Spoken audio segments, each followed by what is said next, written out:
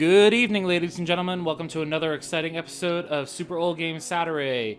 I am back again with Captain D-Trag for another episode of Shadow Hearts. And this is the Crochet Nerd 64, as is, of course, the case for this great-looking and great seeming game, and I can't wait to play it myself on PlayStation 2. But yeah, we're part 5. Where are we going tonight? Part 5. If you remember last we left off, we finished up the church in Rouen, France. We beat down Olga, I believe, in the last part. Beat her down a couple times, actually. And we ran into... Shoot, what was his name? Hallie? No. Well, we met Hallie, yeah. Who's our final party member. And Keith we ran into, and he joined us. Our wonderful 400-year-old vampire. But we ran into the priest. Who Olga struck down. And she mentioned a man named Albert Simon.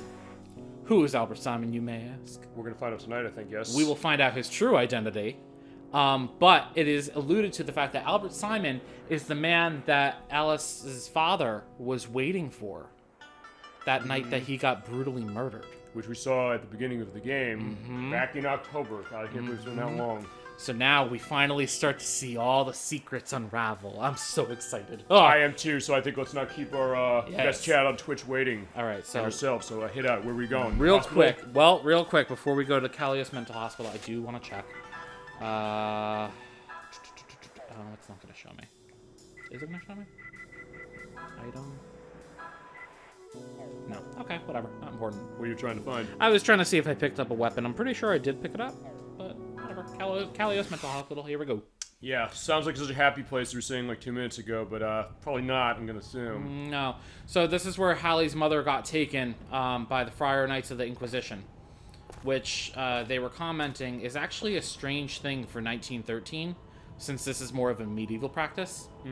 So we walk in, we're greeted by these lovely gentlemen who just want to say hello. But they say, like, no, this is not a visitor hospital, apparently. Yeah, no. So, okay, we'll leave. Do you have a choice? Sure. What do you do if you say get out of the way? Do you fight them? I mean, I told them we would leave, so let's... Nah, you know what? Fuck it. Yuri's itching for a fight. It's been too long. I was gonna say, Yuri's not gonna say no, it's gonna be fine. When I saw that choice, I always get out of our way. I get in this great case of saying, like, what happens if you say this? That's always seems like the idea of how I tend to operate as, we're in battle once more. So these are specters. Specters are light-based enemies. They are very strange looking. I don't really fully understand it. Ooh, I gotta get back into that mind's eye blind brain groove. Do you think you're, off to that? Sometimes I'm a little rusty if I haven't played for a little bit. Okay. But, you know. So they're light-based. I don't have any dark-based moves, but I do have a move that... Oh, I lied. I thought I had a move with Hallie that hits all the enemies. I don't. But I can use air shot on one of them. Still a little bit more damage, even though his physical attack is pretty good. Never bad to do a little bit more damage. Yeah, and he hates them specific, but... Okay, looking at the enemy again... Ooh, he caused confusion. Yeah, nice. I don't know if we haven't seen confusion, have we? Not on an enemy, we haven't. Awesome. Actually, I like the purple flashing going on. Yeah. We're talking about, you were showing me some of your stuff as far as the PlayStation Classic of yours now. Yeah. We were looking at Super Puzzle Fighter 2 Turbo HD Remix. Oh no, that's the Xbox version. The PlayStation one is not the HD Remix case. Who's that character from Darkstalkers? Morrigan? The other one. The one that looks Felicia? like... The other one who looks like the vampire character. You're asking me to pronounce a Chinese name. Name will be below as far as if you've ever played Darkstalkers. Like, we played Darkstalkers a little bit for our fighting showcase, but you're saying that, hey, the look of that... I know what she is. I know what she is, like, based on, like, what kind of monster she is. Do you think maybe that's deriving on this, perhaps? No. So the character from Darkstalkers is a Jiangxi, which is a Chinese vampire. They are known to, like, just kind of hop around. Right, I mean, we're in Europe, so I don't know if that would be a reason, like, no. No, these are just... I don't know, I would classify them just as demons, monsters, whatever you call them. I don't really know what to do with Alice, to be perfectly honest. So I'll just beat them with the Bible, it's fine. I was gonna say, pull a nice King James version out. Yeah. And just keep hitting them. Okay, there you go. As they seize. Yeah, the power of Christ compels you. And then the other one, I guess this is the idea, like, the other one's head spinning as much as, I guess, mine is from, we're saying as far as the thing with Darkstalkers. At some point we gotta do something more with Darkstalkers. as franchise, because fine, we showed a little bit for the fighting showcase as mentioned, but there's a case we could definitely show more, especially with that Capcom Fighting Collection has basically every game with franchise in it. Yeah. Ooh, my light energy is almost to level 3. Alrighty. That's wonderful. I love when it gets maxed out. Level 3 is the max, or is it higher? Level than 3 that? is max. Okay. So you will see what happens when we hit there. We're actually going to face a lot of light enemies in here, in the form of those specters. We actually have a bunch of different elements in this place. Yuri, I guess you're saying the right thing in terms of this looks more like a fortress. I mean, yeah, this is not a mental hospital case, but I mean, it's a prison. It's a prison on an island, so I'm thinking Alcatraz. Well, maybe, but it's not that. Funny you mention Alcatraz because that's What's actually that? in the 3rd game. Okay. You visit Alcatraz. And I'm also thinking of The Suffering from Midway, which they published this game specifically as well. So at some point we'll show those Suffering games, especially that first one where it takes place at Alcatraz. Yeah, your goal in the 3rd game is actually to break out Al Capone. Ooh. Yeah, but it's not the Al Capone like you would think. Okay. He's taller and thinner. Well, we'll see. I mean, that also means that eventually we're going to hit every game in this franchise, so we're definitely looking for it. Does it sound like fun? I'd be careful. Not to go nuts and wind up here. Yeah. Yuri with his normal quips. Alright, now a view on the inside. This is Viscount Rawson. He's an evil gentleman. We have not seen him before, yes. We have not seen him before, but he's not going to matter too much. And it's bacon. It's bacon! It's bacon! I love putting that edit in of the bacon strips things. Every time. But every time. Every time. But anyway. We've just received word from the gates, just as predicted, the bandits have arrived. We are bandits. Are we? I thought we'd say, like, we're killers, because... I mean, we were considered murderers in China, so, you know. Maybe the word hasn't traveled over in Europe yet. I don't know. He said, oh, they must have come for the woman, meaning Hallie's mother. Oh, yeah. Vulgar lot playing right into our hands. How lovely. Your reputation's the last true leader of the Temple Knights, as you were mentioning What? there. So here we go. Connection to the Templars. Enter Assassin's Creed. Yeah, or I was also thinking the villains of Pokemon Black and White, sort of. Oh, yeah. They're kind of like the Knights Templar a little bit, but... Exactly. See, they even call them Friar Knights. Friar Knight Rowson, there you go. But even he's not necessarily taking the shit of Roger Bacon here. Oh, no. I did not join with you were for that last girl. She may be the last witch of the sage. Ooh. I'm interested in the power she carries. She may be a heretic, but her power seems to be God-given. So this is very much like that whole idea of like European heresy, like burn the witch kind of. Sure. You know, what they did to Joan of Arc. Sure. And this was, well, fine, way after that, but still the same idea. Yeah. It wouldn't be much fun if I let such a precious girl go under someone else's control, would it? He's such an ass. I understand. Anyway, I'll count on you to finish them off, but one of them, please keep in mind, however, that the Elliot girl must be taken alive. So, yeah, she still wants Alice. Of course. But we're not going to let him take Alice. No. Hi, everybody. Hi, Dolly Finn. So good to see you tonight for Part 5 of Shadow Hearts for PlayStation 2. The Crusader 64 and I are here as we are going into a mental hospital with Olga and... Bacon! Roger Bacon. Yeah, Bacon. Thank you. That's the right way to say it. The Bacon Strips commercial here. But yeah, we are here tonight for the show. So good to see you tonight. Feel free to go into anything you're thinking on what you see on screen. Hello, Dolly Finn. Anything on Shadow Hearts, anything else you got game-wise. Sounds like a fun time. Yeah, that's, as you were saying earlier, this is going to be a fun one because, as has been the case with every part of this game, I don't know where this is going story-wise. I haven't read up in terms of where this is going story-wise. You said there's a tell from the last part we had that I didn't pick up on was editing. Oh yeah, I did tell you that. So, we got a lot of story bits that we've had revealed every part, but apparently some big ones really here. Yeah, will be black or white, the mother's heart residing in her breast, and stoic witch mask. He's actually talking about big things right now, so it's one of those where he is kind of telling you what's going on, but... He's also sort of keeping it a little mum as well. I'm gonna let you just kind of watch it unfold. Alrighty. Because it's more entertaining that way. Yeah. And that's what made this made this place so entertaining so far. Just the idea of what's going to happen, you're going to find out as we get the Laurel Slingshot. Laurel Slingshot is a new weapon for Hallie. Okay. Brings a special attack up to 125. What I love is this game, especially the way that I've been doing this. I feel very much like it's like a thread. Okay. And each part, you're pulling it a little bit more, a little bit more, a little bit more, because there's all these like things that are getting revealed to you as the story goes on, and it's been really enjoyable for me to watch you watch it. Uh-huh. Because I don't know. It's just fun for me. Well, if nothing else, I think that's a very insightful thing you're saying there, because it also, I mean, on one hand, it's fun for you to look and say, like, somebody who has not played this game, understanding this, or trying to put stuff together, as you're seeing, I guess, another fight we're going to happen. They say your prayers, heretics. Like, We're heretics. Yeah, like, but then again, Yuri has the skills to fight, as does our entire party. But what you're saying, you're kind of looking at this in a different way, saying that, in a way, I'm almost wondering if, and feel free if I'm representing this correctly to you, it's almost maybe giving a sense of what's the storytelling of this game really like, so that you're kind of looking at someone like the fresh eyes, in my case, and maybe people in chat as far as that as well, but then seeing that there clearly had to be a lot of skills. It's kind of a thread where, like, certain things are pulling the way it's kind of laying out, the way it's uncoiling its plot and its characterizations and everything, that it's not always an easy thing to do. And it's something that probably explains part of why this game means so much to you and this entire franchise does.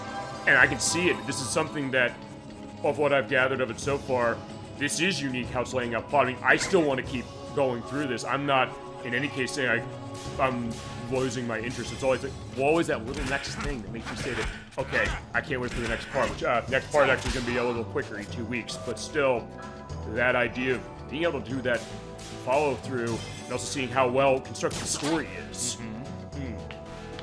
I look how Hallie just goes in and does the finishing blow. Yeah, there you go. He's very much...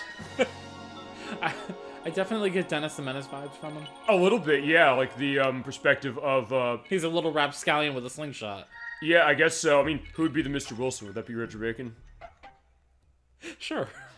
Or why not? Well, I mean, I don't know. He's a mean old curmudgeon. Well, I don't know. Do you ever play the game based on Dennis the Menace? No, but I've seen it. Oh, the one from the Super Nintendo from Ocean, where they have the big head of Walter Matthau, because it's based on the movie. The 1990s, which is actually celebrating its 30th anniversary this year. I just realized. All right. So the nice thing about this part is there's things you have to collect, coins.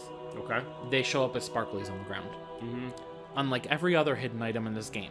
Is that a hidden item? It's a key item. Oh. So they want you to see it. Okay. So we're just gonna run through. You can open some of these doors, but not yet. Because they're all locked. Yeah, after all, this is a madhouse, or so they claim. Yeah, well, just like the real Inquisition, they're religious zealots. True enough, as far as it, but then again, it's kind of interesting this, when you think about it, which is that how, yeah, they're seeing us as heretics, but also then kind of the dichotomization of Alice with the idea of, hey, she's someone of faith, but then the idea of... She's a white witch. She's a white, fine, seen as a white witch, but also the thought of how is she correlating that with the idea of what we saw at the end of last part, which was the idea that she has this strong faith, but also the idea of, wait, people are twisting it. And when you really think about it, there's something to be interesting to say about how this is, I guess, looking at a theme like that, which is something that, honestly speaking, I don't know if I've necessarily seen a whole lot of games that have been kind of looking at that specifically. They don't dive into it that deeply, not at all. Let's be fair. When you're going back and looking at, like, the medieval aspect of it, and you're looking at kind of how their thought process was, just about any woman would get labeled a witch if they were considered strong, independent, powerful. Hell, if they could do math or read, they were considered to be a fucking witch. Sure, right. So, it doesn't take much. But it's interesting also to see, like, how a game is looking at this, too, as well.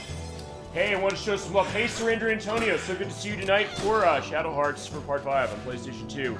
January 64, of course, is here because this is his game. He's controlling it. It is so good to see you tonight. It was good to have you last part for Part 4 of the game. Feel free to just hit us up with anything you got, any insights we're seeing, and I guess any perspectives of if you have a question on the plot, if it's going to be Kevin. If it's gonna be... Well, hey. Fucking Kevin. I love doing that edit. I loved going into that and saying that was a great...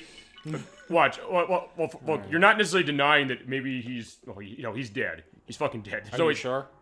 No, I'm not actually sure. So. Oh, it's the best. I love doing that. I don't know. I mean, as I said, for all I know, he could be in here somewhere. He could reincarnated or something. I mean, listen, ghosts are not out of the realm of possibility in this game. Well, yeah, as we've seen so far. But yeah, so good to see you, Surrender Antonio, for sure. Yeah, feel free just to, sit down, relax, and make yourself comfortable, and go in what you want to go into. Brace yourself for the next one. All right. Oh, well, we saw that before. Oh, yeah, we did. Okay, never mind. Well, no. The big reveal. Well, it's over. Well, no, it's... okay, let me explain this. It's not necessarily a big reveal, but it's the idea that, okay, we've seen this before. This is where we're coming.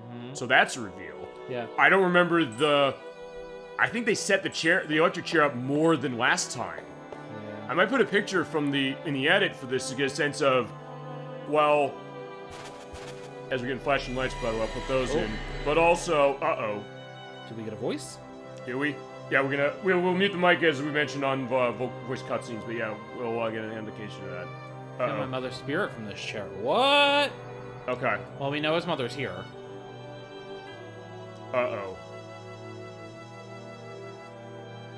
No. I like the idea that how Yuri and Hallie, they're kind of in some ways two sides of the same coin, sort of, but just the idea of how I guess they're kind of making each other better in some ways, even just as far as we haven't seen much of Hallie in this yet, but I'm kind of getting that element too. Like, but I love how Yuri's playing like a big brother role. Yeah, exactly. We gotta find her. I want you to listen too.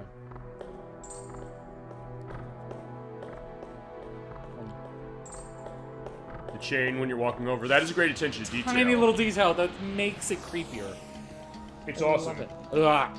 Oh, spiders? No, roaches. They're just as bad.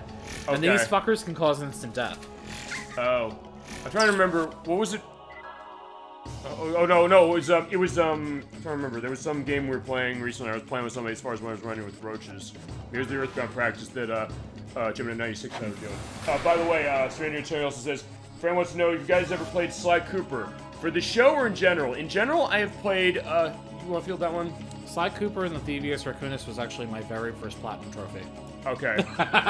So you played a bunch of these? I played one. I platinumed 1 and 2, and I started playing 3, and then because I had played the first 2 in succession, I dropped off of 3. Yeah, I've only played a little bit of the one I played. It was Sly 2, which is Sly 2 was Book of Thieves, I believe.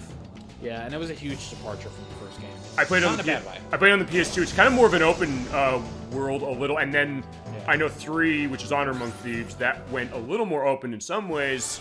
You had time attack trophies. And yet, I guess they went the Crash Bandicoot route a little bit, although it's not the Crash Bandicoot team. It was a Sucker Punch. The people made they made Infamous, and they also made a game I've always wanted to play. I don't know if you ever played this, Rocket Robot on Wheels. Never even heard of it. It was on Nintendo 64. It came out right when Donkey Kong 64 came out. That's why I never heard of it. But it was one I remember hearing very well reviewed. It's something that for a while Sucker Punch was trying to get a publisher. Nobody wanted to touch this.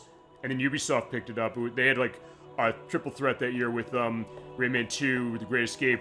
Not so much with Sonic Trouble. That was something they were pushing, but not much happened with it. And then this, and it was something that was very well liked. And I liked Sly Cooper of what I played of it. The second one specific.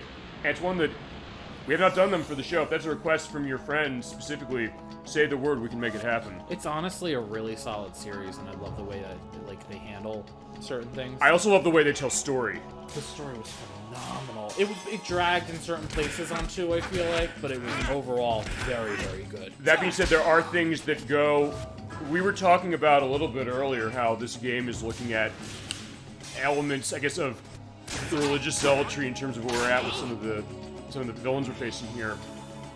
There's one thing, I'm not giving this away as far as Sly. There's something to do with one character. I think you might know, one of the main trio. In the second game? Yeah, it is in the second game, I think it happens. That I kind of give him a lot of credit for being kind of forward-thinking in regards to that, but also the idea of kind of taking a risk of saying that we're gonna do something with somebody. I'm dancing around the spoiler on this specific. I think you know what I'm talking about. If you can give me a little bit more without spoiling, then I can probably figure it out. But you know, I'm a little. Certain things. Yeah, I'm trying to dance around this. Yeah. Well, fine. Okay. There's one character who is situated completely differently in the third game compared to the second and the first one.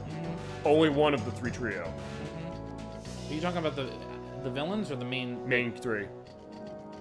Ah, well, he's like that in the second game, and then it carries over to the third, right?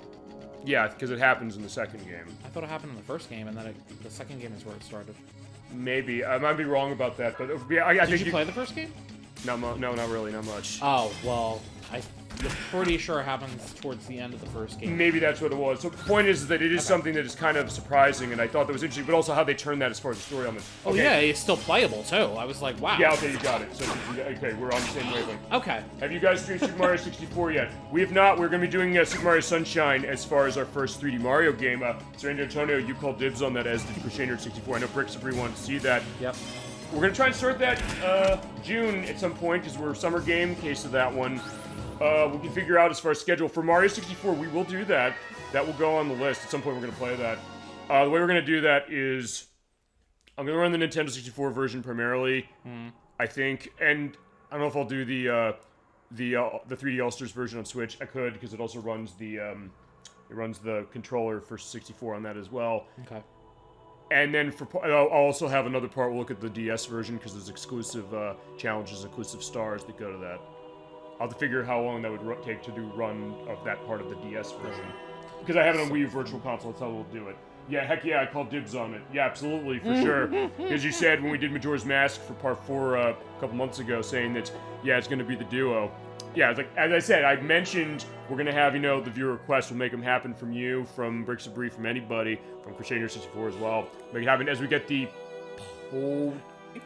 card key. Is that typo? Yes. I don't know what it is. I don't know if it's something with I don't know if it was like a source code thing. Okay. You know how sometimes they name file names like weird things? Yes. So I think maybe that might have been what it was. I don't really know, but it's always been there. Every time I play this game, I'm always like, what the hell were they trying? I think it's supposed to just be the heart key. So P0. Oh, P0. I'll tell you what it is. I love that you know. I think I might know. I will verify this as far as in the edit, just make sure I'm not totally bullshitting on this one. I think it's a reference to. Are you familiar in coding what pointers are? Mm-hmm. I think they use them. My experience as far as coding, just to go on this. There's a lot of elements of the C language, like C++ and C#. Right. I know that they will label pointers specifically for C++ in particular for P0, P1, P2, or they'll use that for variable. It's a positional thing, right? Mm-hmm. Okay. I believe it is. That's kind of what I thought it was. I was like, oh, it's position 0. It might be a misplaced pointer, perhaps. If that's not right, I will have an edit down here saying no, it's not. I will also look at the Shadow Hearts wiki to see if maybe they have. If you can figure this out, I would be so eternally grateful. Because I have never been able to figure that shit out. As I said, I'll do what I can because that's what we do. As I mentioned, look, we always mention that. I may as well go into this. Why do I always say there will be an edit down below? Because of the fact that we don't know everything. Well, we don't know. We don't know everything. That's true. But also because I realized we're doing the show now. I said, you know what? I said, I wanted to archive this. This was 2 years ago. I said, as Hallie's been shut up a little bit. That's okay. But actually, question: when he says silence, that's what? No magic. No magic. No special skills. No magic. Because I was gonna say that means that he can't do the attack where he says, "I hate you. I hate you." It was I would think if he did, he just doesn't say anything. It's he tries to say it, but he can't. No, in this case, it's fine because these enemies, they're literally called bugs with 2 G's. But because they're dark based, I just hit them with a AoE light attack, and they're dead. Okay. Which is good, because like I said, they can cause instant death, and it gets very ugly very quick if they all attack at once. Yeah, so far that hasn't happened. Just go back quickly on the thing with the edit process, why that was. 2 years ago that one's still alive. No, he fucking guarded. I didn't even know that cockroaches could do that. I could tell from the animation. Yeah, he's guarding right now. You see how he tensed up? He guarded. Okay. Yeah. I like that you can tell that just from the character models. I've played it too much. That's a good thing, though, because it also shows just to what degree the people made this went to on a model that way. You can think, well, fine, in a battle, who cares necessarily? But then this game said, no, we're going to care. We're going to say that let's do this, and it's unique. But just go quickly back to the thing with the edits. The reason I do that, I said, fine, 2 years ago, I want to archive these so we have the Super Bowl Saturday YouTube site. So I said, I realized in some of these videos, I'm saying something completely fucking wrong. So what am I gonna do about this? Let me put in. I said so as I always said, it's kind of an element to. I don't know if you're familiar with this from VH1 pop-up video. Yeah. That's kind of what I see the edits as a little bit of an homage to. So pop-up video. That's it. Yes. I think you might. Listen, we're well within the same age range where I will remember that. I don't know, but even a lot of people I know have not necessarily explicitly said oh that. No, I watched that and I remember watching VH1 and I love the 80s, I love the 90s. Oh yeah. Oh yeah, that was my shit growing up.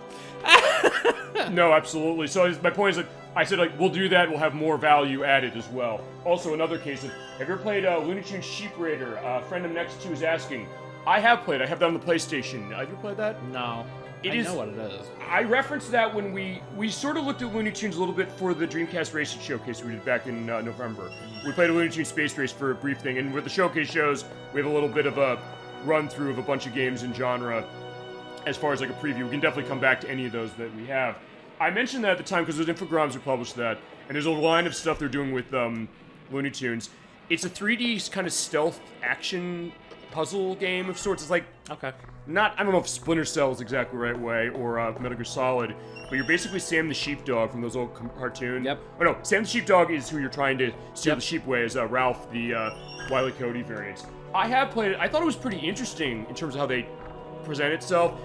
The one thing I'll say is that I'm not necessarily a big one on the graphics, because it was late one on PlayStation 1 of 2001. It looks a little angular as far as how it operates, but it still captures that feel well. If you put it in a PS2, because we were running this through the PS2 for this game, because it is a PS2 game. Anyway, it does look a bit nicer, and it's a game that is fun and unique, and that is a name I have not necessarily heard a lot of people talk about, so I'm glad to be hearing people say, like, hey, they remember this, remember the idea of running for, like, Looney Tunes stuff, and as far as the PlayStation 1 Looney Tunes games, I don't know what your experience with some of those Looney Tunes games, either on that system or anywhere. I'm trying to think.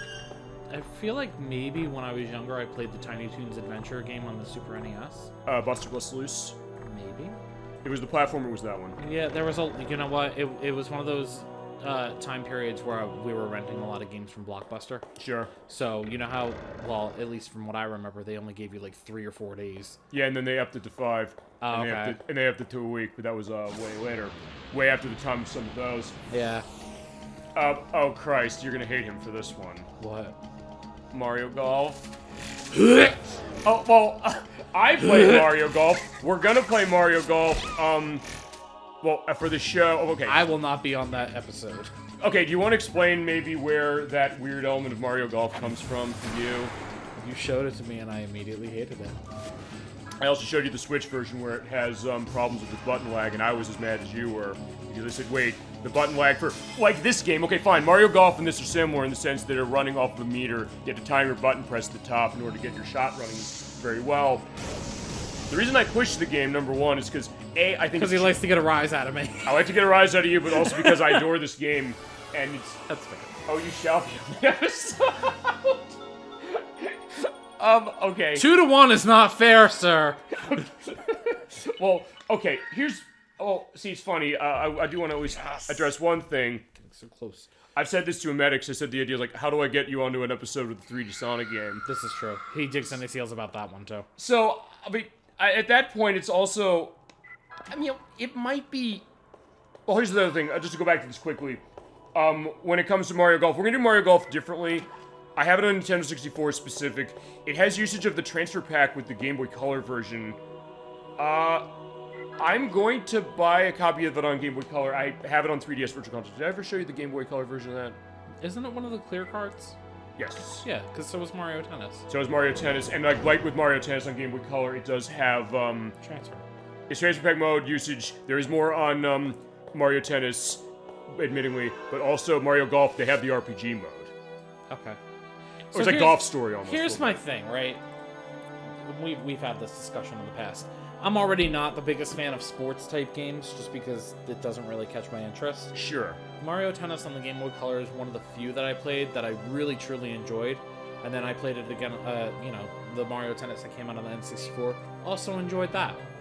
Yes. I don't know what it is, but just golf is one of those sports that just does nothing for me. Yes, it's funny that because at the same time, what was it that got you for Mario Tennis then? I always had an interest in tennis. Okay, so it was kind of a curiosity on that, because that's one thing I was kind of thinking a little bit, just in general, as far as some of the stuff, think like, fine, when you're on the show, what do we discuss? But one thing of, and maybe the reason I push Mario Golf myself, as not just to you, but to everybody, is the idea that, as we're seeing those weird doggy things again. Meat eaters. Oh, the meat eaters. These are wind type. And that, like they're Pokemon. Pretty much. They're wind type. And then we have Doom, which is Earth class. Yeah, dude. So. Yeah, but as I was saying, I want to ask you just a general thing. What's a case of a game that you played where you were thinking going in that, nah, I don't know if I'm gonna like this, but you played it anyway, and you found that like you're so happy you played this? Because to me, Mario Golf is a game like that. That's why I will say I'll push that, because they said, Making me think. well, you're not. Look, this is to say that I know that you're a good thinker that way. I know you have your skills that way. You're on this show. You understand that element. So I'm trying to see if there was. Well, I'm trying to see if there was anything like recent, maybe. Yeah, maybe recent, because it might be the question of sometimes you thought, like, if you ever played or seen something or read a book, say, that you thought, like, on the surface, nah, I don't know if I'm going to go for this. You see it and you're like, wow, this is almost something that you looked at and said, I'm so glad I had this, and maybe the thought of maybe being afraid of maybe missing it. Yeah. In retrospect. I mean, there's games now where I go back and I kind of kick myself for not having played or bought or whatever. Oh, yeah. A lot of the RPGs, especially, like, you were saying how I had loaded up the PS1 Classic that you got me. But, I put RPGs on that I was like, oh, I always wanted to play these and never got the chance because I was, I just missed them. Yeah, I said that about Rise Star. I said that about Shinobi 3. I said that about Landstalker. A bunch of other games that I said that I missed. I think with Mario Golf, my thought is my fascination with that, I guess, goes a little bit personal, sort of, because my late grandfather, he was big into golf, so he had PC as far as it, but he also was one into sort of golf games, like the Microsoft Golf franchise specific. He's also the one who knew that Fuji Golf on the Microsoft Entertainment Pack was garbage. Yeah, you'd be begging for Mario Golf after seeing that one. But it was also something that him and my grandmother specific, they always were the case of, what was it? It was always a case of, like, watching golf, and, like, I was always kind of curious, like, why they'd watch and why they get so, like, going, ugh, when they miss a putt. It's like, what was that dichotomy? Why was that? I played Mario Golf. I got into it. I kind of started to understand that. Even though it was like, fine, I played the golf games. Like, I actually like Microsoft Golf 3 specifically when I was growing up. But it was something about that one that it was kind of a surprise to me. Right. Something that, like, I don't know if I necessarily would have played this under normal circumstances, but I'm glad I did. So I think maybe that's where that comes from. That's fair. Also, Sarah Andrew telling you is one other thing, which is I didn't tell you I bought a hacked PlayStation Vita and I love it. Oh, yeah. That is an interesting case. Feel free to go into that as it is, because I know we've mentioned elements of like certain systems and the idea of what are people doing as far as getting things running for like an older system like that, I guess in a modern element. Because I always mention the stuff with PSP, the idea of how to get stuff loaded from PlayStation 3 that I bought onto that thing. So you mentioned the thing with the PlayStation Classic as far as that, and other people who said that as far as stuff they have. So how does that necessarily operate? And it can be an interesting thing, I guess, because they're saying like, hey, is modern gaming the only thing that's around? And the answer is no. You're saying, hey, there's games that I missed. I mean, hey, here's a game I missed. You want to talk about a game I might regret of not playing? That's one, as far as what I'm saying. I didn't have a PS2 until 2004, and I didn't hear much, and I didn't play. So it's one of those cases of, yeah, I'm looking at this saying, yeah, I love this. And sometimes it takes that push with somebody else, which is, I think, that's what the Mario Golf thing is. Like, look, if you're going to play one golf game in your life, probably play that one. But then again, yeah, I mean, if not, but I mean, that's also the reason as to why we do it. But as we'll play that. I'll use the transfer pack usage for the other thing. Although I guess this will be one question, which is, now that we have the Game Boy Color stuff on the Switch Online service, will they be able to, and they're kind of on the hook in one way for one of these things, will they be able to integrate that with the Nintendo 64 games they have out there? Because they have Mario Golf, they have Mario Tennis, they're getting Pokemon Stadium 1 and 2. The first thing people said when they announced this is, where's the Game Boy Color game and Game Boy game for that to use? And the video they showed said, you can't transfer Pokemon into this. But that was before this came out. Yeah. So, will they do it? That's going to be the question. And maybe with Mario Golf and Tennis, they could do that. Maybe they could implement the transfer pack usages of both of those into that. That would be really cool to see that. Time to get a new fusion. Alright, so it is fusion in time. This is the level 3 fusion. Alright. That I'm about to fight for Darkness. Alrighty. This is Trinidad. So, the only reason that I am able to get him, if you remember from the last part, after we just got Yuri from the top of the tower. Yes. We went all the way back up again. Yes. And we got that Dark Gravestone. You need that to get this. You need the corresponding elemental gravestones to access the third level fusion for each of the elements. So even though I maxed out my light element, as you saw with my energy, my soul energy, I don't have the light gravestone, so I can't fight the monster yet. Okay. You basically have to wait to get that. Yeah, which we'll most likely get it tonight. So it's Okay. not a big deal. Well, that's good though. By the way, Surrender and Tony says when I'm on the show again, prior to that, I'll show you the games I run on that Vita because it's crazy in terms of stuff that's including Super Nintendo and Game Boy Advance. Sure. Which I guess then, since we had that announcement last week, I'll put this in chat too. What was your thought about some of those Nintendo Direct announcements, including the stuff on Game Boy, Game Boy Color, and Game Boy Advance? 'Cause I don't know if you and I talked about this that massively. We didn't, but I was very excited that Game Boy Advance went on there because Minish Cap went on, and Oh, yeah.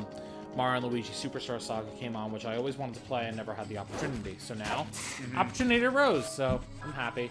I'm very happy to see that Zelda Oracle of Seasons and Ages is coming to Game Boy Color eventually.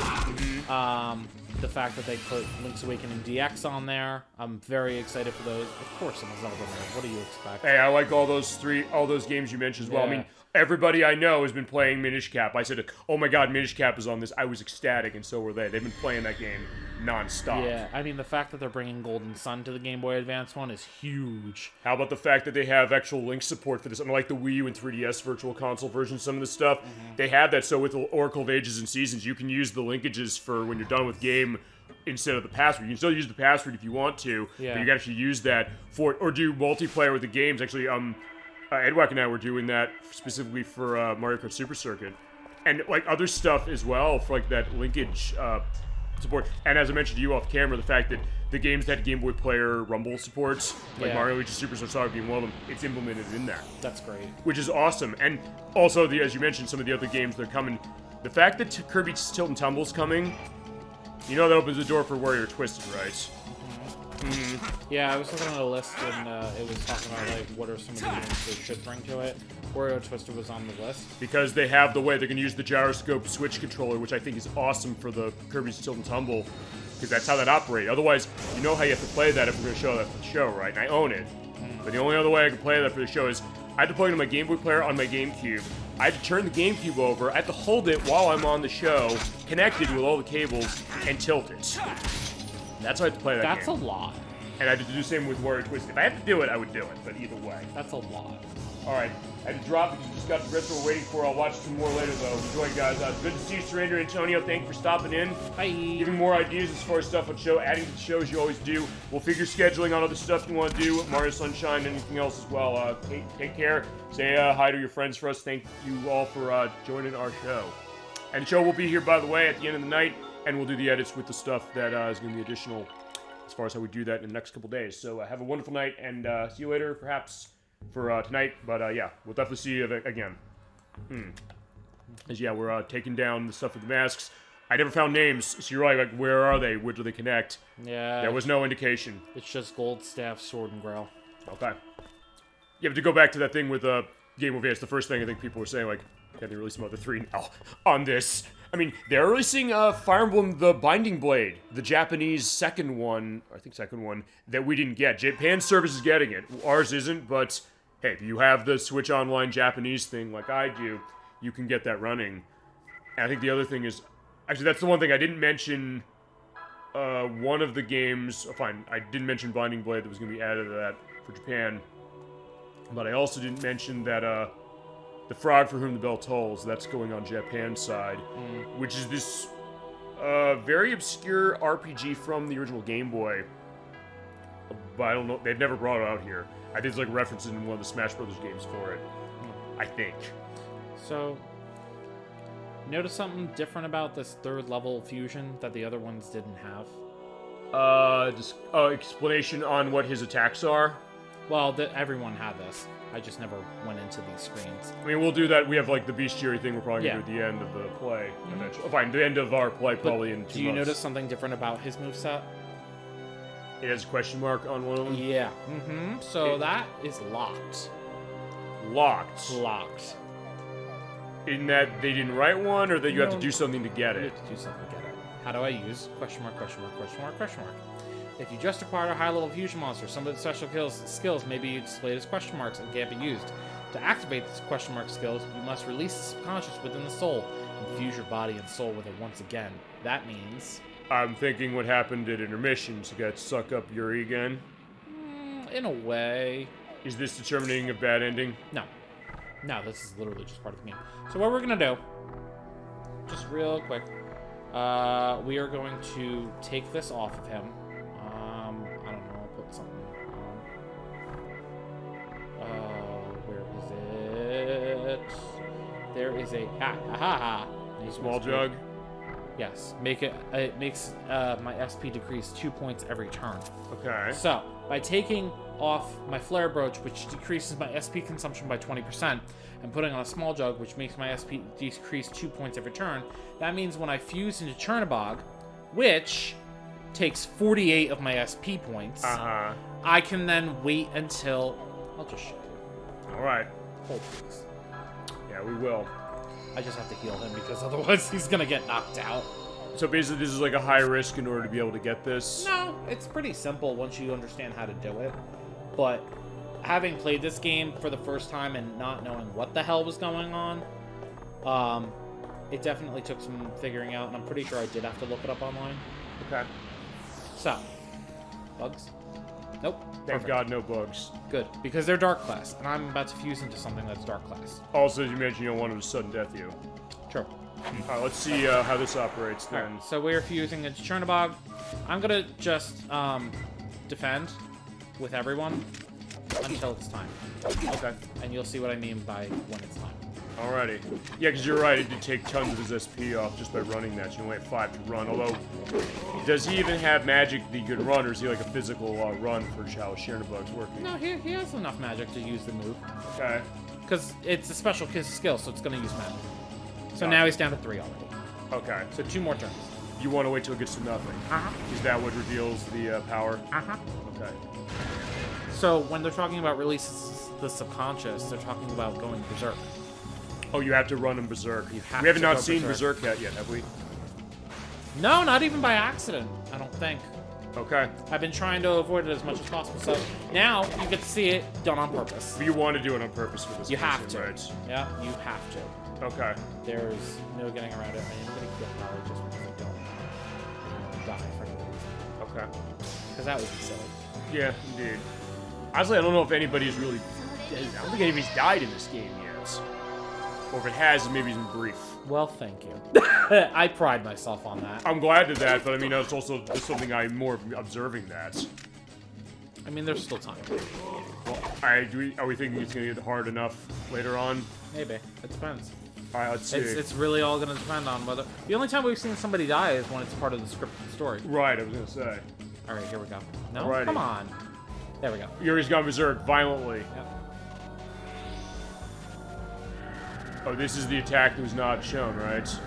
We've actually seen this twice before. At the beginning of the game? At the beginning of the game, and then his father could also transform into Chernabog and use this move. Oh. So that's how you learn the move. Okay, so you basically have to go into that and then you learn that move. Yep. That's cool. Yep. So now I never have to do that again. I could just use the move at will. I guess here's the question, though, since you're I mean, okay, you probably want to put back that item to make sure that you have enough SP to run this. Yep. Absolutely, I do. And then I just remove it and change up as I need. Are there other summons that you need to do stuff like that in order to get the last part of? There's 5 of them. 5 other summons you have to do this with? I gotta do one for each element.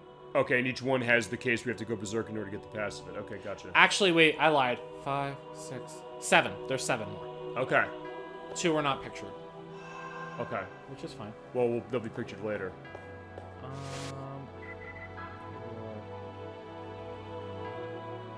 Well, save point's over there, so like, if you need to go back. 3, 4.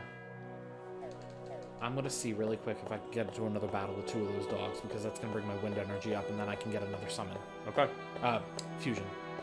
Either way. Still doing that. 5 parts later. Still doing that. Well, no, it's fine. I get it. Don't worry. I mean, also remember, we've sort of had Final Fantasy on the mind. Oh, God damn it. Oh, it's only 1 dog. It's 1 dog and 2 Earth.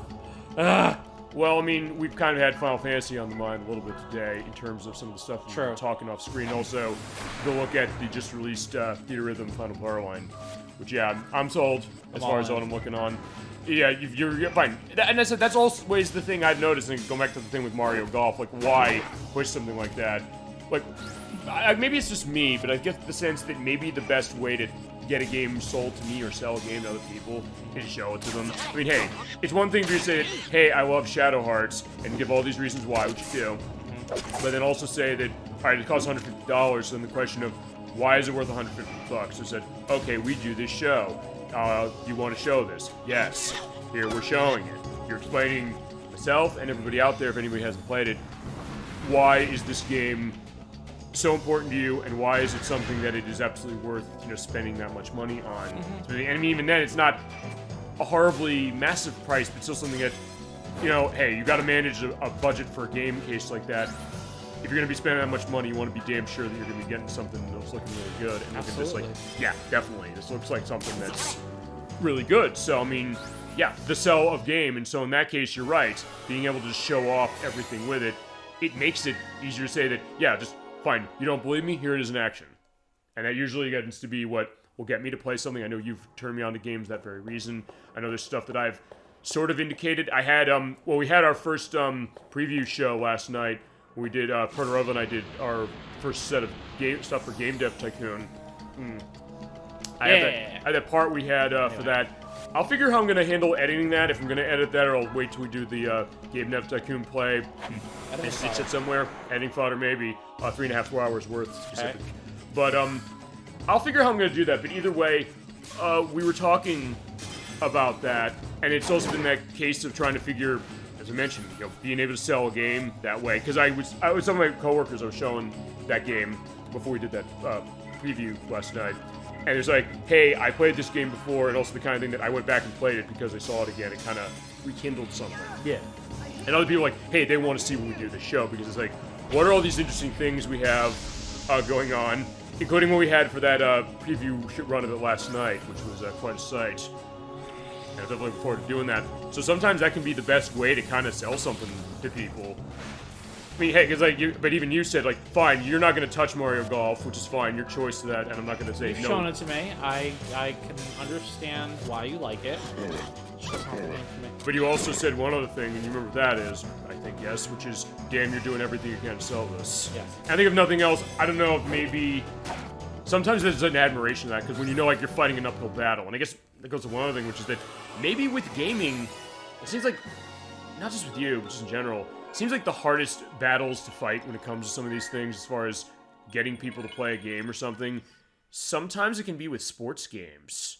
I don't know why, necessarily. Strange. I don't know. In my mind, it's strange. Well, because it's not necessarily because sports games aren't popular. It's not even the idea, like, no, we're not going to play them for the show. Absolutely not. There's some sports games I think we should play. Mario Golf outside of that, like NHL 94 I have it on the Sega CD. I think we should show that, and other stuff as well. And they sell well every year. Like, the Madden game comes out every year. The NHL game comes out every year.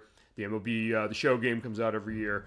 But sometimes I thought, like, people are like, oh, I don't like sports either, because, like, for a game, like, it's not my deal, or it's also the kind of thing, like, I could do this in real life, what's the point of video game? Which is where, like, a fantasy case, like a Mario sports game of any kind, whether it's tennis, golf, or, like, the baseball games, as an example, come from to kind of give a sense of what that's operating like. So, but I always have noticed the case, like, fine, I don't like sports, like, what's going to bring you to something? What's going to bring you to a kind of game that in normal circumstances you would never play? Because you and I were saying, hey, we're talking about the theater rhythm, and saying, I love my music games, so, and you love Final Fantasy, so perfect hit. Yeah. So, to somebody who doesn't play games like that, what would pull them out? And in some cases, you sold Chasm 22 on this game. I was going to say, he doesn't really care much for rhythm games, but he loves Final Fantasy.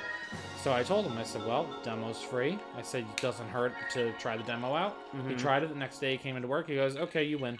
Exactly. And I've won too. Not because I was saying, like, no, I wasn't going to buy that. I wanted to play it when it was on 3DS. I never did. But looking at this, I'm saying, yeah, this looks interesting. I sold it a little bit more.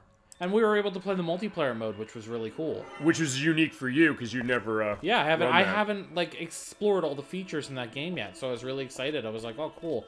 I have somebody who's willing to, like, play this with me. And the fact that we were able to do the hardest difficulty level, like, as a pair was really amazing. It was unique understanding how that operated, but also, as you were saying, showing me how this is operating, because a ton of Final Fantasy stuff. I guess it's also something that we won't have as much of a content potential of concern for that game, but also of other Square franchises. actually, Nocturne, who was on the show as much as we could have last week with Wheel of Katamari, and she'll be on in April. She's a big one, Nier Automata. We're going to play that starting next year at some point. There's music from Nier Automata that's as part of the DLC, so she's not a huge one on certain stuff with music games necessarily, but there are ones that I know she's liked. She's liked Dance's Revolution, so I'm almost wondering that because there's stuff from Nier Automata, that might be something that she'd be very curious in. And also, since this is a new game, this came out 2 days ago, the idea of understanding from your perspective everything about the game you bought, and then also the idea of what's multiplayer looking like on top of the feature set. So in that case, it was a great thing to see. I just feel like for the price you're getting a lot. And it's not as expensive as some other games tend to be, because a lot of people talked about the fact that Legend of Zelda Tears of the Kingdom is a $70 game. This is a $50 game, which is a little more less than how stuff on Switch tends to be as far as new releases. So at that point, it seems like it's giving you a good amount of content for the money on top of the extra DLC that runs. So it's not a case of, oh, they're holding out great stuff for the downloadable content the way that maybe sometimes Square's gotten in that case of, like, if you remember Final Fantasy All Bravest. I remember when it came out. The phone game. Yeah. They've made so many mobile games at this point. Yeah. Well, I was even saying, like, hey, the Final Fantasy 1, 2, 3, 4, 5, 6, 7, I think 8 and 9 maybe, but I don't know. I know 1 through 7 are on mobile. You're like, they are? But because you were showing me Final Fantasy 5, which I have no familiarity with myself. I'm not real familiar with it either, to be honest. So, but honestly, it's funny because between going to the Final Fantasy A New World Orchestra, and then we'll have a Theater Rhythm come out, like, it all just kind of comes to this point where it really makes me want to play, like, the actual games through. Mm-hmm. And after what you showed me today with the Pixel remasters that are supposed to be coming out, which I'm so pissed that finding a physical copy is so difficult. Yeah, because they're not making much. It's only going through Squares, and I guess it's coming out, I think they said May 31st, but I don't know if they officialized that. And it's on PlayStation 4 as well, and it's already on the PC. But the idea that... It's all separate. It was all separate on the PC. It's not going to be on the Switch and PlayStation 4, though. Yeah, which I'm super happy about. But you're right.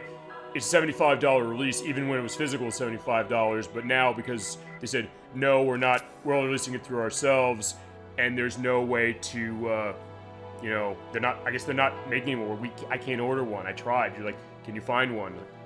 No, I looked.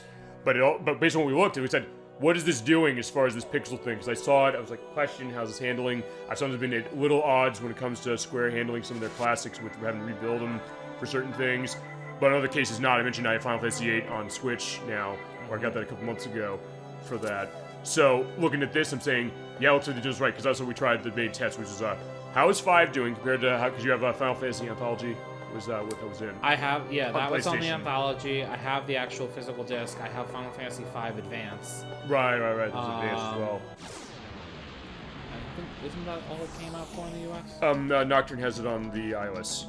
Oh, well, where she had the iOS version specific. I don't necessarily count the. It's mostly the same, a little enhanced sort of on the Game Boy Advance, a little more. But I mean, then seeing like what's the pixel version doing, and then of course looking at 4 and 6. Like, yeah, I'm impressed by what they're doing with 4 and 6. So right away, like, okay, cool, I'm sold. I just, like I said, I like the fact that they're keeping in, like, the stuff like the Mode 7, because that's a big contributor to games of that era. Mm-hmm. But the fact that they're also adding, like, cloud effects, like, overhead, nice. Like, through a tree canopy. They're subtle, but they're nice. Yeah, like, the water effects look gorgeous. Mm-hmm. And it's just all these little things you wouldn't expect that they would, like, improve upon. But I'm so happy and grateful that they did. Right, no, absolutely. Because it little things like that, obviously, after playing this, you could see, I do notice those little details that kind of, they're like, hey, that's cool. And not a wrong thought, because remember, a lot of people who worked on this worked on a couple of the Final Fantasy games when they were at Square. Mm-hmm. So fitting that way. And fitting also, you said, like, hey, we're doing summons instead of, what are they? Fusions. Sorry. That makes sense as far as, like, why you're making that switch back and forth, because, hey, you made Final Fantasy worked on this, the idea is the same, so maybe that's the idea. Yeah, Yuri's Berserk, and yeah, he has, like, the grabby hand as far as Hallie's concerned. Well,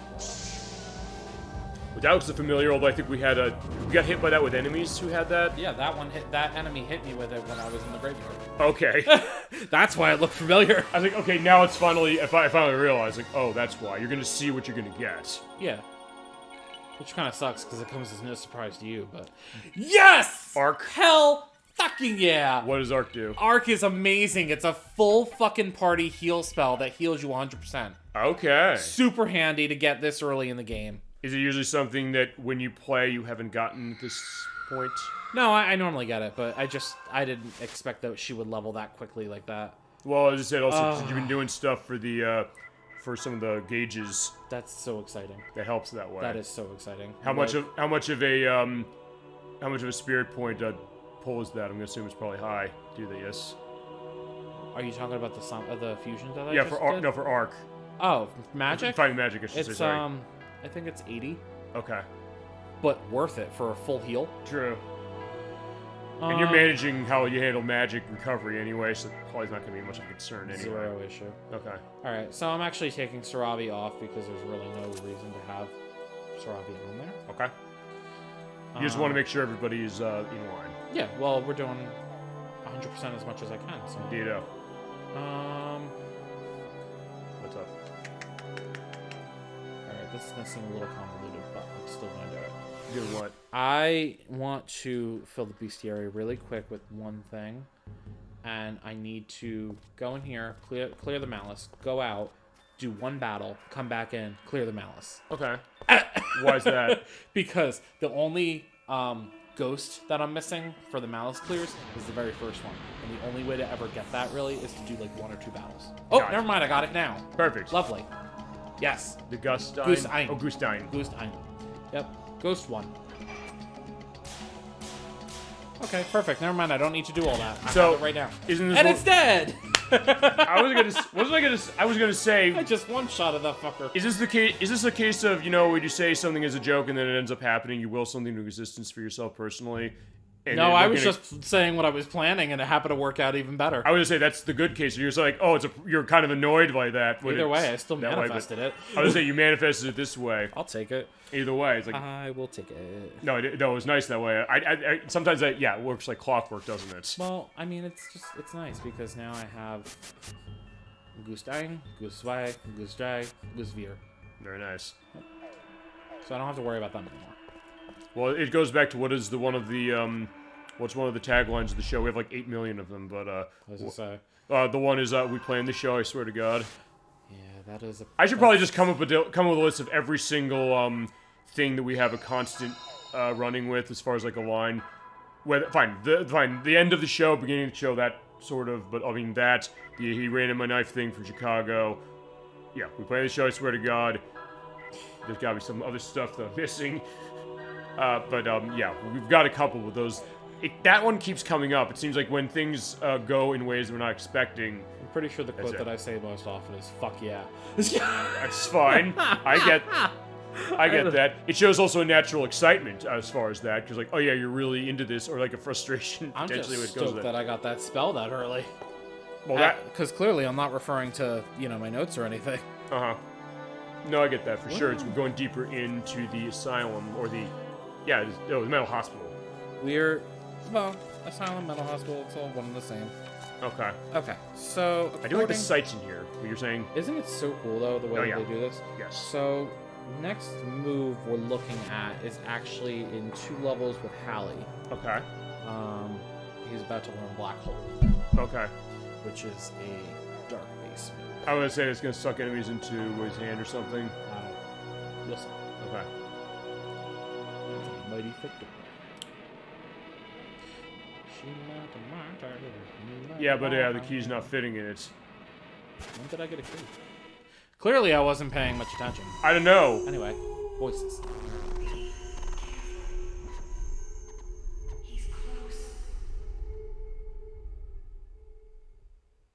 That's the clearest you've ever heard it. Right. Full sentences, no splitting. And I said this last time, and you said no, it was wrong. Like the voice, I said it's Hallie's mother. You said no, it's not her. Or did you? No, you said it was somebody else's mother. I thought you said it was Hallie's mother. I thought you said it was Yuri's mother. Oh, I could be wrong. No, I said Yuri's mother at one point, but it's Hallie's mother. Is that what it is? It is Hallie's mother. So wait, was it Hallie's mother the whole time? Mm-hmm. Okay. But the question is, who is she? Right. Okay, that's what I was saying. You could have figured this out last part. but I'm glad you weren't paying that close attention because it's going to make this reveal so much more. Well, it's not as okay. Here's the thing: it's not as though I was necessarily not paying attention so much as like You didn't realize it.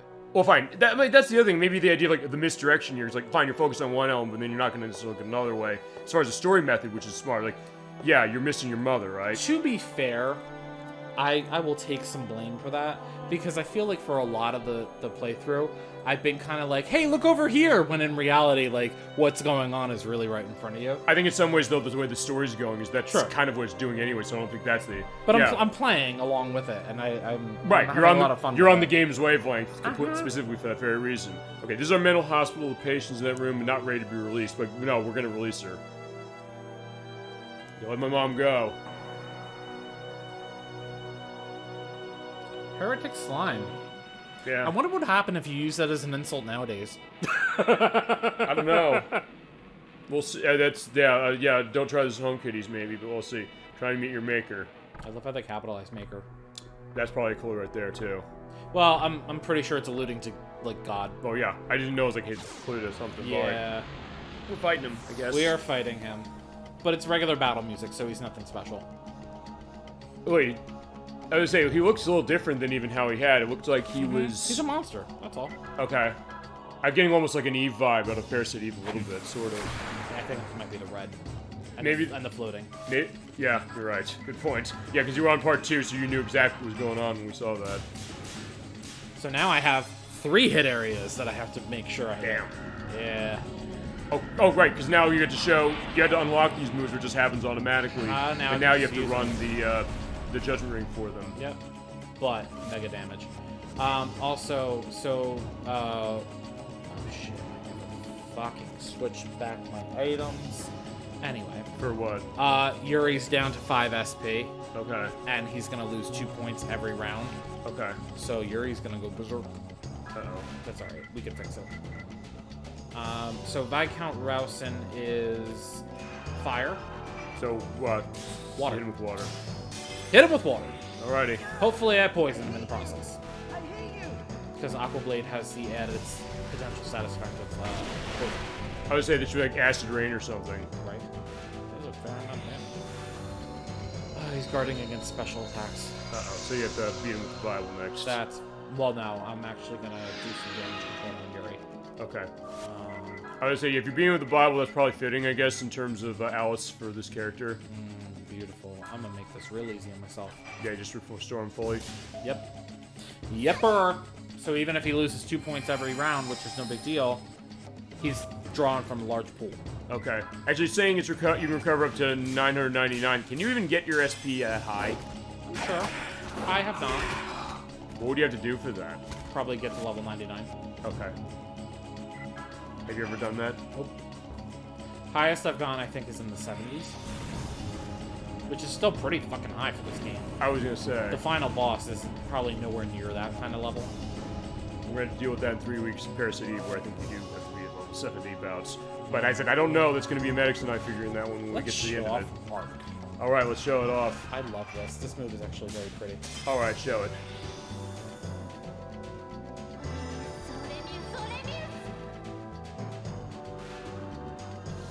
Ooh, nice. The stained glass windows, that is a nice sight. Yeah. You're going to be seeing that a lot. Alrighty. In the next few parts. Hey, I'm not gonna argue. But it's just nice that I can go fully heal when I need to. Okay, nice Strike. strike.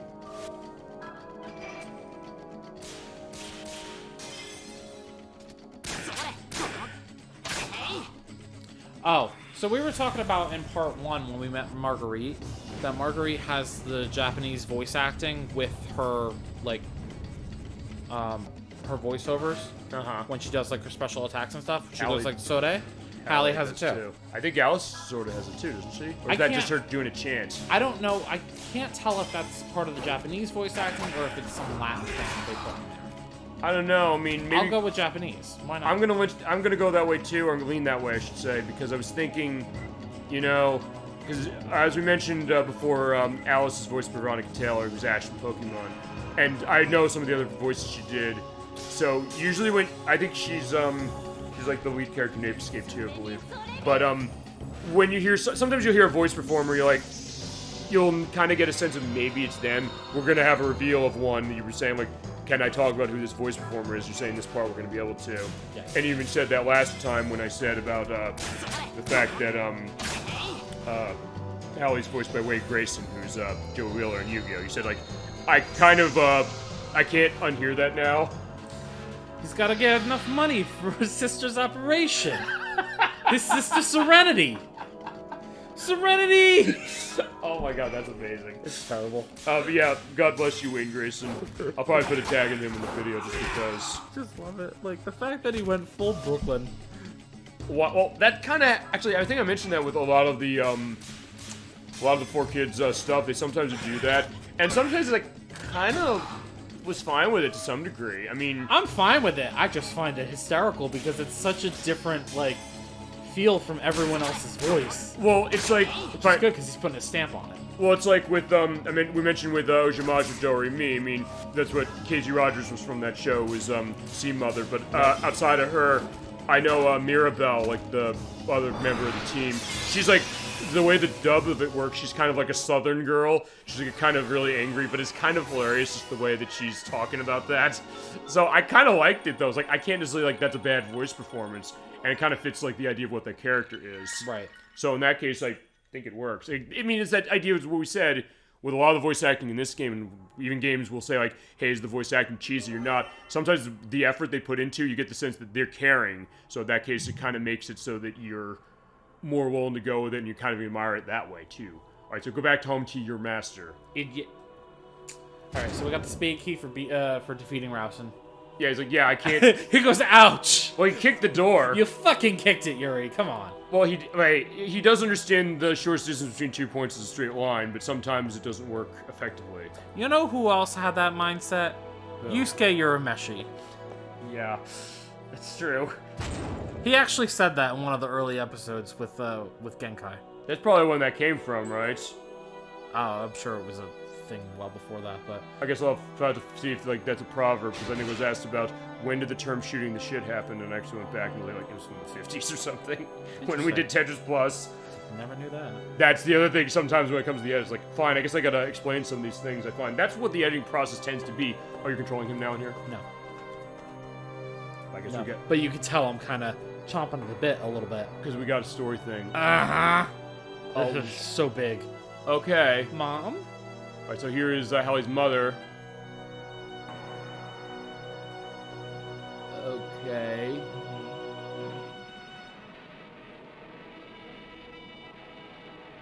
She doesn't remember who he is. Did she go through like electroshock or something? Probably. She's probably been tortured like to all hell. Oh boy. My heart is racing right now. I don't think you even understand like how much my heart is racing. I also don't know. It's like if I'm gonna let you down if I don't know who it is. I mean, No. You're gonna know who it is because they say who it is. actually, I do love this shot specific as far as showing from behind the door. Yeah. Your mom is in bad shape. Yeah, I'm so excited right now. Is this a? I was gonna say, is the voice cuts? No, it's not. No. He keeps trying. Again with the fucking door. Give him points for trying, but still, it's like even she's saying, no, we can't do that. It's not gonna work. Okay, so first things first, I need to change up his equipment so I don't make this mistake anymore. Oh, Yuri's equipment. Yeah. Okay. Yeah, that was a mistake. Not that it made a difference for that boss, really. No. There's no problem. It was all good. Be careful. Okay. So, we have the spade key, so we need to go back and find the key for this door, which is out in those hallways full of doors. Alright. So, we are down to just Yuri and Alice, which is fine. Alice is a great healer. Yes, she is. Hey. And Yuri is more than capable of taking on these guys on his own, especially with some fusions we've gotten. Okay. Okay, so second door from the left, which is this guy right here. Can you open all these doors? I think now I can. Is there a reason to go into some of the other ones? We already went into all the other ones. Oh, we did, okay. Oh, no, you're right. I do remember seeing that. We were Okay, talking we about got the Sheep Raider. dungeon key. Now, there's a scene.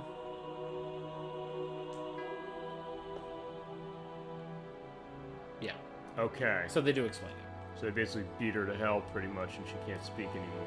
Well, you think about it. Between the mental and physical torture, if somebody were to go through that every single day for an unknown amount of time, how do you think your body would hold up after that? Well, that or also the idea of you want to keep quiet about that, or as Pat Panther said, don't tell mommy a thing. Be a good little boy. You'll get a new toy. Tell grandma you fell off the swing. Which that is what you're familiar with Hell is for Children. No, that is what Hell is for Children is about. Dark. So he's trying to explain to her like he tried to come here soon, nothing worked.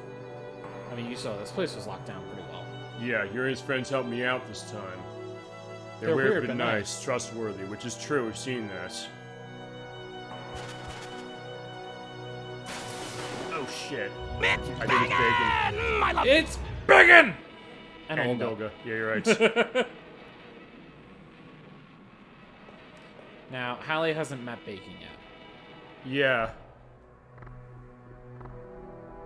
In an emotional switch, can't forget the... I said it wasn't Yuri's mother, right?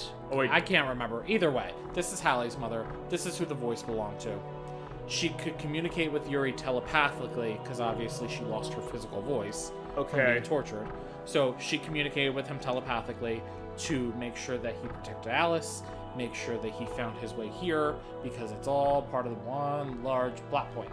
Okay, we're gonna get into now. Okay, here's the thing. I think I might have said Hallie's mother's the voice, but then it's the question of the why, because that's the question. Like, fine, on one hand, like, why would it be her communicating with Yuri? But now it's also gonna be a question of let's see the why.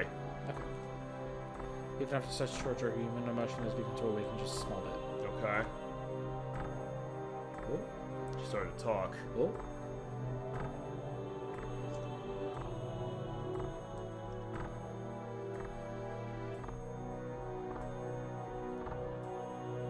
I don't know if he says it now. Oh, we'll see. Hallie's powers. Yeah, and of course, what happens when Hallie's, in that case, same power as your mother, but you can't control it. Which we know. Okay. He's not in control of his powers. Oh, Jesus. Yeah, he's a powerful fucker. Yeah, but it's interesting seeing, like, the idea of, like, that battle between them, or trying to, anyway. He's got a strong will. I love that about him. He's probably about 16. Which kind of, I guess, as I said, the idea we're saying that the potential, like, brotherly bond of sorts with him and Yuri kind of makes sense. The red stone is visible in the corner of the chest. Another gravestone. Okay, so we'll be able to get our fire stuff going when we get to that point, yes? Yeah, we're not close to fire yet. Alright. I think we're only at, like, what, 12? 16. Okay. Out of 70. So we're there, but, like, not there. Okay, so I believe we already have it going on. How did I do that?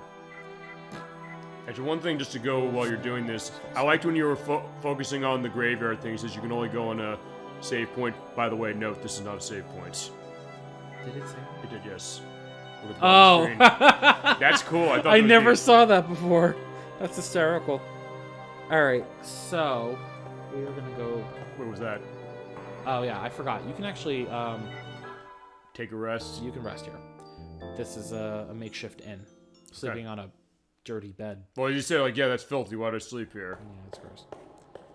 Like, the idea... I try not to think about it too much because the idea actually keeps me out of it. Oh, yeah, no, I get that. I've seen some pretty dirty beds in my time. No, I get that. Who are we going to run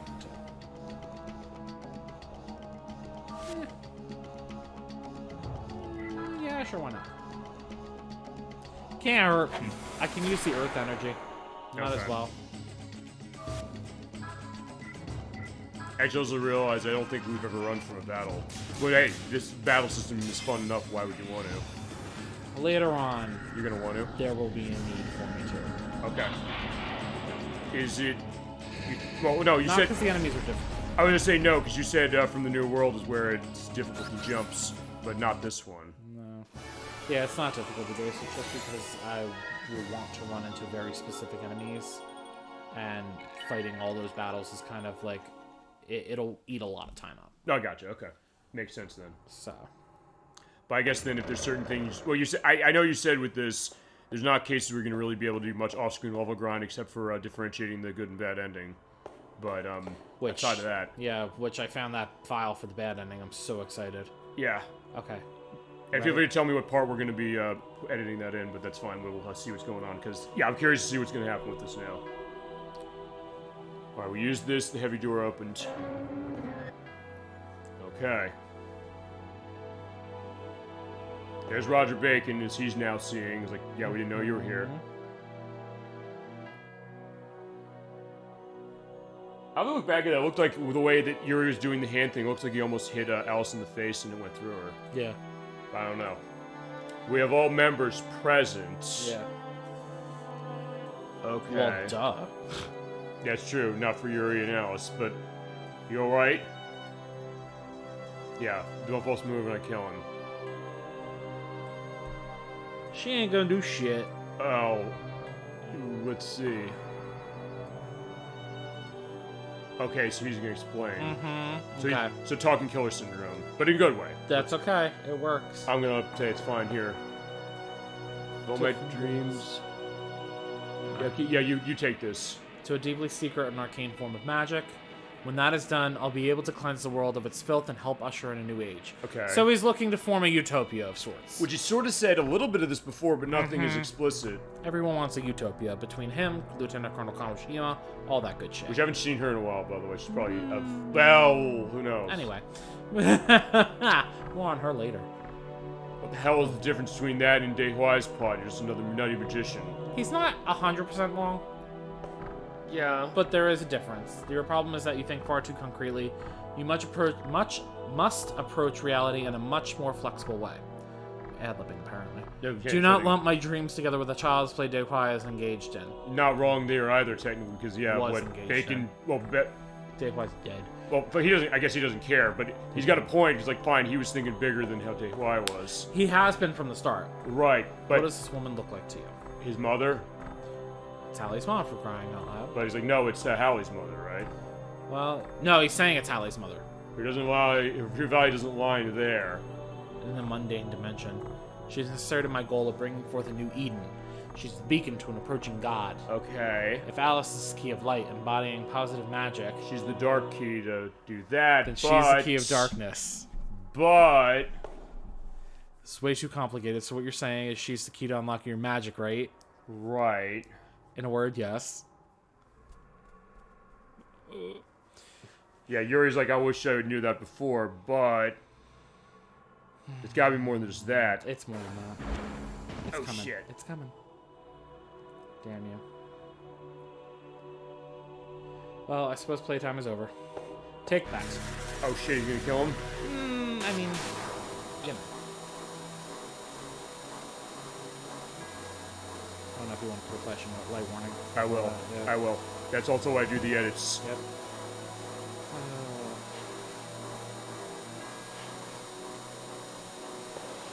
Yeah, look at her will to try and save her son. Yeah.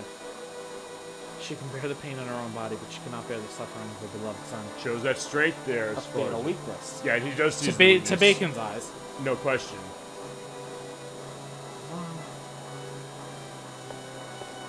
And so the friends you guided here with your telepathy have failed you. Okay, so as you said, yeah, Hallie's mother guided Yuri all the way here. Yep.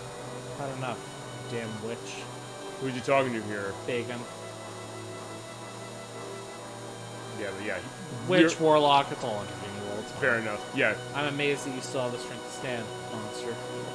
Oh yeah, then you'll really be impressed when I smash you to pieces. How amusing. I shall accept your challenge. We're fighting him?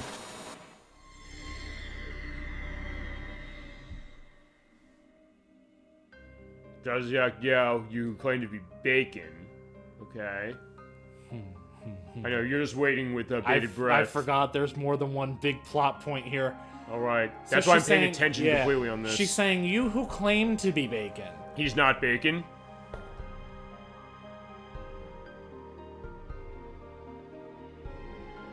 Kodelka Lance. Essence. So it's a reference to the Kodelka, yes. That is Kudelka. Oh. Jesus. That's Kudelka. Oh, so that's... Kudelka is Hallie's mom. Oh, so that explains how that connection goes. See, remember, I didn't play Kodelka, so... No, but you know who she is, and that's why I was waiting this whole time. I was like, no, that's Kodelka. Okay. Wow. Wow, okay. I want to ask you a question then. Since you did not play Kodelka when you first played this, how did this revelation play with you the first time you played it? Didn't mean much. And then what was the element that you learned what this meant then? When I found out there was a game called Kodelka that revolved around her. And when you heard that name, at that point, it's like, wait, this I was has like, to oh, it all connect. makes sense, and I started making connections all over the place. Yeah, no, that's Kodelka from the first game. That's the next game in this franchise is going to play, and basically that's going to explain how we get to this point, pretty much. How she, from that game, is leading Yuri. There's and some stuff here, that happens right? in between. Okay. I will say that one of the endings, because I told you there are multiple endings to the first game. Yes. One of the endings of the first game makes so much sense with this. Okay. So. And this also explains why you want to do this one first, because, well, first off, it's the one you came to first, but also, you have to understand the franchise now, but also something of, I guess, putting into a context, why is that a big reveal? Why would it not necessarily be a big reveal if you don't know Kodelka, but also... It's a big deal because I've told you about the game and you've seen a little bit. But it is also, and you're right, I have seen Kodelka, he has it Yeah. on PlayStation, and he will show that eventually, but just the idea of, yeah, it definitely gets that idea, like, yeah, good for you to come, Yuri, now's not the time for you to die. It's been in context what little I've seen of Kodelka specific, and like, how, because in some ways I was looking at that game and saying, okay, how's this going to connect to this? But now it's going to, I'll go with this man, you go, me and old man in Wales. The other thing too, like from what you've seen of Kodelka, you saw she's a very strong, independent, like young woman. That's the main woman we started with in that game, yes? That's Kodelka. Who, wasn't she voiced by Sarah Paxton? Didn't we get No, that? Sarah Paxton was very young, and she voiced she voiced a little girl in that game. Yeah, we'll get into that when we play with Kodelka. There's actually some pretty famous people in that game, shockingly. But this, you see how she's kind of been broken down and everything after years of being here.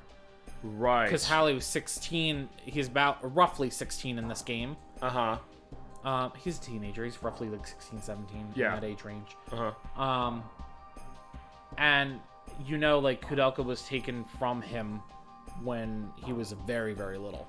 Right, it did show that last time. Yeah, I don't know how young he was in that cutscene, but he looked to be maybe like, I want to say maybe 8 or 9. Maybe there's an explanation put down here saying how old was he at Yeah, the time. if you can find that info somewhere.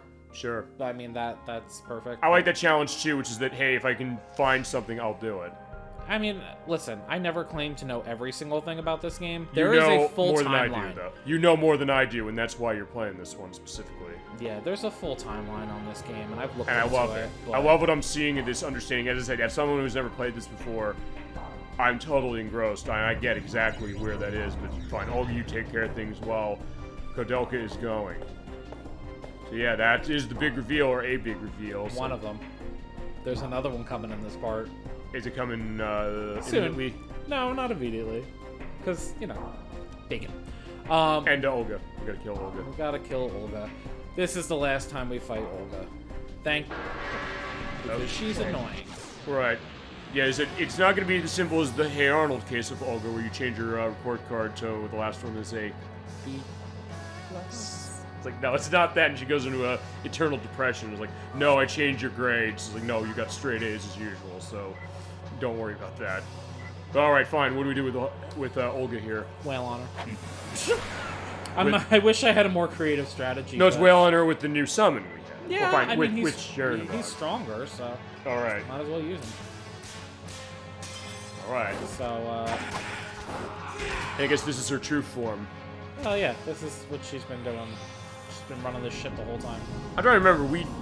We fought her before, but Twice. I don't think we didn't see her this way, right? Yes. We did or we did? She was like this twice. She was like this twice, okay. She pulled this move on us in the church. Oh, okay. She's not very creative. You know, fair enough. Well, I guess this is going to be the end of the line. The nice thing is with Hallie, I have 2 healers in my party, technically. He's a really good backup healer. What I would like to do... Yeah, get Yuri set. Yep. He is and forever will be my heavy hitter. Oh, yeah, he is main character, so that makes sense.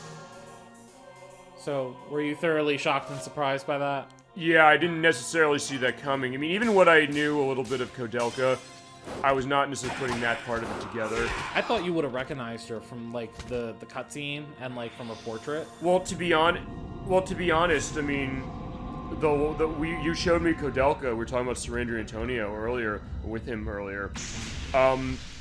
We saw that that was last September. Yeah. When we played that game, so it's been... Oh, and Alice is down the field, so actually we are seeing that.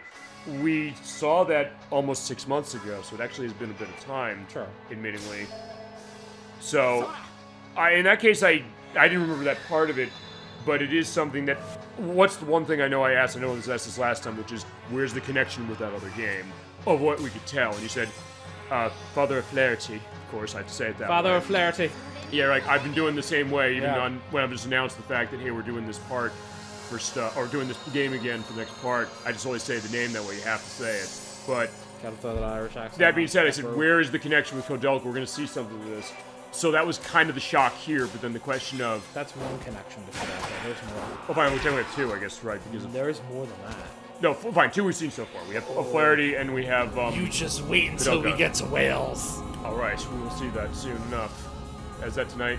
Yeah. Oh, yeah. Oh, yeah. That's the next location. I think you said most of the story stuff is going to take place tonight, sort of, but we're also seeing more next month. Or in 2 months, or 2 weeks, I should say.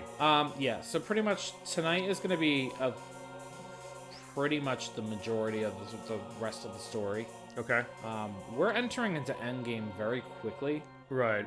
but there is going to be probably a whole part just on side quests alone.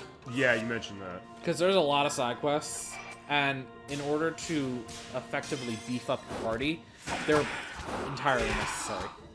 That's fine. I mean, either way, like, what we're gonna do, we're gonna do. We can always make it interesting as we do. I mean, the Parasite Eve part we did last time is basically just open mic night of pretty much talking through stuff because, hey, we're just going through, we went through, like, 44s of that Crescent building. Well, the nice thing about the side quests in this game is they're all story-based, and they actually reveal more about each of the characters. Which is unique, because sometimes the thought of, hey, wait a minute, if you're gonna play it through an RPG, you think, like, just go straight through, and how much in the other direction do you necessarily want to go in terms of explaining elements of story? I kind of like that they, not necessarily say that they lock it behind side quests, but No. I like the fact that they make you do a little bit extra to kind of work for them. They give you incentive also to explore the world. They give you Yeah. the reason to kind of play the game to its fullest, because, like, yesterday was the release of the remastered version of Tales of Symphonia. I know the Tales games generally do this. The skits. Yeah. There are tons of those that are hidden in multiple places in every game in that franchise. They do go into specific stuff of story, so it always is a challenge of trying to find them so you can kind of get that element and understand all the characters and the situations and the worlds that they're set in that much. So I kind of see this in a way not dissimilar. And actually, now thinking about the RPGs we've done, which come to side quests, giving story stuff. I love the way that they do it, though, because it kind of gives a reason for you to use certain party members. Uh-huh. And, like, it fleshes them out a little bit more. Because, yeah, okay, I said we're going to run Yuri, Alice, and Hallie through the rest of the game. And that's not untrue. But at the same time, those other side quests force you to use these characters that you probably haven't used since Asia. Yeah. Really? We haven't used Marguerite since then, I think, yes. No, we have not. We were forced to have her in our party at one point when we first entered London, but hell yeah, getting tons of experience. And the Warlock earrings. Yeah. Hallie's probably going to be, his next level, he gets that, Yeah, magic. I was hoping he would kind of jump a couple levels, but Okay. no such luck. That's alright. So Olga is dead once and for all. She's calling out to Master Bacon for one more bit of help, but she's dead. And also, he's not listening. He's focused on other things. 'Cause it was, She's a pawn in this game. well, as I said, that was how Dehuai was. But This is just one big chess match to him. what about Hallie? He's fine. I would say, yeah, they got to take care of him. He's good. Yeah, he was sleeping since he got back. And yeah, he was willing to just fall asleep on the carpet. Well, there's not much else here, so. That's true. So. His mother's death is a big shock to him. Wait, did she... Wait, I don't know what she's referring to. So remember I told you there's a lot of weird text in this area. Okay. I want to chalk it up to that. But because I was saying, like, wait. Because she didn't die. I was gonna say I didn't think she died unless the thought is that. She didn't die. Okay. I don't know what that whole thing is. Or maybe the idea of like what her Oh, I mean, okay. Let me ask you this. I mean, I don't know if we can say this or not. Did Hallie know who his mother's name was? I know it sounds like a weird question to ask. No, it's a good question because not one I ever thought of. I would assume so because he knew who she was, and he knew where she was taken to. So I can only assume that he knew. Okay. I don't know if he necessarily knew how big of a deal she was. Do you think maybe it's also a case of... I don't think you said there's a lot of backstory going to certain things, which is... I'm trying to remember. It's not like maybe she, like, tried to change who she was in between. No. So, like, that name is, like, something that nobody heard. But some people would know. He's got the strange goblet. Okay, so, the Oath Grail. I'm going to show you the Oath Grail, because the Oath Grail is a key item. And the Oath Grail is also the beginning of the good ending side quest. Okay. Death, drunk on souls, told the Overlord how to beat the 4 masks. Grail weakens gold. Gold staff, staff sword, and sword drink. My oath is to the Grail. Right, you said that we have to go back and see the masks again. Well, if you recall each of the names of the masks, Grail, gold, staff, and sword.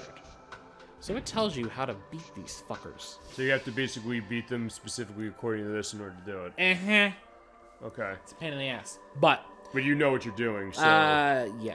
We'll be alright. I would say you're hesitating. Was like I don't think you're thinking it's going to be a problem, do you? It's not or that concern bad. for you. So this is where I was saying we're gonna start to like run away from certain enemies because you want to kind of get through that as quickly as possible. Sure. But sometimes it's a pain in the ass to like run into them.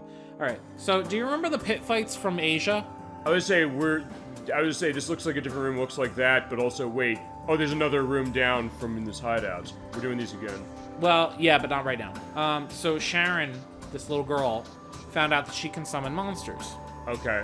Which she will tell you. I had a dream about monsters. The old man made me a room so that the monsters can come out. So hey. Oh, we find one of these now? Whoops. Do we have to... If we do one of these, is it going to be a problem? No. I don't imagine it will be. But here's the question. If we do one of these and come back, is that going to save that? Yeah. Okay. I don't know if it's like the, I don't know. I don't know what's going on. I think she's just showing me. And then she'll say, hey, come back here and we can do this. Yeah, I mean, either way, it's Kevin. He's not much of a concern. Wait, Kevin's back. No, remember Kevin transformed into that monster? Oh, that's Kevin. That's what Kevin transformed into. So it is Kevin. So Stranger Antonio was right. It's always Kevin. Yeah, pretty much. Yeah, that's T-Dose. I say, yeah, we're getting quite a shot of Kevin that way. The nice thing is, I'm stronger, and he's not any stronger than he was when I first fought him. Yeah. So I can take him down pretty quickly on my own. But Yuri is not the one that I necessarily want to do this with, I don't think. Because there's not much of a prize for Yuri in this situation. Question, when we did this last time in China, Yeah. were we required to use Yuri for that? No, I used Yuri because his prize was the only one worth getting. Okay. And the same thing in this case. Hallie is the one that I want to do these with, because Hallie's best armor is gotten through the pit fights. Well, this would also give credence to the fact that no, you don't have to do this right now because otherwise you probably say like, hey, who's going to come in and fight this? Yes? Well, you can pick which character you want to send in. Oh. So, this case, like I said, I think Sharon's just being like, I have a dream about a monster. Look! Yeah, here's Kevin. Now he's dead again. So, pretty sure that that'll be the end of it. And then she says, hey, did you see what I can do? You sound like it's like the Goron child to her. Am I wrong? No. I'm just explaining like this is... I don't know if you sound like you she maybe... goes, cool, huh? I don't know, it just seemed like I'm not sure if you're not liking Sharon as a character. I think she's annoying. She's such a minor character that I really have no opinion on her. Okay. But that's what she can do. That's her thing. Okay. Actually, one thing to go back to, because like, hey, choosing person to go in there to fight. That's specifically for that, because I got the sense this is not like something like Final Fantasy IV as an example where you can just switch characters walking around on the map, except in areas where you have to be that character, like Alice. Like after we had intermission. Are you talking about like your lead character? Yes. I think it's set, isn't it? It is set because you're using your party 90% of the time. And then every other time that we've seen so far, it's been Alice. Yeah. So yeah, this the walkthrough that I'm following. It says she can only summon one monster now, but come back later in the game to fight the real fights. Okay, there you go. So that was just to show off what she can do. Okay. All right, let's see. I'm gonna go back up here. And go back into town. I knew that happy music went so good. Vitamin Metropolis. What is it? Vitamin Metropolis. It's the name of the track. Yeah, you mentioned the name last time, but when I heard that, I was like, oh right, I do like that name. We got a real heartfelt scene. Alrighty. Well, we had a good amount of these so far, but also that's what this part of the game is. All right, another one with Hallie as we had last time with this. Yeah, you know what? I thought that because they introduced him so late in the game that it was kind of... You know when they introduce characters so late in the game that there's really no development? It's why I don't like Spider-Man Into the Spider-Verse, and people hate me for that. Yeah, like legit, they develop Hallie's character just as much as they did everyone else. They do, I noticed that completely. It's great. I think it's terrific. Everybody's been worried. Yeah, he's not one to talk. Oh, wait, he's saying it too. You're saying, wait a second, it's also trans... I think they think she's dead. Okay, then maybe that's why, okay. Because she went with Bacon, so I guess they're assuming that she's dead. Maybe, okay. Okay, well. At least we answered the question. Yeah. I think. Unless... It's just scolding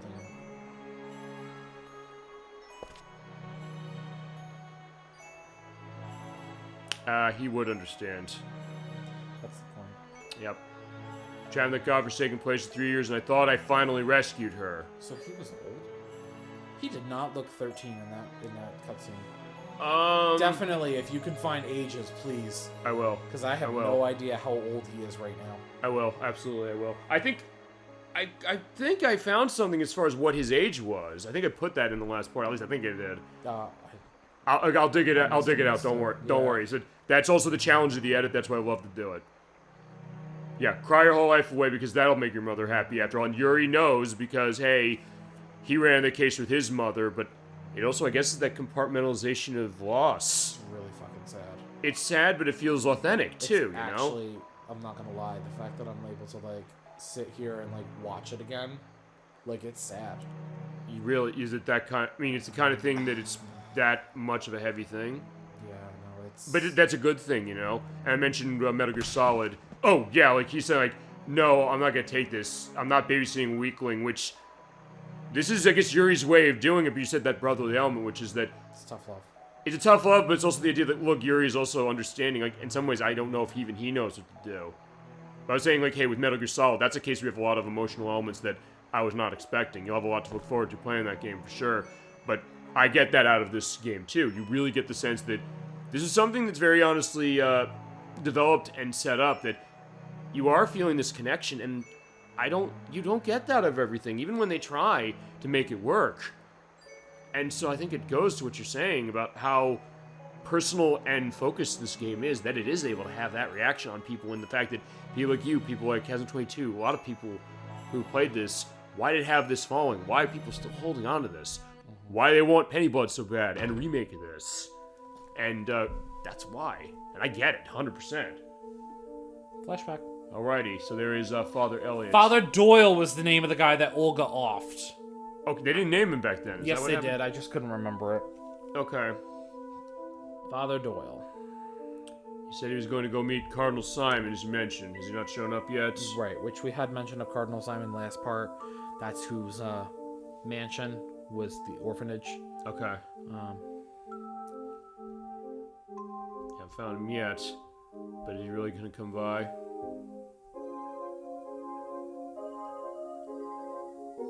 He's the only one capable of feeding Roger Bacon, so I guess that explains why was he being targeted.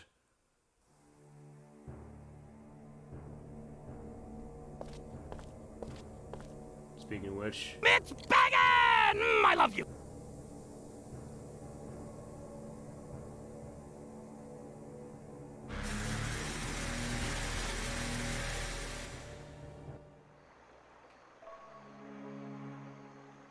Yeah, but she's remembering too. Yeah, they've all suffered some sort of loss. And I think there's something to be said about how this game is really effectively tying that. I'm going to Rowan again. I think there's something I need to check. No, we gotta go back to Rome. Right now, I'll go with you. Nope. I know I'm being selfish, but I need to go.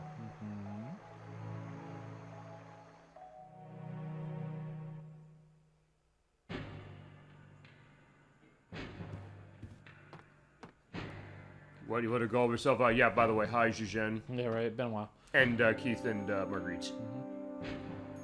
You won't believe how stubborn that girl is, which is meaning a lot coming out of Yuri, for sure. She learned from the best. Indeed she did. I say just wait. Yeah, she's never done this before, that is true. Not until she met Yuri. What could be about? You'll see. Alright, pray some. Lot point. There's another element right there, like talk about learning from the best. He learned from the best, and we're gonna have to pray for her safety, because that would be something that she would be doing for Yuri and anybody else. Yeah, because he's not exactly a religious person. No, but I mean, it also goes to the idea of because of the bond that they are having. You understand maybe why they kind of pick up parts of each other from that. Sure. Well, you know, you're around somebody and you travel with them long enough, you're bound to like pick up some personality traits. Sure, have some And mirror some behaviors. Yeah, like you're talking about my parents being gone. Who'd you hear that from? Zhuzhen. Yeah, it's now the old man is Mr. Sensitive. Well, he sort of is. Just not to Yuri, to some degree. Just be careful. People reach the end of their lives, they get all talkative and heartfelt. Yeah. Yeah, as far as I'm concerned, old Farch just... Oh, yeah. Oh. Yeah, he's like, no, hold on. That's not right. Oh, boy. You help me because of what happened to your own mother, right? Okay, that I was kind of thinking, but he's trying to say, He's no, still it's just not. trying to derail him. He's like, no, we're not talking about that. Once she comes back, you're going somewhere else again.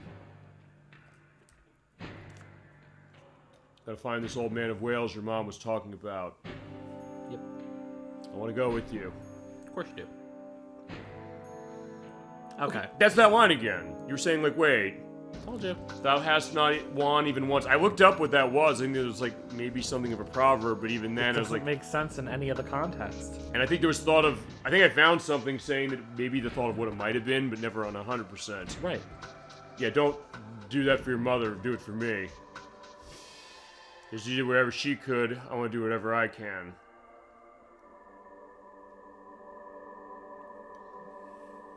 Alright, I got it. That's it. Hallie's in it for the long haul now. Alright, Okay. so where are we can't- going? We can't go anywhere else except for France. Okay. Well, I'm gonna save real quick. You can see Alice. Oh, you're playing as Alice only here. Gotcha. Alice is the only one in the party.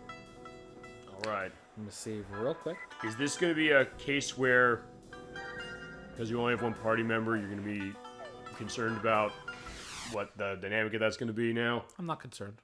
Okay. I mean, you're running this game. I shouldn't be We're fine. thinking that, but... It's fine. I do love the music of Rowan, though. It's absolutely peaceful, but still kind of mysterious, you know, nighttime music. It's a great atmosphere it creates in a game that's full of that. Alright, so she's gonna try to get into the church. I have to do another push ring.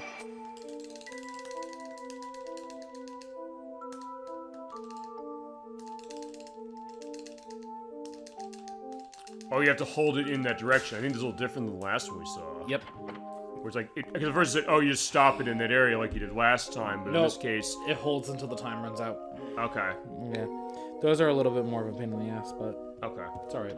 Obviously, I managed it. Yeah, no problem. Alright, so we have a seal of the soul at the altar. Alright, so I yeah. hear myself, and then I went outside the back way. Father went to call on Father Doyle, who was closed up in the confessional. Did I already collect it? I thought you got something off of that. I thought I did too. Maybe I already collected it. Maybe they didn't expect me to know about it. What were you trying to get? Seal of the soul. Would it be on your key items?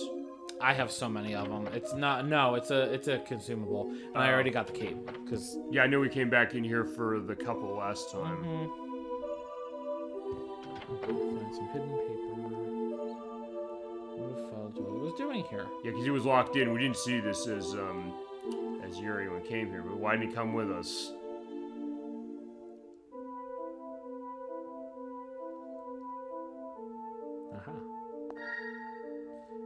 spin ring. We seen this before? Yep.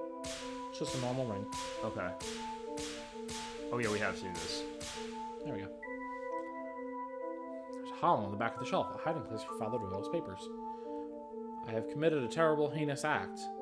I sold my best friend Elliot and his daughter to demons to protect my own life. Oh. I will never be able to purge the sin, no matter if I burn myself 1,000 times. So he sold them out to Bacon? All I can do now is repent my sins alone to God every day. But I know who Roger Bacon really is. How long is he going to leave me alone? I'm going to be next. Next. There's a photograph between the papers. Oh. Is that our thumbnail? We'll find there's a lot of options. This is the 1880 Revival Festival of the Hans Doyle and Cardinal Albert Simon, which is referencing Kadelka too, yes? No. Oh, shit. Who's that in the picture?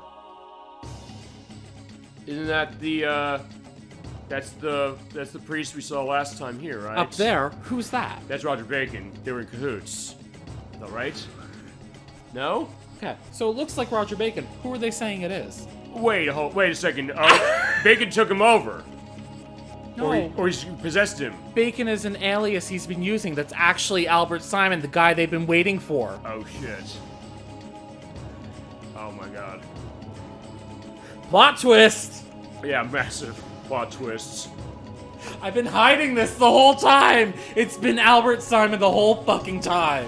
Which I guess... That's why the voice actors were wrong when you said it the first time. Okay, so I don't know why that was wrong. So, alright, who is his voice actor? We have our notes from... Who was the one you said it was the first time? Carhart? I think I said Scott Rayo. Who is a Shredder on 4Kids' Teenage Mutant Ninja Turtles. Who do you have as the voice actor for Albert Simon? That's who I have. Yes, that's him. That's him? Yes. And But you said it for Roger Bacon was Carhart, right? Yeah, James Carter Cathcart. Yeah, okay. So that's not Roger Bacon. Okay. So I mean, That's Albert Simon. That's Scott Rayo, who you're talking about. Okay, so then that also raises a question, which is why'd they get it wrong? No. They got it right. Did they? You just read the one for Roger Bacon because you thought that was Roger Bacon. Okay. So you're gonna meet Roger Bacon soon. Don't worry. You don't actually know who he is yet. Okay. Gotcha. You haven't met him just yet. So Simon and Bacon are one and the same. No. Oh, fine. No, fine. Let me rephrase that. No, fine. Okay. Bacon's using an alias, but it's Simon. So Simon's in the whole camp. So fine. This is not Roger Bacon. This is Albert Simon. This is Albert Simon. But he's still saying the name of Bacon there. It's like, does she know? She knows. She just hasn't told him she knows yet. I would say, does he know that she knows? I No, guess. not yet. Wow. Okay. 2 seconds. He will. Sister Alice. Oh, that's the tell right there too. I have no intention of harming you. I just wish to speak. Is that so? Oh, she's telling him. Mm-hmm. Yeah, my true name, though you may call me whichever pleases you. Father Doyle knew your secret from the beginning, didn't he? Cardinal Simon and the Dark Warlock, Roger Bacon were one and the same. That's not true. She just doesn't realize it yet. Maybe that. Well, okay, let me answer this then. Do you think maybe that's also the thought that what she's saying is reflecting what I'm saying, in the sense of kind of the shock? Yes. And also, there's another question: how'd you take this when you first played this game? It's a plot twist. Yeah, I was fully. Yeah, this is something that actually made sense within the realm of the story. So It does, but it's also one of those cases like, wait, what? Actually, it explains a lot as far as. Actually, here's a question. When I was saying the thing with the voice acting, that was a misdirection too, technically, as far as how it was. Because, like, okay, fine, it was wrong one way, but it made sense as to why it was wrong, sort of, kind of. Gotcha. Okay. Very well played, my friend. I will say that for sure. All thank right. you. I tried to keep that at 5 parts. It took us to get here, but we're here. I don't know. It didn't seem like it was that hard, unless maybe you're saying like internally, it's like, no, it was killing me. It was eating me up. It was eating me alive. Really? Yes. Really? I wanted to tell you so badly from the beginning, but then at the same time, I was like, no, just wait. Just wait. It's gonna be worth the reveal at the end. Oh, no question. It's been worth the reveal. Okay, so yeah, possible. But wait, there's more. Not here, but there's more coming. Yeah, in order in the next 15 minutes, you get this free commemorative tote bag. Yeah, why do you want to destroy the world, Simon? Yeah. You think they're right in the world? So he basically is taking an attitude of, yeah, I want to cleanse away the evils, but it's like, well, going to the element of becoming more evil than anything for doing that. He's True piece of playing possible. God right now. Right, which makes sense with all the stuff he's done, we've seen. Yeah, the volunteers of the poor sacrificed daily by handful of elite power mongers, which sounds good on the surface, but then you're like, wait a minute, he's going through the totally level Shanghai. Here's what kills me, right? If you actually read what he's saying, he's not wrong. Right. He's really. Well, no, I know where you're getting at. I'm not disagreeing with his ideals here because he's really not wrong. Okay, this takes place in 1913, right? It's a work of fiction. Yes. We're living in reality in 2023. Sure. He's not wrong because we have gotten here. Repression will never cease. Sure.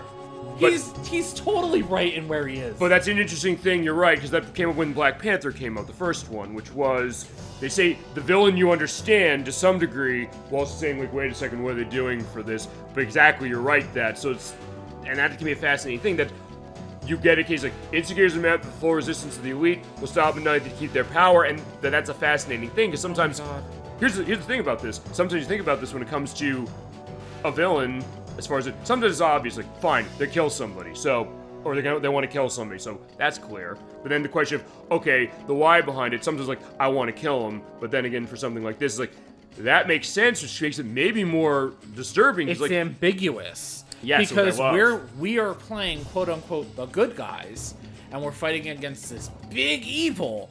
So here's the thing: every sort of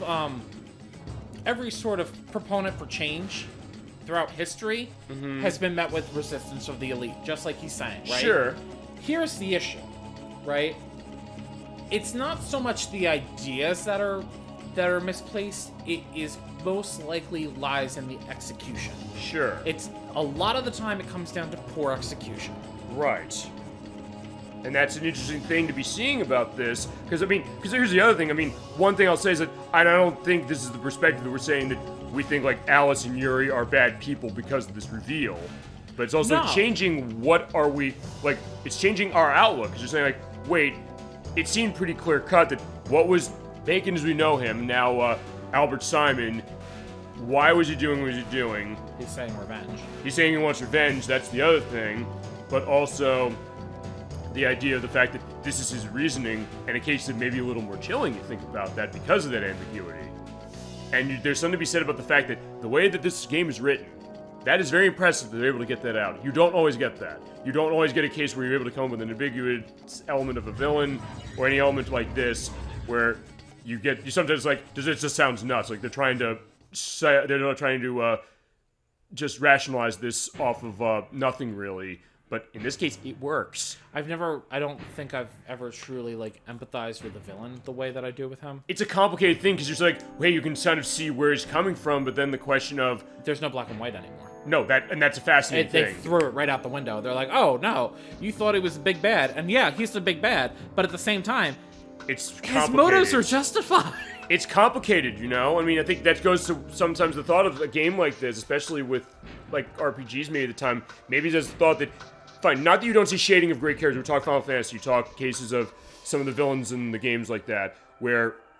Fine, let's talk about Final Fantasy VI, Kefka. Ooh, that's very clear black and white. That's a clear black and white. That's a clear black and white. Fine, he's just an evil individual, and he's human. I know, but initially you don't think that. No, I thought he was evil from the beginning. You kind of called that. Oh, well, he straight up poisoned a water supply. But when you see that specifically... He was just an evil individual. Oh, fine. Okay, Final Fantasy IV might be a better example. Some of the villains in that one, like there's a shift. There was brain control involved in that. Well, fine. Okay, maybe also the thought with one thing with Final Fantasy VI is the fact that fine, he's sort of in your party a little, sort of, but then you see those shadings. But so like, fine, you're right. And eventually comes to the case where you see that with Kefka in that game. Whereas in this game, you look at this, it's kind of doing it in the opposite way, thinking that okay, you think like Bacon Simon now is like the take on Kefka when we get to the end of that game. Fully, especially, but then it's like reversing that. It's like, wait, hold on. And it kind of makes it fascinating. The fact they're pulling this off as well as they're doing, that's pretty impressive. Alright, scientists who's trying to raise the dead as going to the monastery. They turn to horrible monsters, but yeah, does you know what's going on? You're waiting on some other reveal too? So how many reveals is this like now? Like 5 almost? The ballpark of like 3 or 4. Okay. I love it. Okay, so here's the thing, right? Mm-hmm. Oh wow. You can only take one. She's not. really underpowered. Well, you said you're gonna do that for the side quests, right? Yeah. Oof, they're in rough shape. Maybe I should take one of them. Nah, fuck it.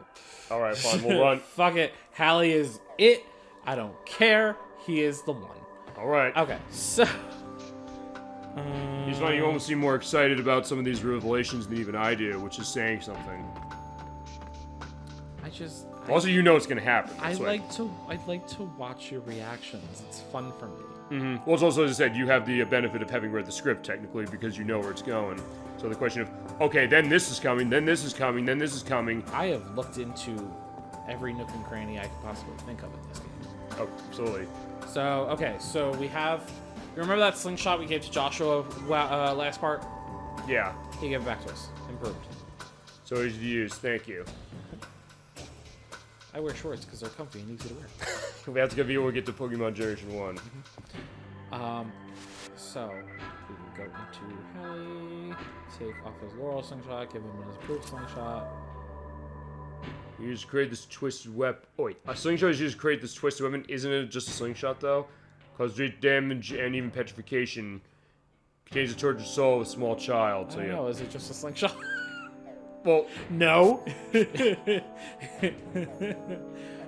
Do you want the weapon that contains the soul of a small tortured child? Because I don't. Well, I don't know. That's Hallie's thing. It's like it's like his essence as far as how it is.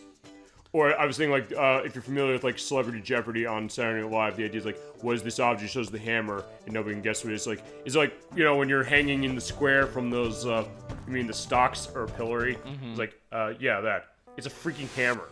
Well, of course it is. You'd never have known that, Trebek, unless you had the card in front of you. Okay, so we're gonna save again.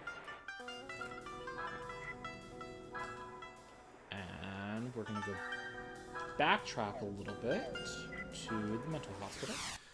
Alright. I guess, I don't know if I... No, I was gonna say, I'm thinking back to Parasite Eve when we did the Chrysler Building floor clear-outs where there's no enemies when you clear out the 10 floors each. Oh, there's still enemies. That was the day, there's enemies in this. There's still We enemies. saw that last time we were in the tower and a lot of other cases as well. Yeah, but we're going here for something very specific. Alrighty. Actually, I want to check... Oh, it's one of the things for it's one of the things for the soul infusion, right? Nope. Not quite. It's actually in this room with the creepy chair. Actually, going back to the thing with the creepy chair, when I said, I don't know if we had quite as many wires going into when we first saw it as when we came in tonight, but yeah, there's somebody in there. There is somebody in there.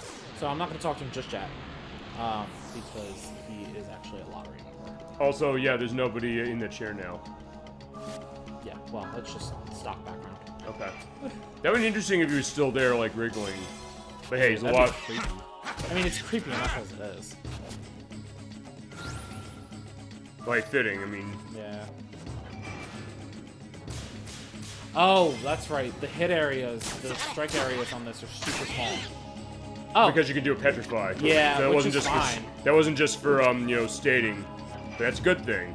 I don't know if, we haven't seen petrify on this, have we? No, I haven't actually gotten sent to me, and I haven't, you know, haven't been able to do it myself until now. For you mean this play, yes? Yeah, because I think I was able to do it when I had on the first time. What's nice is it counts as It death, did. Okay. just like in most games. Yeah, I was saying. Yay, black hole! Awesome.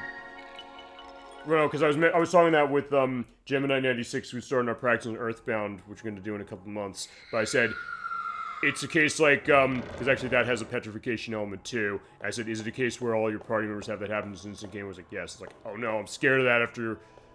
That didn't happen with Sailor Moon or the story, but growing up playing that, it did. It's like, yeah, I hate when that happens.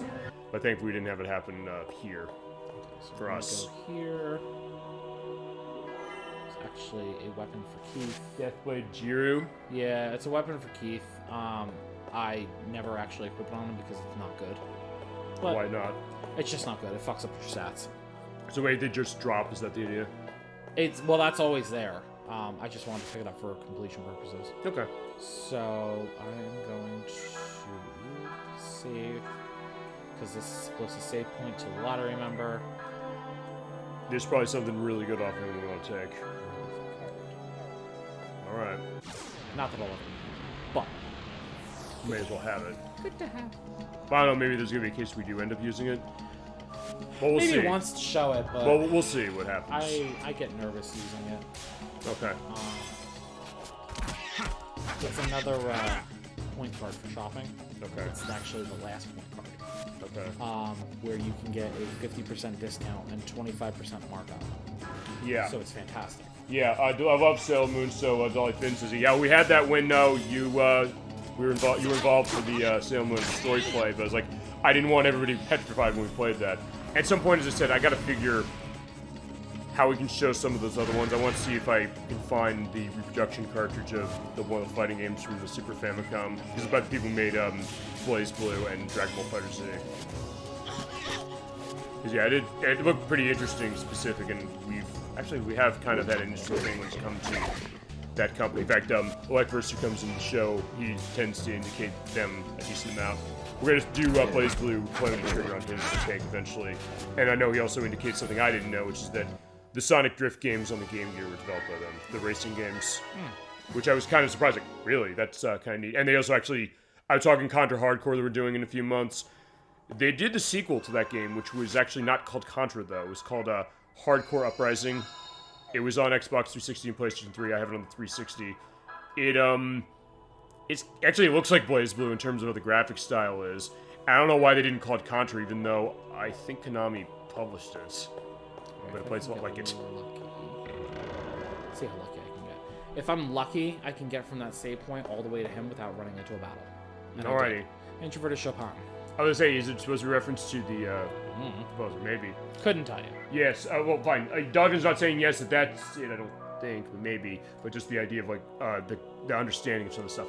They did it again. Oh, the pointer problem. Yep. So it's this area. Is this room? Because didn't we get the item in this room? Other room. Okay. But it both happened in this area. So there probably is something with how they coded this, I guess. So we want the Poe Eternity card. Oh, the Poe. The Poe Eternity card. It's supposed to be just the Eternity card, but. Hope for the best, hope for the best, hope for the best. Nope. Yes, nope. green. Fuck. Well, I have 10 tickets, so he goes, yeah, I've got no problem talking. It's just in this type of place, being quiet as atmosphere. He's fucking creepy. I hate that he doesn't talk. He just want to. And he's just like, he's shadowed out, so it makes it worse. Also, as soon as you hit that, he just said, prize. That's all he said.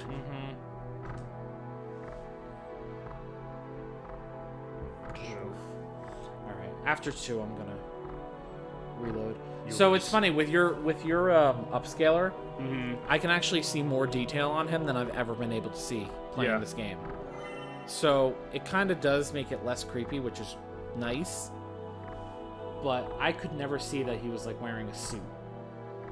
Because every time I play the game, he just looks like a shadow. Really? Yeah.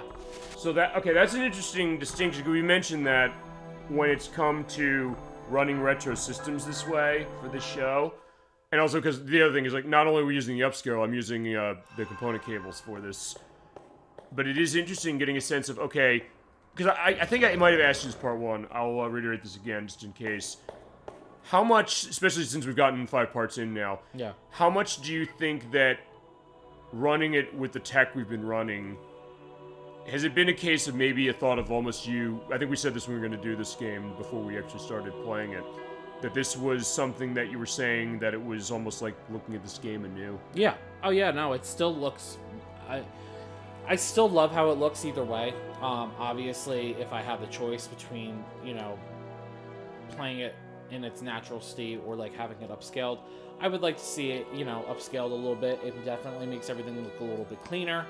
I can read things a little bit easier because my eyesight is not the best. But it's absolutely wonderful, and it makes me look forward to doing the other games using this tech. Right. Because I feel like it's just going to create a whole different experience. Yeah, I mean, one thing I'll also say is that, do you think there's since I'm looking at this the first time, do you think there's a preferable way to look at this game? As they... Oh! You got Was it? that You got it? it? Was that it? Ooh, Yes! yeah, right on the line. Hell yeah. Okay.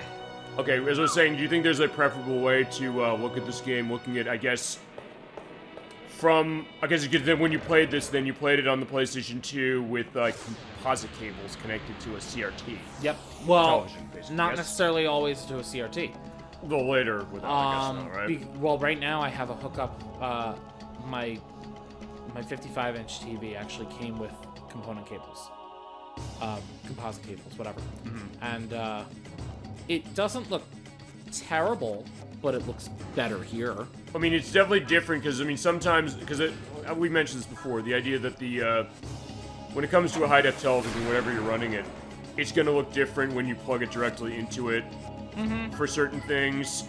I mean, I have, actually, on this television we're running this through, I do have the ability to actually hook up component cables, actually composite cables into it too, in the back, but it doesn't, it's taking that signal specific, and I think what it's doing is it's pretty much just outputting it as it is, whereas the way we're running it this is that we have the component cables for this one, or be composite if that was all I had on PS2. It's taking that output of how this game output, which I guess I don't know what resolution this game was outputting on the PlayStation 2. I would think it would be Either 420 or 720. 480? What? What's standard? on the PS2. Actually, PS2 is not capable of 720p. Oh, so then 480? It would, a lot of the stuff on the PS2 tended to run at either, I think it tended to run at 40i or 40. You could get stuff running 40p. There's certain stuff runs at 240p, which is what PlayStation 1 and Sega Saturn run at, which is why I need that thing to run games like that, and why I was talking about feed cuts. That's why. Actually, Metal Gear Solid was a case like that. That was before I had that when we played that game. Its output resolution, I think, was like 480i, so it was not beholden to that. But Black hole real quick. okay, I'll do that. Darkness damage and it can cause instant death.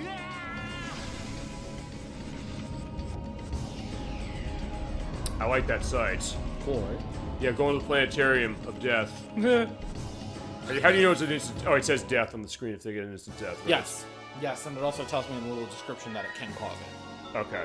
So, but anyway, as you were saying, sorry. Well, it's fine. I mean, what I'm saying is that compared to connecting cables directly to a television like this and then using this into that RetroTink 5X I have, it's basically then, because then that device has a HDMI input, or input-output both, that connects to a TV, and basically what it does is it takes that image at the level that it was originally and then it upscales it based around how you have it set on the device. The way I have it is it's 1080p by default, but you can also make it go higher if your television has support for that. The TV running on is actually not as new of one as you might expect, so it's not going to have support for some of the higher resolutions. I don't know if that necessarily makes it look better, because I mean now we're running a case where 1080p is an old thing. People don't care about that anymore. It's all about 4K, generally speaking. Amongst other things. I still rock with 1080p. Like, if it has it and that's like the most that I can get out of it, I'll still rock with it. Sure, but what I'm saying is that, so that maybe that doesn't sound as impressive anymore, but then the thought is that for an old unit that was not running that, basically taking that and kind of transmogrifying that so that it does kind of smooth it out a little bit. And it's natural smooth. It's not that, oh yeah, it's necessarily going in and doing something necessarily weird to it. Just basically taking that and putting it pretty much to a signal that the television is going to understand. That's the 240p dilemma that came up on the show, is that high-definition televisions don't know what to do with that, especially for capture equipment, especially for a lot of the Sony consoles. The PlayStation 3, even though it's an HDMI thing, is a one where that's a tough thing as far as how it handles like resolution changes. Like whenever you go into a PlayStation 1 game on that unit, you've been playing Parasite Eve that way. I had to start in the game, otherwise, you know, there's going to be feed cuts going to say that no signal here, and then the picture's going to go out for the audience. Like, what the fuck is this? Like, what had happened here? I remember with PS3 when I first got it, I remember that I didn't have any sort of HDMI cords or hookups or anything. And Sony didn't give you one when it came out. Right, it didn't come with it. And actually, Xbox 360, when they started adding it in, it didn't come with it either. Mm-hmm. So when I first got it, I was like, oh, okay, I'll just hook it up with the composite cables, no big deal. Let me tell you, Yeah. I ordered an HDMI cable off of Amazon. It came within a few days. And I can tell you that the second that I switched it over, it was like... Never look back. Oh my god, it was gorgeous. Everything was so sharp and lovely, and I never looked back. You were correct. So now I have 2 TVs in my house that have 4K capabilities. Mm-hmm. And it's great because, you know, having a PS5 and an Xbox Series S... X. Thank you. I knew you were going to correct me on it because I can't remember. It's the one with the disc. Yep, I can't remember. Ever. Okay. So, anyway, I have current gen systems that have 4K capabilities depending on, you know, which plan. Uh-huh. So, it's nice because I'm just kind of like going along with the times. Uh-huh. And the TVs that I have are not all that expensive. The 55-inch, I think I paid like $300 for. Mm-hmm. And I got it on clearance. Right. And my 40-inch that I have in my room, I think I only paid like $2 and change. Okay, which is good because like I'm kind of behind the times because actually the only system I have that has 4K support is my Xbox One X. Right. And there are games that have specific 4K patches to run for that. I can't actually apply them, and they don't give you the option because, hey, the television doesn't have support for this. So actually, at some point, I'm due for that one of those. I'm probably due for another capture device just because, hey, if we're going to be running stuff for 4K eventually, I probably want to make that look really, really nice. Wait till Black Friday. You'll see a ton of deals. Yeah, I will. I might do that. I mean, we're getting to the point of Series X for me anyway, because, as I mentioned, going to this game, they had the surveys sent out for the Kickstarter element of Arm Fantasia and Penny Blood. So I said Xbox Series X because I'm buying one of those things specific. So I think it's only a matter of time. I think it might be a case of, yeah, update tech. But it's like, it's not we're running on low tech necessarily. But then again, yeah, we're running PlayStation 2. But I said, well, I'm getting the best picture out I can get with the tech I have. So that's always been the challenge enough, but also enough so people can see it, really. And also even the new PC I'm running this through for some of this is actually making it look better. If you go back to parts 1, 2, and 3, and you compare them to how 4 and 5 are looking, it looks way better, actually, just as far as like the way the video is running. I'll have to pay attention to that. Because I am rewatching, you know, all the parts from the beginning. Yeah, and I just rewatch them finished. every week because of the edit, which helps, though, because that makes sense of, like, okay, how do I do the edit, unless you want to talk about what we're stealing at the Not Missed Observatory. I don't know if you read any of what just happened. I sort of did. So they're talking about this house, right? And they're like, oh, it looks like an alien spaceship. So Okay. Alice is like, better not get too close or it might transform or something. And Yuri goes and walks up. He walks back, and they're like, why are you back? He goes, well, you know, it might be dangerous, so, like, it might transform. Hell, he's like, nothing's gonna transform. So Alice is finally like, it might be dangerous if we get too close. Let's go anyway. As I said, it looks like, you ever play Myst? Yes. It looks like that. Yes. I don't know if that's making you scared as far as like how insanely cryptic the game is. At some point I should show that I do have it. I just have to get some tech running by. Yeah, this place is incredibly cool. Yeah, look how Hallie's loving this. It's a strange machine. Yeah, it looks like it's like a stasis tube or something. I think this house is going to transform. And they'll rock it off. Where did you grow up? Japan. Wait, oh, actually, who is she directing that at? Yuri. Oh. She's like, where did you grow up?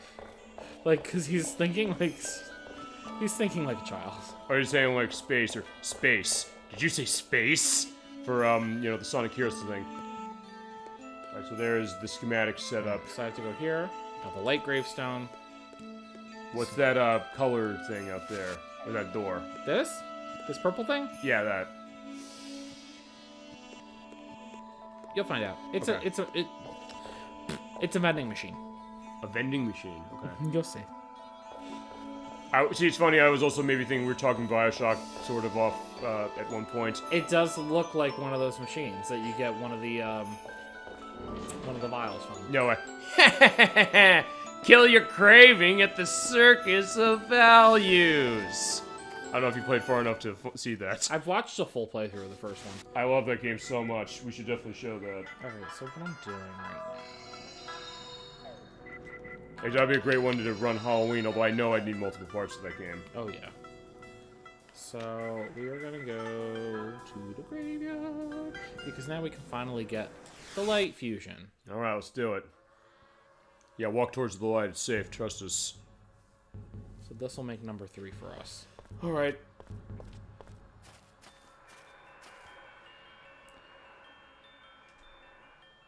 Fight the fusion monster? Yes, let's do it.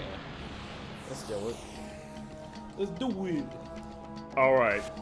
Okay, fusion. This is basically going to be your go-to fusion for the rest of the game? Nope. Okay. Just for now. This is Sandal Farm. I like the design. It almost looks like, Like what an angel actually looks like. Yeah. Yep. That, I was also thinking of, what's that, that yellow bird thing from Pokemon Generation 5? Sigilif? Sigilif, thank you. It looks like that, all the pictures. The one based on the Nazca lines. Is that what it's based on? Yep. What are the Nazca lines? Nazca lines, if you fly over South America, you will see in the area around Peru, there are lines carved into the mountainside. That's essentially like a giant, like, they look like what our crop circles were supposed to be, essentially. But they're Really? giant, yeah, they're giant drawings on the side of the mountain that are like birds, and there's one like a spider. There's one, I forget, there's a whole bunch of different ones. But, they were, people are saying that they're like South American crop circles, essentially. I gotta tell you, in all the years You I've can been post pictures. I will post pictures. I will also probably put the cry in if I can find it like I did last time. But also here's the weird thing is that in all the years I've been playing that, I never knew that.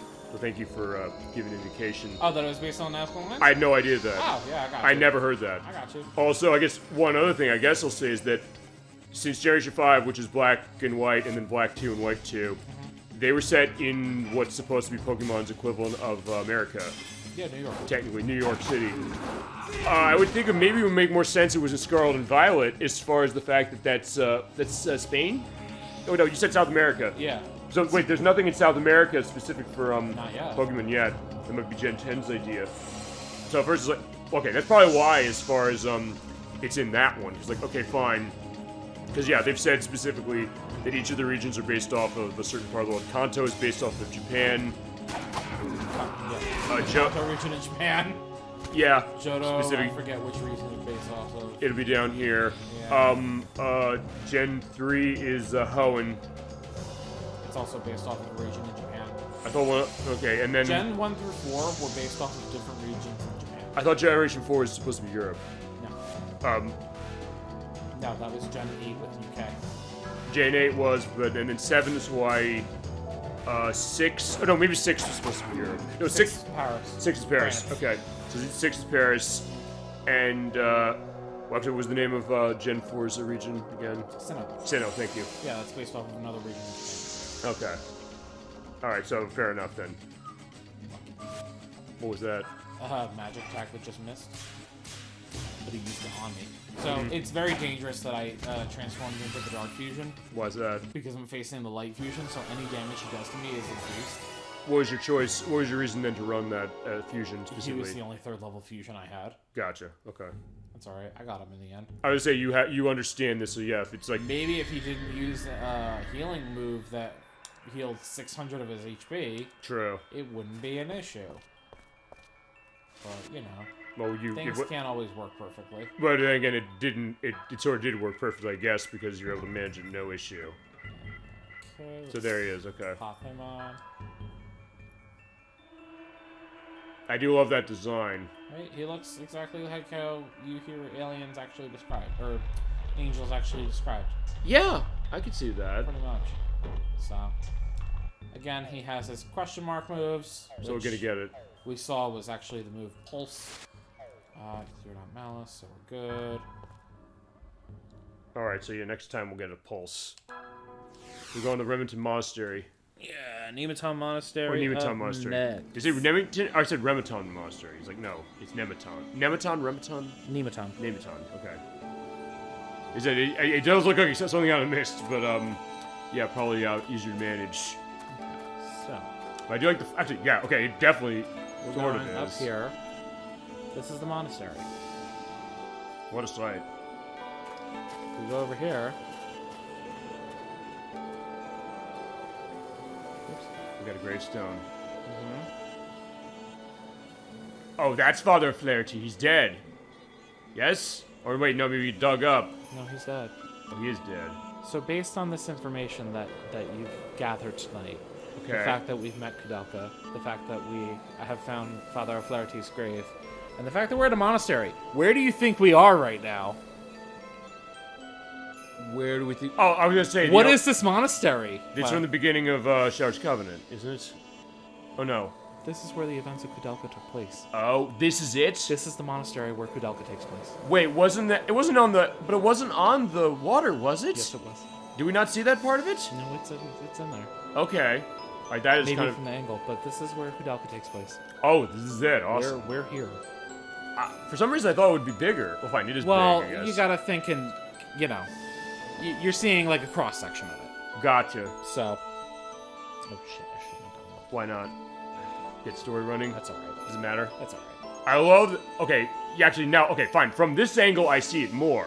Especially now that you're saying it, because of where that game began. Evidence of the monastery's research into raising the dead. Which was something they kind of were doing in that game with what I saw of it. We didn't go too far into it, but you kind of get that idea. And I guess also I was thinking with Bacon, I was sort of on that track thinking, because like, fine, Simon now, but Roger Bacon as we knew, and then Albert Simon now, was raising the dead. That was his whole idea. Datewise concept, and then Olga's concept too. Place of the graveyard. Gary doesn't know what to say. So this was that. Well, this is not the last thing, but there's one more. One more thing. Just so sad. Here it is. He tries the dead roam this area. Such goofy ass music. Who's this? Not human, not ghosts. Happy things, unfortunate things, lucky things, poor things, misunderstood things, His face looks a little like necessary things, His face looks like Daehoi, but it's not Daehoi, I know that. unneeded things. All of them have returned to the earth and the heavens. And she's like, what? Who are you? She wanted to look at. Why turn your back on me? Yeah, he's picking up on that. I don't think I should look into your eyes. Oh, it's like a...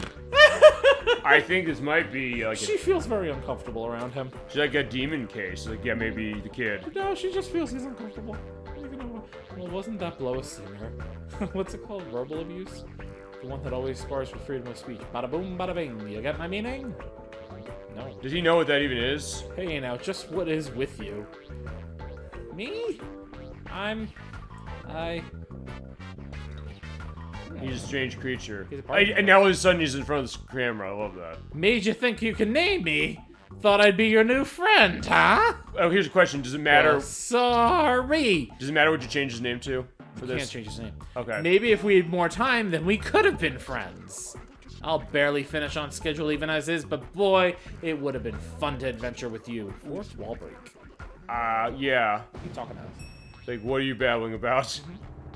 Wait, wasn't he someone we saw in Kudelka at the beginning of the game? Okay. Guess it doesn't matter. I love how you're trying to make connections. I love it. But Because everything it seems like has gone to that game so far. We'll get there. We will get there. What doesn't matter? Yeah, she doesn't know what to say. Now she's a little organized, but yeah. Who exactly are you? Oh wait, this is actual Roger This Bacon. is actual Roger Bacon. We're finally here. I was like, wait, okay, the face looks similar, a little, but like more To what? emaciated. I find to Daehoi. Oh, Wait, well- actually, wait a second, hold on. I won't get that portrait. He has the face up there. Is that part of like another melted face at the bottom? You seeing that? Like that little divot? Down below? No, he's Yeah. wearing a suit. He's wearing a bow tie and a suit. Oh yeah, you're right. Okay. Yeah. Okay, so yeah. So this is Roger Bacon, the real one. Who I Yeah. guess we're gonna get a voice cutscene of him. Not yet. I don't think. Okay, yeah, he is voiced by James Carter Cathcart, right? Yeah. This one, I won't mind again because it's been 4 months. so This we- is actually him. yeah, who is voice. Actually, we're talking Pokemon. He voices Todd Snap Okay. in Pokemon Snap, as well as Vector the Crocodile in Shadow the Hedgehog, and he was voice of Gary specifically. You here for delivery? Oh, Gary on Pokemon. Let me just indicate that. Kudelka told us to come here. Okay. It's like what? Kudelka? You mean that Kudelka? Yeah, that one. You Now. know who he is. How do you think he knows who she is? Because he was in the last game. He was in Kadaka. We didn't see him though yet. No, we'll play through. We'll get to it. Yeah, but we'll figure we're gonna do that. No question. I don't know if you remember me telling you, Roger Bacon is the one constant between all 4 of these games. You also said he's based on somebody in real life. Yes, Roger Bacon was actually a famous alchemist throughout history. Yeah, we can kind of go into this now, I guess. Yes. Now, fucking finally. I've been waiting on this. So this is where a lot of the real world history connections come in. Okay. I believe he was actually tried for heresy Yeah, you mentioned that and part. witchcraft. So yeah, I think. but he did a lot of contributions to science. Sure. So But this is him, the real yes, one. I do. I wouldn't forget that strange girl. That would also Yes, explain why Alice was kind of weirded out by him. She got something off of him. Yeah. Oh yeah. Well, he's an arcanist. What can you do? So the time's come. Why don't you all come inside? Inside where? You can't do that. I think he's talking about a spaceship. Yep, spaceship. Oh yeah. Not actual spaceship, but spaceship. Well, I don't know. For all we know, it could be a spaceship, and Kevin could be in there. Fucking Kevin. I know. Roger Bacon. At least that's what he said. So we finally met everyone who is actually everyone. Okay. Oh boy, I knew that was gonna take a while, but What? Getting to this point of the game? just like finally making sure everything was revealed that needed to be revealed. All right. Okay, so there is a it's supposed to be mantle, but they couldn't fit everything. Okay. So what it is it's an armor for Keith. Okay. A mantle. I don't know if you're. I think I know the idea. but Yeah, it's like a shawl. Okay. Yeah.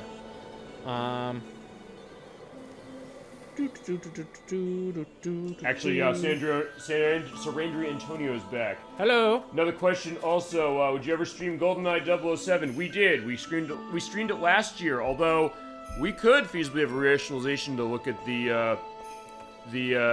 like specifically, I guess, the Xbox One edition, or run the online of the Switch. I don't know how the online version of that Switch game is going to run, because it is on Switch Online expansion pack. We actually have not talked about this yet on the show. And there's also the, what was it? It's on Xbox One. It's a weird one with that, because I asked when we played Sonic Mania about a couple months ago, how is that going to work for the Xbox One version? They said it's going to be Game Pass, and if you had the digital version of Rare Replay. Unfortunately, it is only the digital version of Rare Replay, because it is... The licensing was only for a digital release, and technically it's not... I don't know if it's even is a release. I have Rare Replay on the disc. They didn't patch that for that. It's a separate thing where you're entitled to download the GoldenEye off it, or if you have Game Pass, you have it. And then Switch Online Expansion Pack has an offer of it. Yeah, we played it. We had a good time for it. I said, even when we played that, I said I could maybe think of some rationalization to go back to it just for, like... 'cause not, we showed multiplayer for the case, but we showed the whole game. But I think maybe for some of those different versions, we could maybe get an element of that. And at some point, Protorov and I, we're going to play Perfect Dark.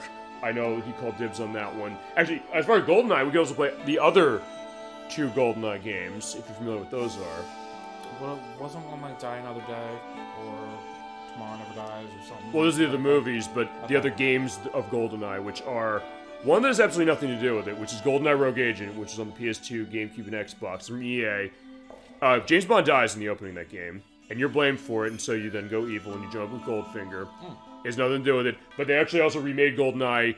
Okay, fine, they technically remade GoldenEye twice. Once on Xbox 360 where it did not get released, which we were saying like, hey, that new one, it should have been that. And then they made GoldenEye on the Wii. And then they remade that again on Xbox 360 and PlayStation 3 as GoldenEye Reloaded, which actually ran on the Call of Duty engine and actually had Daniel Craig involved in it. And they kind of redid it around a little, so it's not the same game. At some point we could show those too, I think, assuming license is not a concern. But yeah, we did show it. It is up on the YouTube site. If you've not seen the play of GoldenEye, it is an interesting one as far as how myself, Protorova, and Nocturne revolved on that. Like I said, if we can... Look, I've always said, like, we'll run a game specific. If we do have a reason to come back, maybe as far as like a revisit of some sort, something we could do that, I might be able to get an element of that for something unique. So, yeah, thank you for that. But we do have that and other Bond stuff I do want to run eventually. We'll figure that. All right, so we're at the Nemeton Monastery. Yes. Yeah, Roger Bacon has given you a little bit more backstory. So he's saying that 10 years ago, these ruins were called Nemeton Monastery. In reality, the monastery was a jail for political prisoners with life sentences. Right, and by the way, Surrender and Tony, since you're back now, this is actual Roger Bacon. The other one was a lie. In time, its rolls of prison faded away, and the building was bought by a man named Patrick. That's a Koudelka connection too, yes? Then that dreadful incident happened. Talking about the events of Koudelka. Okay. Which we will play. We'll Yes. definitely play that game. Do not think we're going to ignore that. Patrick moved into Nemeton with his beautiful wife Elaine and a pair of servants. Oh, we sort of saw them when we were at the dinner part of that. Actually, so, Surrender and Tony, you were here like 6 months ago when we did Majora's Mask for that one part. We saw Koudelka. Everything, story-wise, is going with that game now. We had a lot of revelations happening, so some of the stuff we saw and other stuff we didn't are connected now. So bandits broke into their home, they killed Elaine. Patrick couldn't accept her death and delved into deep research of black magic. Question, is this I don't necessarily think this is completely spoiling Koudelka, would you say? I wouldn't think so, would it? Because, okay, so here, I'm the type of person where even if I know the events of something, I want to know how they unfold. The why, I get that. Yeah. So I don't know if you're like that too. No, I am, I but know I mean, some people like take it as like if they know anything, then it's a spoiler. well, I mean, certain things, like, it might be obvious, like, there's certain revelations, even with the why, you don't want to know. This Which is why I danced around that thing with the Sly Cooper for that reason. It's Well, like, I you- don't think people should know that. You gotta personally. think too, right? So, like we've discussed on previous parts, Koudelka is a predecessor, right? Right. But it is not necessarily in any other really big way connected to this series. I mean, they Well- named it something completely different. Well, as I said, I didn't know that it was even connected to this until you told me. Right, nor did I until I started, researching and looking into things. Right. So when I first played this, I was like, oh, okay, it's just some story they're telling. They have a nice backstory as Yeah. far as the lore. They are assuming that you have never played or heard of this other game.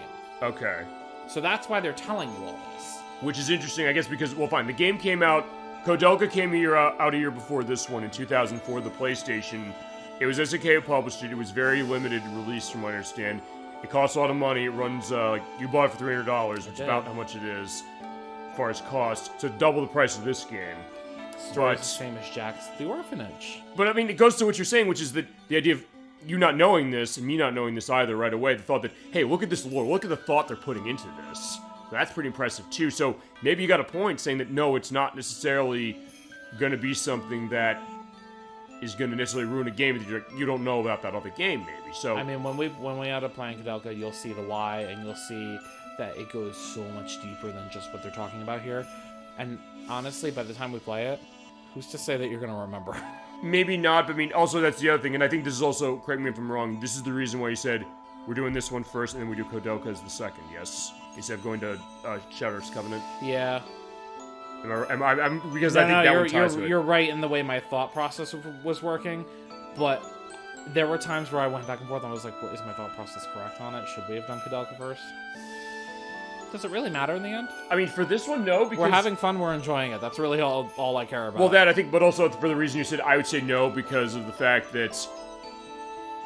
You're a fan of this franchise, so you know how that's connecting, but to somebody coming in, they might think, okay, fine, that's nice, world build specific, but then you find, oh, this is this other game, here's what it's doing, and there's enough differences out of the game that, hey, just what they're saying here is like, that might not be the whole story. And I'm pretty sure if what you know of that game, it's not the whole story. They are not telling the whole They're story of glazing this over game, it. which makes sense for what this game is doing. So in that case, it fits really well. It's fine. So Yuri's making his connections too. He's like, does that Emigre something or other book have something to do with it? I guess Talking so. about the Emigre manuscript. Ugh, I hate that they call it a document. Type of manuscript. Wait, didn't some characters call it a manuscript in this game too? No, in this game they call it the Emigre document throughout, I think, the whole thing. I think it's listed in the key items as Emigre manuscript. I'm not totally sure.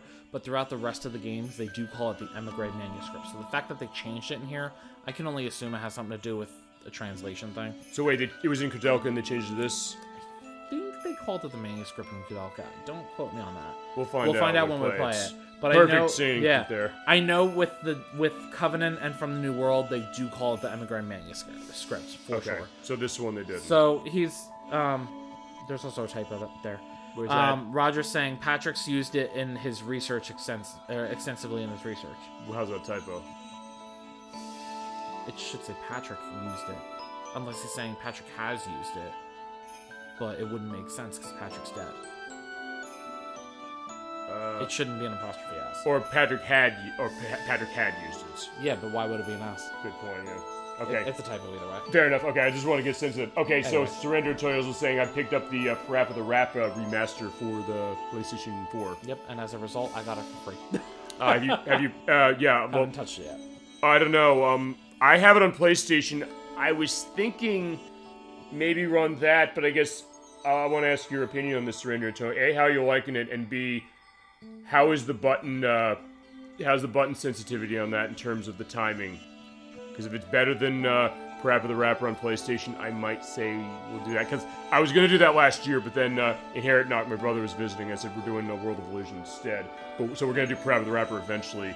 I only have it on the PlayStation. It costs a fortune on the PlayStation. About as much as this game, shockingly. I don't know when that happened. That it went up to like $150, $60.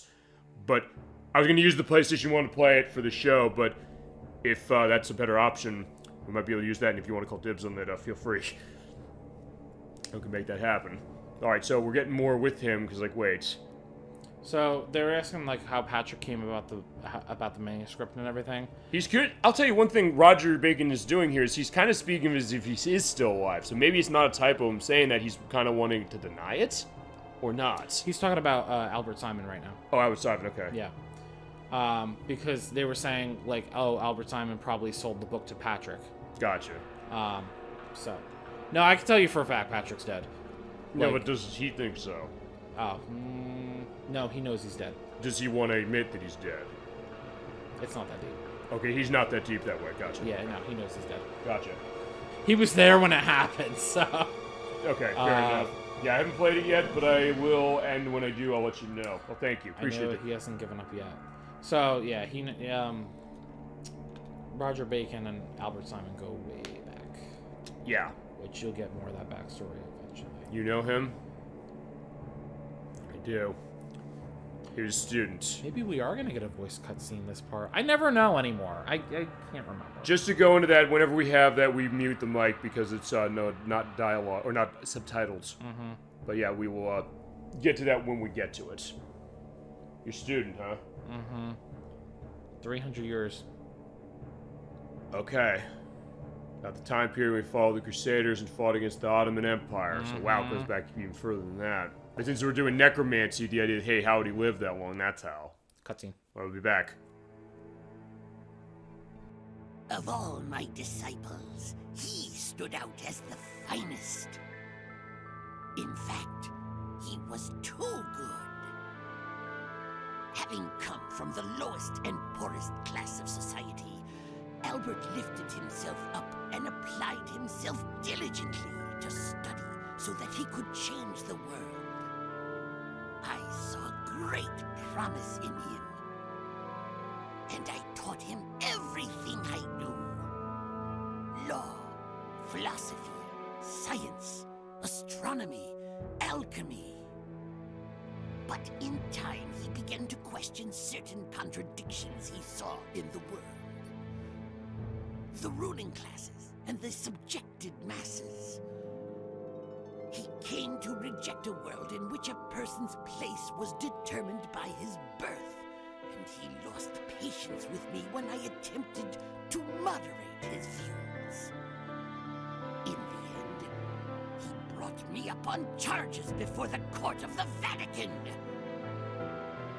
But it was he who the church condemned.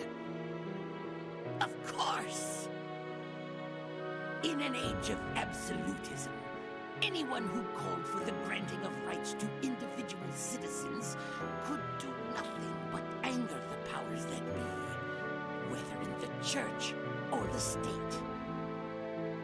Any such person was destined to be condemned as a heretic and locked away forever or tortured to death. The truth is, I knew that he was right. But I also knew that a world in which everyone could live as equals was nothing but a pipe dream. Perhaps it could be achieved in time, as knowledge spread more widely among the people. But for that age, it was an idea much too far ahead of its time.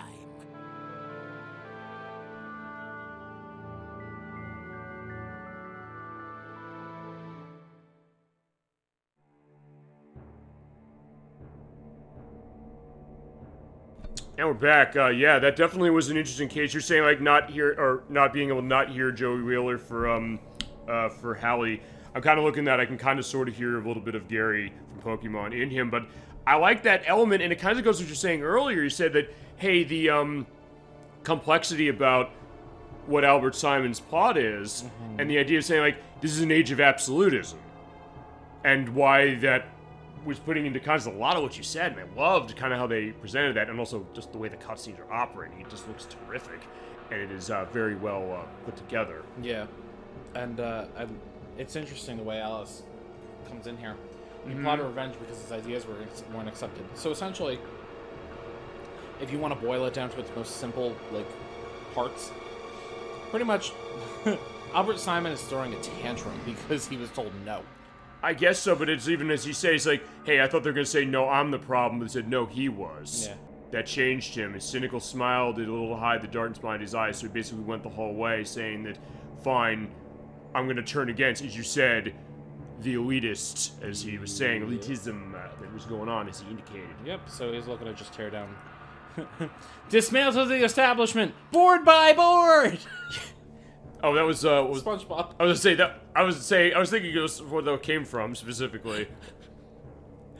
You're never gonna get another Shadow Hearts play like this for some of the stuff we go into. No. Also, the best chat on Twitch as it is. So see, even Yuri though, he's starting to empathize with the villain. I feel I can understand how he felt in a way. Keyword in a way. But still, he's empathizing. Yeah, we can't leave him be. He'll do something drastic using the power of Kodelka. Is it Kodelka or Kudelka? I say Kodelka. Okay. Or Kodelka. I mean, as far as like the Japanese pronunciation. But then I guess when we play it, we'll hear how they pronounce it. Okay. We'll go with that. We gotta stop him. So Alice say like, mine. I'm not even gonna go that far. As far as what Yuri's saying, like I guess Alice probably does not, think that. Oh yeah, I get where he's coming from. I think she's the one saying no, I don't. Or am I wrong about that? It's tough to say, I guess, to her Like case. I said, it's all such gray. Like I know, but I love that. Yeah, he's not too far away either. Alright, what? She realized what he was about to do, so we don't have much time. Yep. You're prepared to fight him, correct? Yeah, but I don't know how long we'll last fighting him. We'll be fine. Yeah, with you and the controls, yeah, it's not gonna be an issue. We'll be fine. Let's take you to Albert. He knows where he is. But I'm gonna assume there's probably stuff you want to do before you go.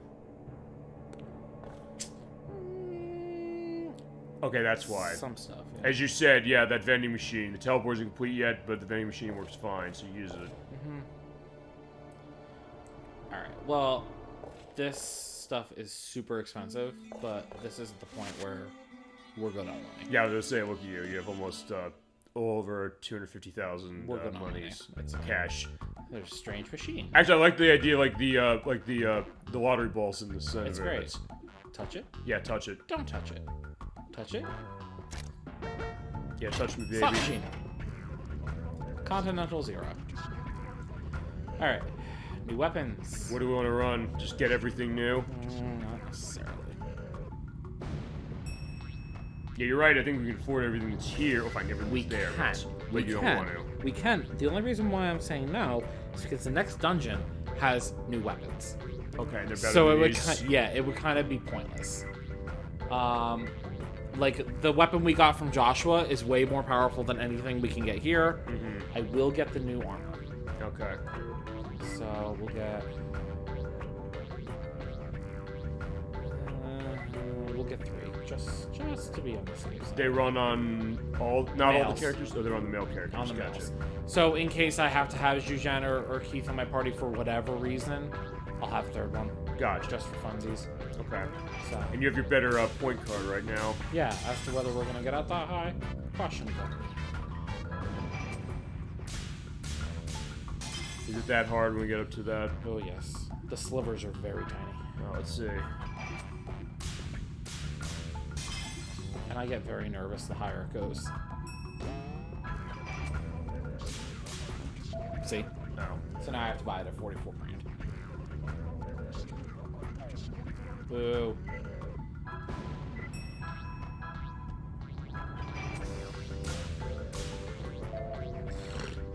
Fucking A.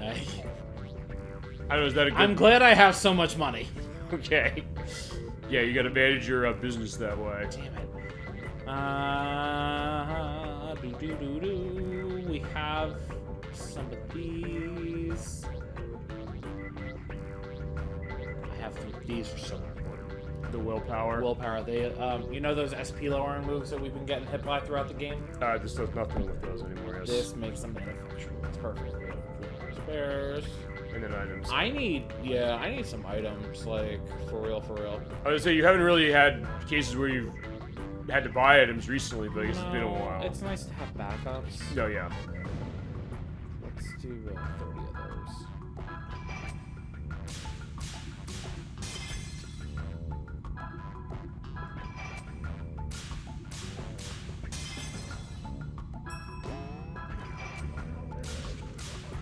I hate that. It's so small.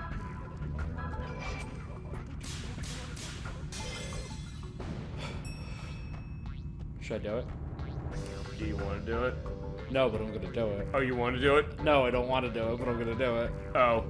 Okay. Got it! Holy shit! Good job. I'm glad you did it then. So yeah, Now, if it was more expensive than 9 grand, the ring would have been much harder. I was gonna say. Oh, so it's based on price. Did they change the A sliver? lot of it, yeah. I did not know that. Yeah, a lot of it's based that way. So there you go. Ugh. I was like, yeah, you're gonna do this, right? You're like, do you want to do this? No, I don't want to do this, but I'm gonna do it. I don't know. Does this go back to what we're doing off screen with Theater Rhythm? Because you're like, want to do it on the hardest difficulty? Like, No, I'm scared. I don't want to. But you did it. We're gonna do it. You made the choice. It's like, well, I'm gonna do that. So there you go. Good job.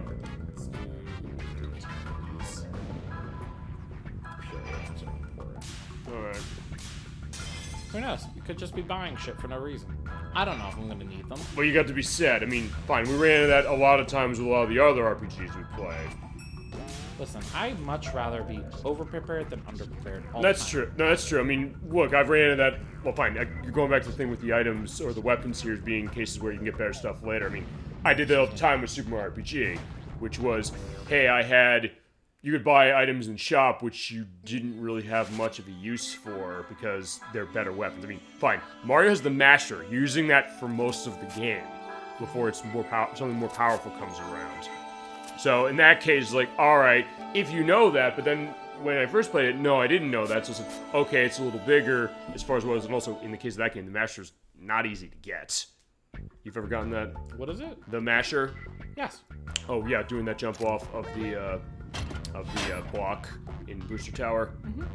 Okay, because I get that pretty much every time. Yeah, you have to get it every time because it's nice.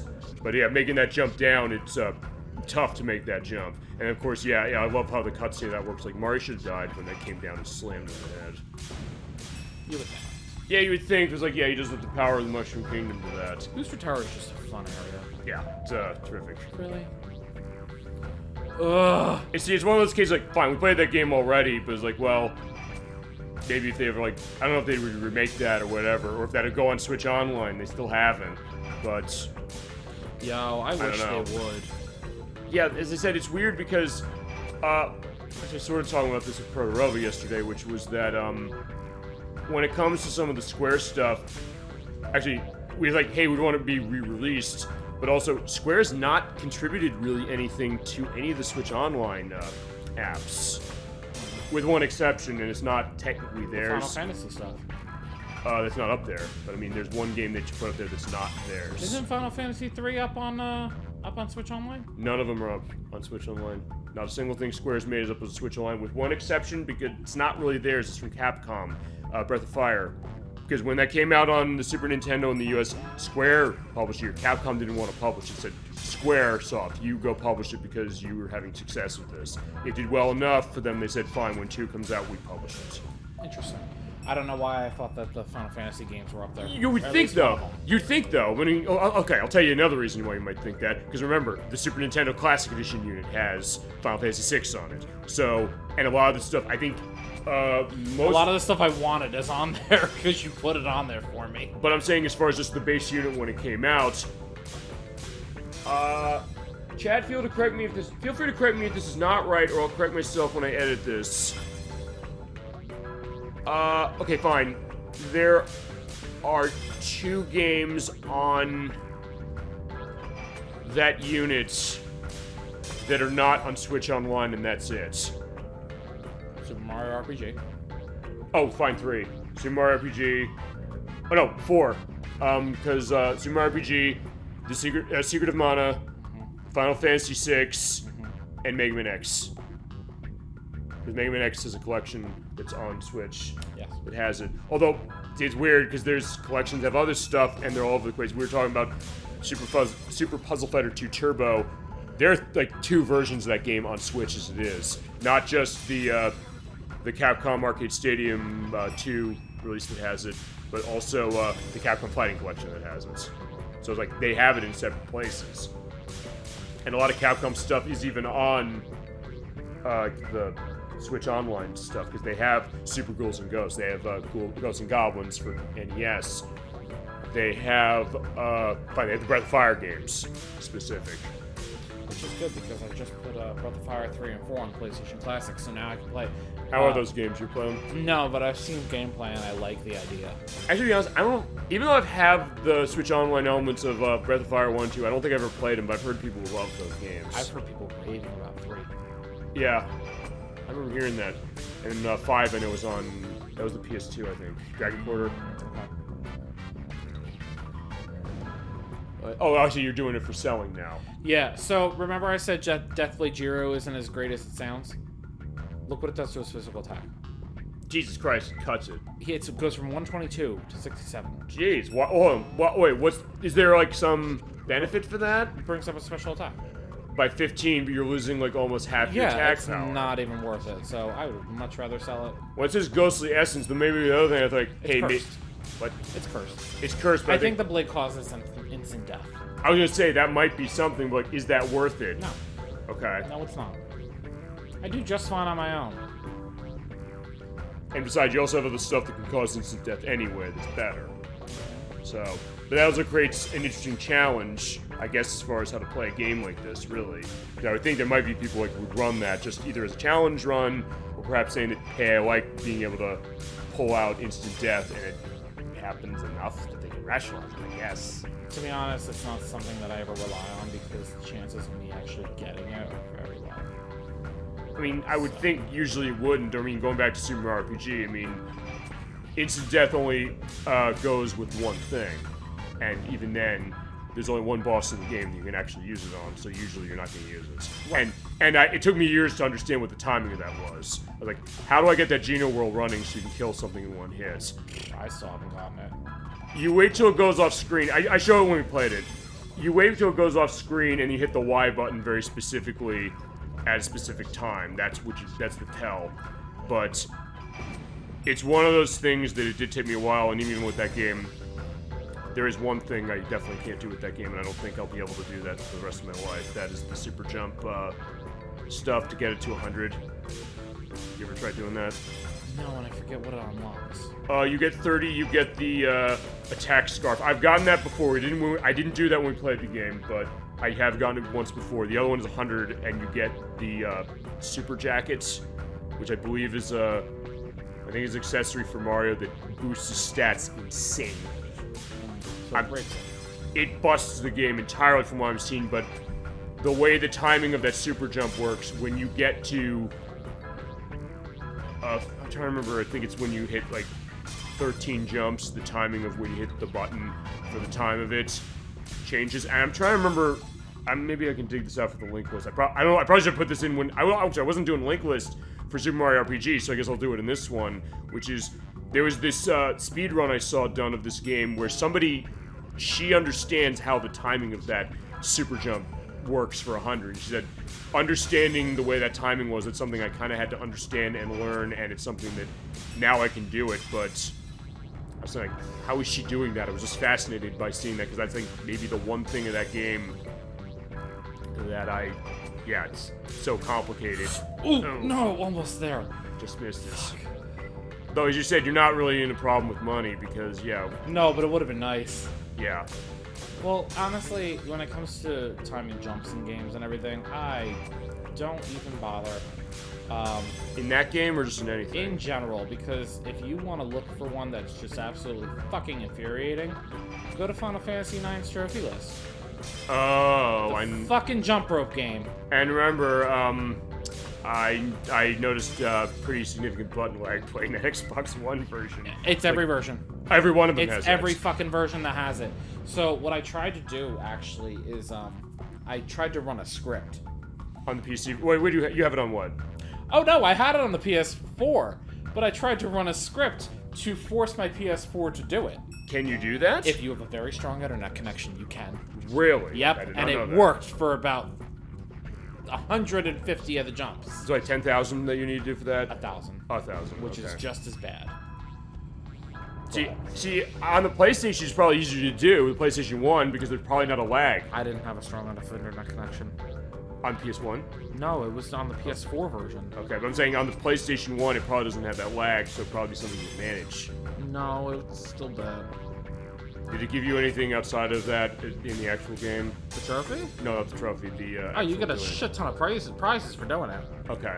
But they're like cards and stuff, so if you don't actively play the card game outside of the story purposes, yeah, then I don't really care. Okay. You get other items too, and then you get a key item that's like, King of Jump Rope or some shit like that. I don't know. Okay. Jump King. Okay. Yeah, I don't know. You get a title. Okay, fine. People said that Final Fantasy IX was going back to the Super Nintendo era of Square. I was like, yeah, they meant it. Clearly. Whoever made that trophy list and specifically put that trophy on there, boy, they were smoking some good shit when they thought that was actually possible. We were talking about a lot of the Atlas games as far as like their trophy list being nuts. So I was like, yeah, that was a shocker when I saw that.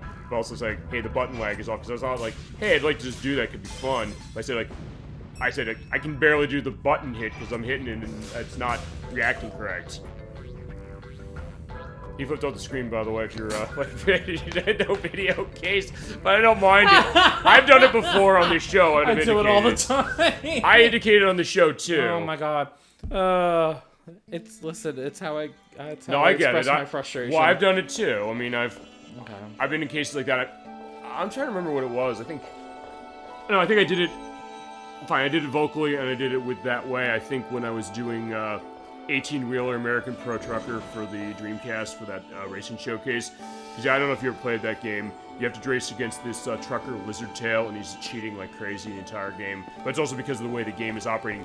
The game does cheat because he gets these speed boosts. Don't you love terrible AI? Oh, That well. cheats like all hell. Yeah, wait till we play it. You'd think that's bad, play its sequel. The King of Route 66, which is on the PlayStation 2. It was an arcade game, they put it on the PS2.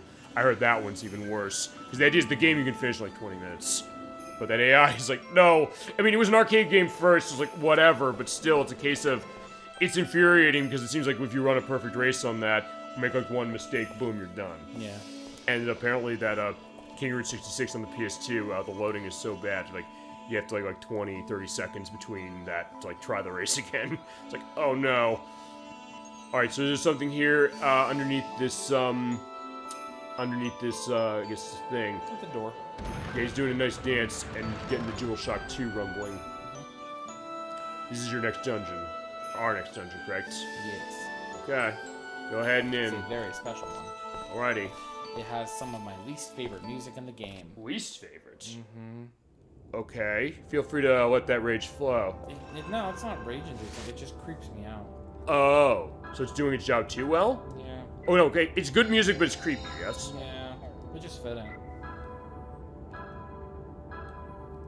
Okay, save. I guess, yeah. Wait, we heard this song before, haven't we? Yeah, they repeat some. This isn't the music for the area. Oh, I was gonna say, no, wait a second. It's like, you didn't have a problem with this music. Okay, more story stuff. Oh. Alice is overcome by the evil in here. Evil. You can sense it. I'm proud of you. Fidel's power sealed him, but his spirit remains, and it makes me shiver to even think of him. Okay. You okay? Yeah, he is looking out for her, but it's like, I am. What is this?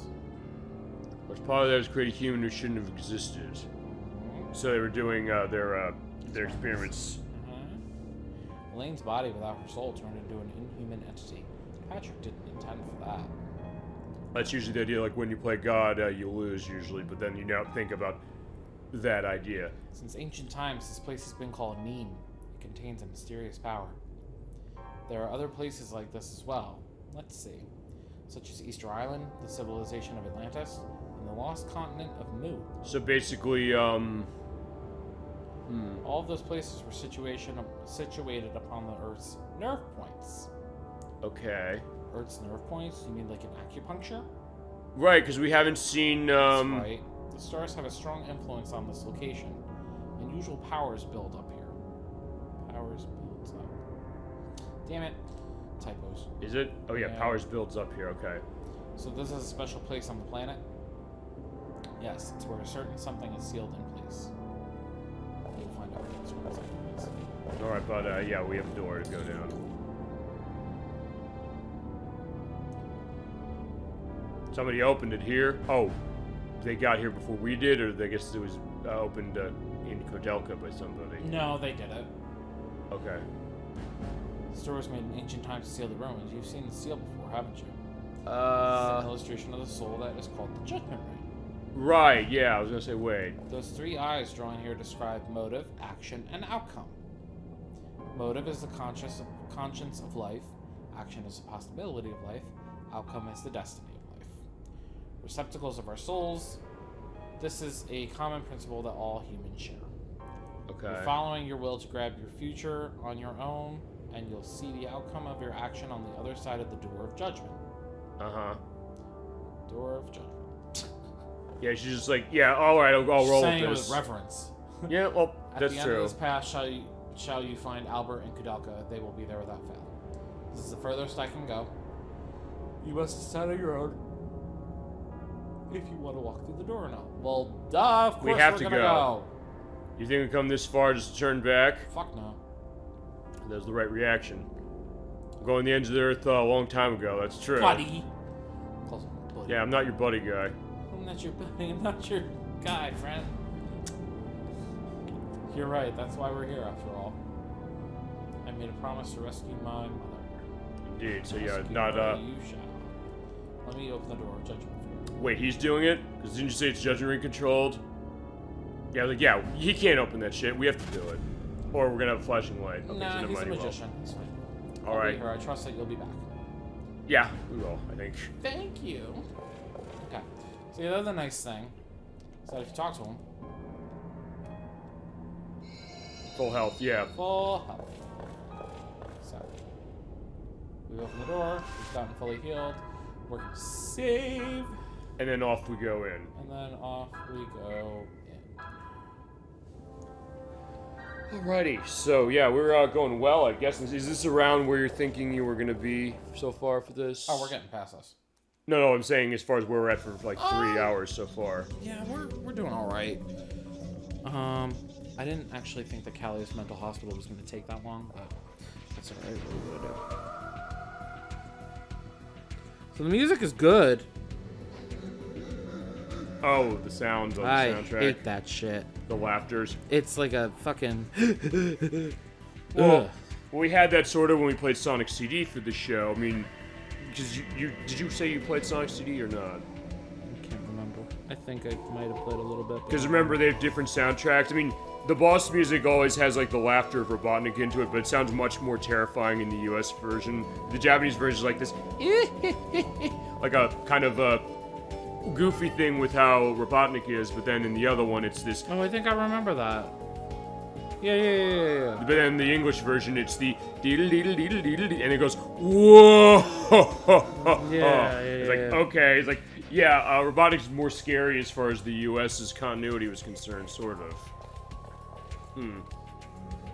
But yeah. So you do hear that? I guess so. It goes what you're saying. Like I don't know. How do you take then for like music where they have like voices like that on the background?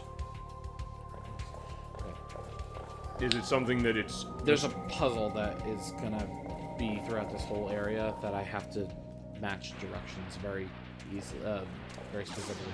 Okay. Alright, so we have some new enemies. These are guinea pigs, they are dark element, they are gross. I would say I keep bringing up Silent Hill 2, so we have to play this. Yeah, they're very Silent Hill-ish. Yeah.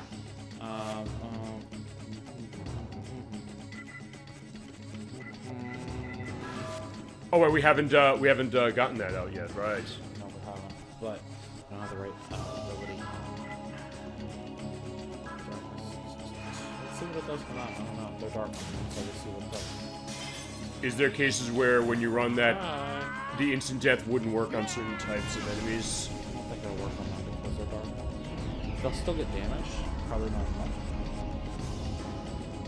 So is it then in that case, how about the opposite? Is it more likely if... Okay. Oh no, there we go. I lied. Alright, you're healed up at least. And I get no soul energy because we're maxed out on dark. Alright. So because we need to get Sandalphon's thing, ability, put that small jug back on. Okay. Oh, it's about chest open. You have to open them in an order.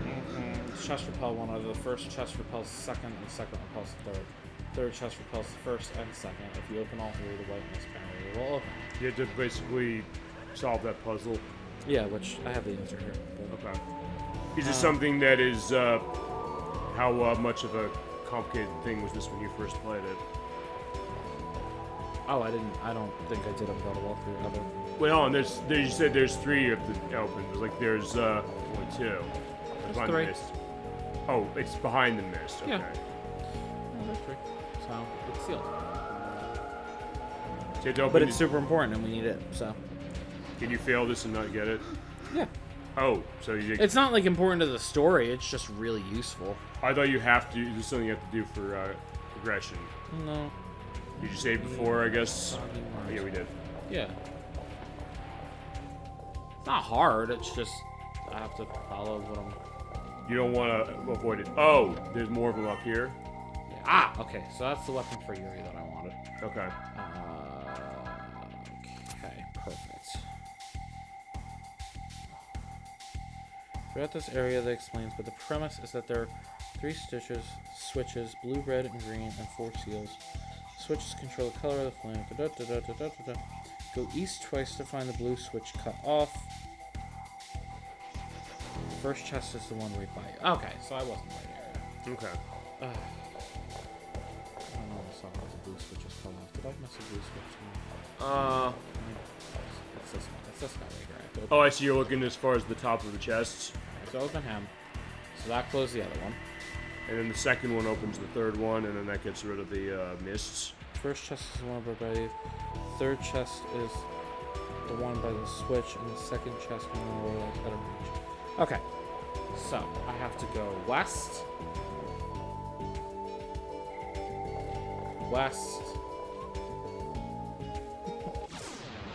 And fight. monster. Yeah, we're trying to go west, so let us go west.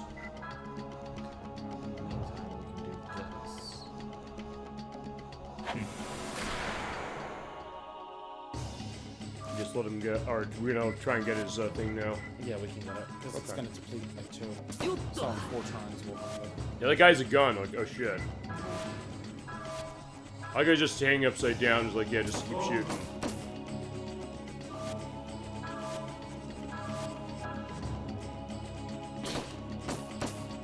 Yeah, we are trying to block the bullets with the Bible, which usually does tend to work, but oh yeah, they're gonna try to burn us. No, it's Okay. I do love the idea of the design of this creature, though. The idea that he's kind of up upside down. All right, berserk time. You're going down. Pulse. Okay, so yeah, what that enemy's not going to have, we're done with it.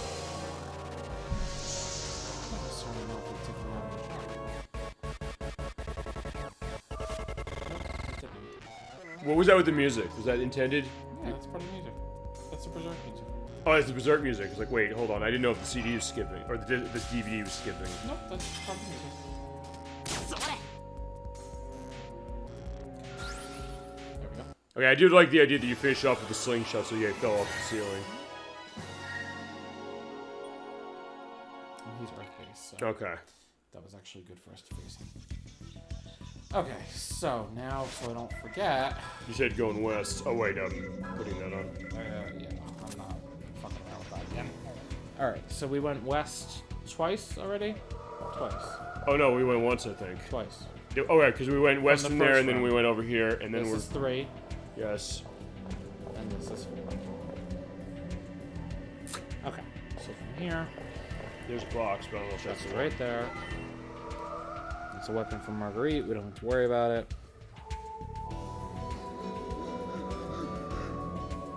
Those are prototype. Now head down a bit and follow the eastern path. You don't want to fight here. No, it's fine. It's good for me to get soul energy.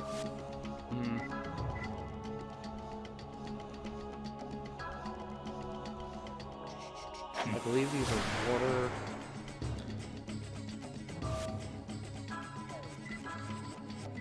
water and light. Wait, what was that power of his? The thing about the pollution? Or was it spirit pollution? I was like, at first is it sweet pollution? I was like, wait, hold on. Climate change. I guess so. I was like, wait, hold on. I was like, yeah, it's good. Yeah, it's a good thing global warming never happened. Actually, it did, but then thank God nuclear winter canceled the routes.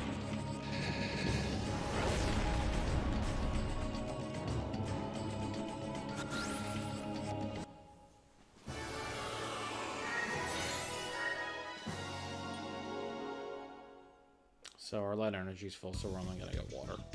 Which is fine. Build up the water. Now, dangerous part about being in here. Yes. Your malice accumulates very quickly. Does it now? Very quickly. So remember, I don't know, is this the fear that we're going to run into that case of that going high? It's not the worst thing in the world because it can play into our benefit, but I'm not ready to do that just yet. So we try to clear it ASAP. Okay. Oops. I guess it goes up because of the way the enemies are here. Yeah, it's very frequent battles. Okay. Very frequent. Is this the place you said you want to run away of certain stuff? Yeah, but that also plays into getting the good ending. So we're not there just yet. Alright. I kind of want to beat this area first, and then we'll go and deal with it. Oh, we're going to see that tonight. It's my hope. Okay. Hopefully this area doesn't take too long.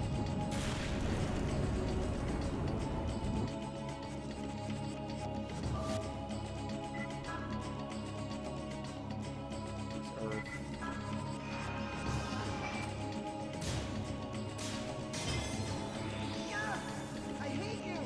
I hate you! I do like that energy is just kind of coming out of his chest that way. Boom, there you go. Done. He's channeling his anger very effectively to, take these enemies down. It's all about knowing your enemy's weaknesses and exploiting them at all times. Which, with this game you're good at because you understand what every element of them are. I have a good idea. Alright, so we're gonna go through here. Because you're going to that chest that was that one, right? This chest. Opens the third, and then that. Oh, yeah, it opens that. There you go, got it. Ta-da! Okay. And on that pedestal is something really nice. That is We'll see. the when we next get part of over the puzzle. there. Okay. It's a switch. So wait, you have to do this, or is this optional? Because I think you said it was optional, right? It's optional, but you want to do it. Okay. This is actually a way to get a really powerful fusion. Okay. So it's kind of important. Yeah, fair enough to that. I understand that completely.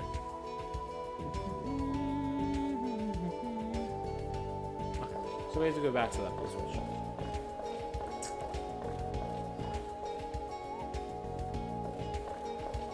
And in the meantime, if your malice is really building up to like danger levels and you want to clear it out, Go out and... which we're okay. Yeah, you can go out to Roger Bacon and the save point and everything and deal with that. But we're okay for the time being. I gotta be honest with you, whenever I'm hearing Roger Bacon, it feels very weird To hear him as a good guy, right? I know. Yeah. I'm not used to that. Yeah, fucks with your head a little bit. Okay, so we're gonna press the switch. It also means, I guess, I don't know, this is gonna be the last part we can say it's Bacon as far as that, because, like, fine, we're using that, I guess, for the purpose of the villain. That makes me sad now. I was like, no. Yeah. Fine, I don't know, maybe I'll come up with some element for that. I can still make it fun. It's fine.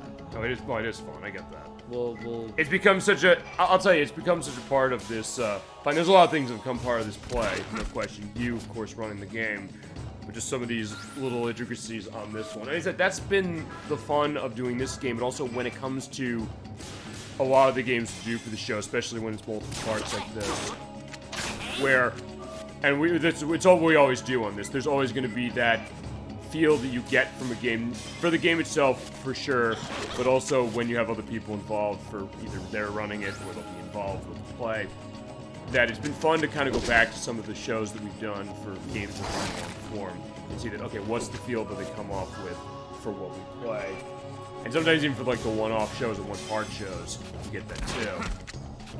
And with this game, yeah, there's certain things that kind of differentiate this even against a lot of the other games we've done and the other RPGs we played too.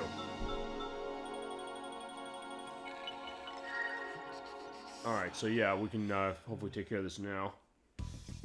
Yeah, this is a lot of just like backtracking and running around and all that shit. Alright. So we've hit the blue switch. Oh, you did hit it. Yeah, hit the blue switch. Interact with the first chest and then the blue switch. Blue seals, I'm done.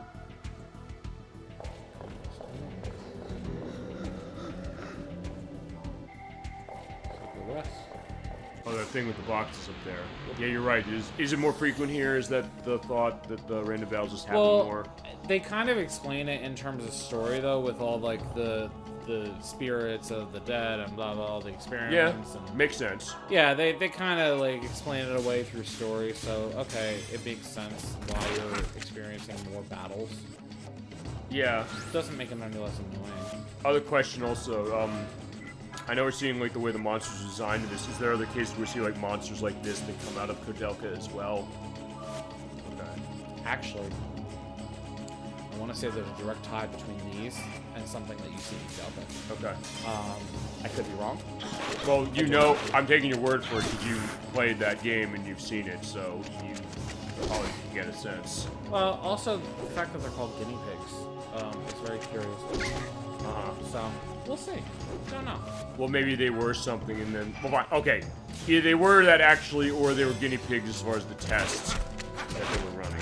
Pretty sure that's what it is. I was gonna say, Pretty yeah. sure they're test elements. Yeah, the point that way, as soon as I said the idea of the test element, like, was the indication. Like, I think okay, that's perfect. exactly what it plays into. Again, I could be totally wrong. I'm not sure.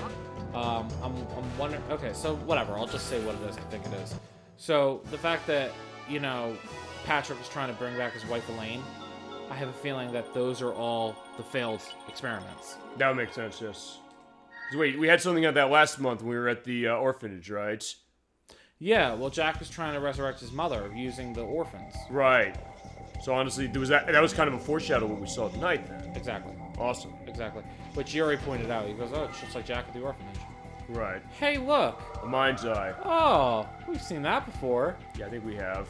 It's on Yuri right now. It's what makes the ring blind.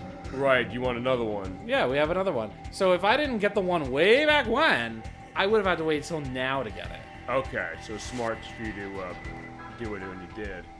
Here's a question: do those stack, or just put it on somebody else? Put it on somebody else. Who do you tend to run the mind's eye again on? Allie.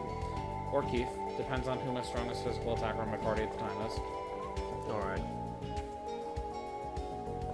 But it comes in handy for when I do the pit fights with Allie, because he ends up doing, like, a really good amount of damage. Alright. So. Come out here. There's foolhardy. Yeah, I said I will put a flashing light anytime on that. I'm gonna. Yeah, I've been trying not to do it. Like, No, it's no. If I say do what you have to do for the game, people know where we're going with this. And when it comes to some older games, it sometimes comes with the territory. So that's also the purpose of the edits, which is that hey, we'll have that going. Yeah, and honestly, I'm pretty sure that Kudelka, Covenant, and From the New World don't flash as much. Well, I mean, it's also maybe a different game, especially Kodelka, so I kind of get that a little bit. I mean, sometimes it's tough to tell that when it comes to a game. It's like, look, the only reason I did that is because, as I said, honestly, those two Midway Treasures games we played for the show were the worst of this. I got killed with something with Defender, and I said, in the first one, I said, oh man, that's really strong. I was like, I kind of was taken aback by that. And then Wizard of War, that was like, okay, I gotta put a warning on this. I put in like a specific warning in the description, like first thing. I said, it's very intense here, please.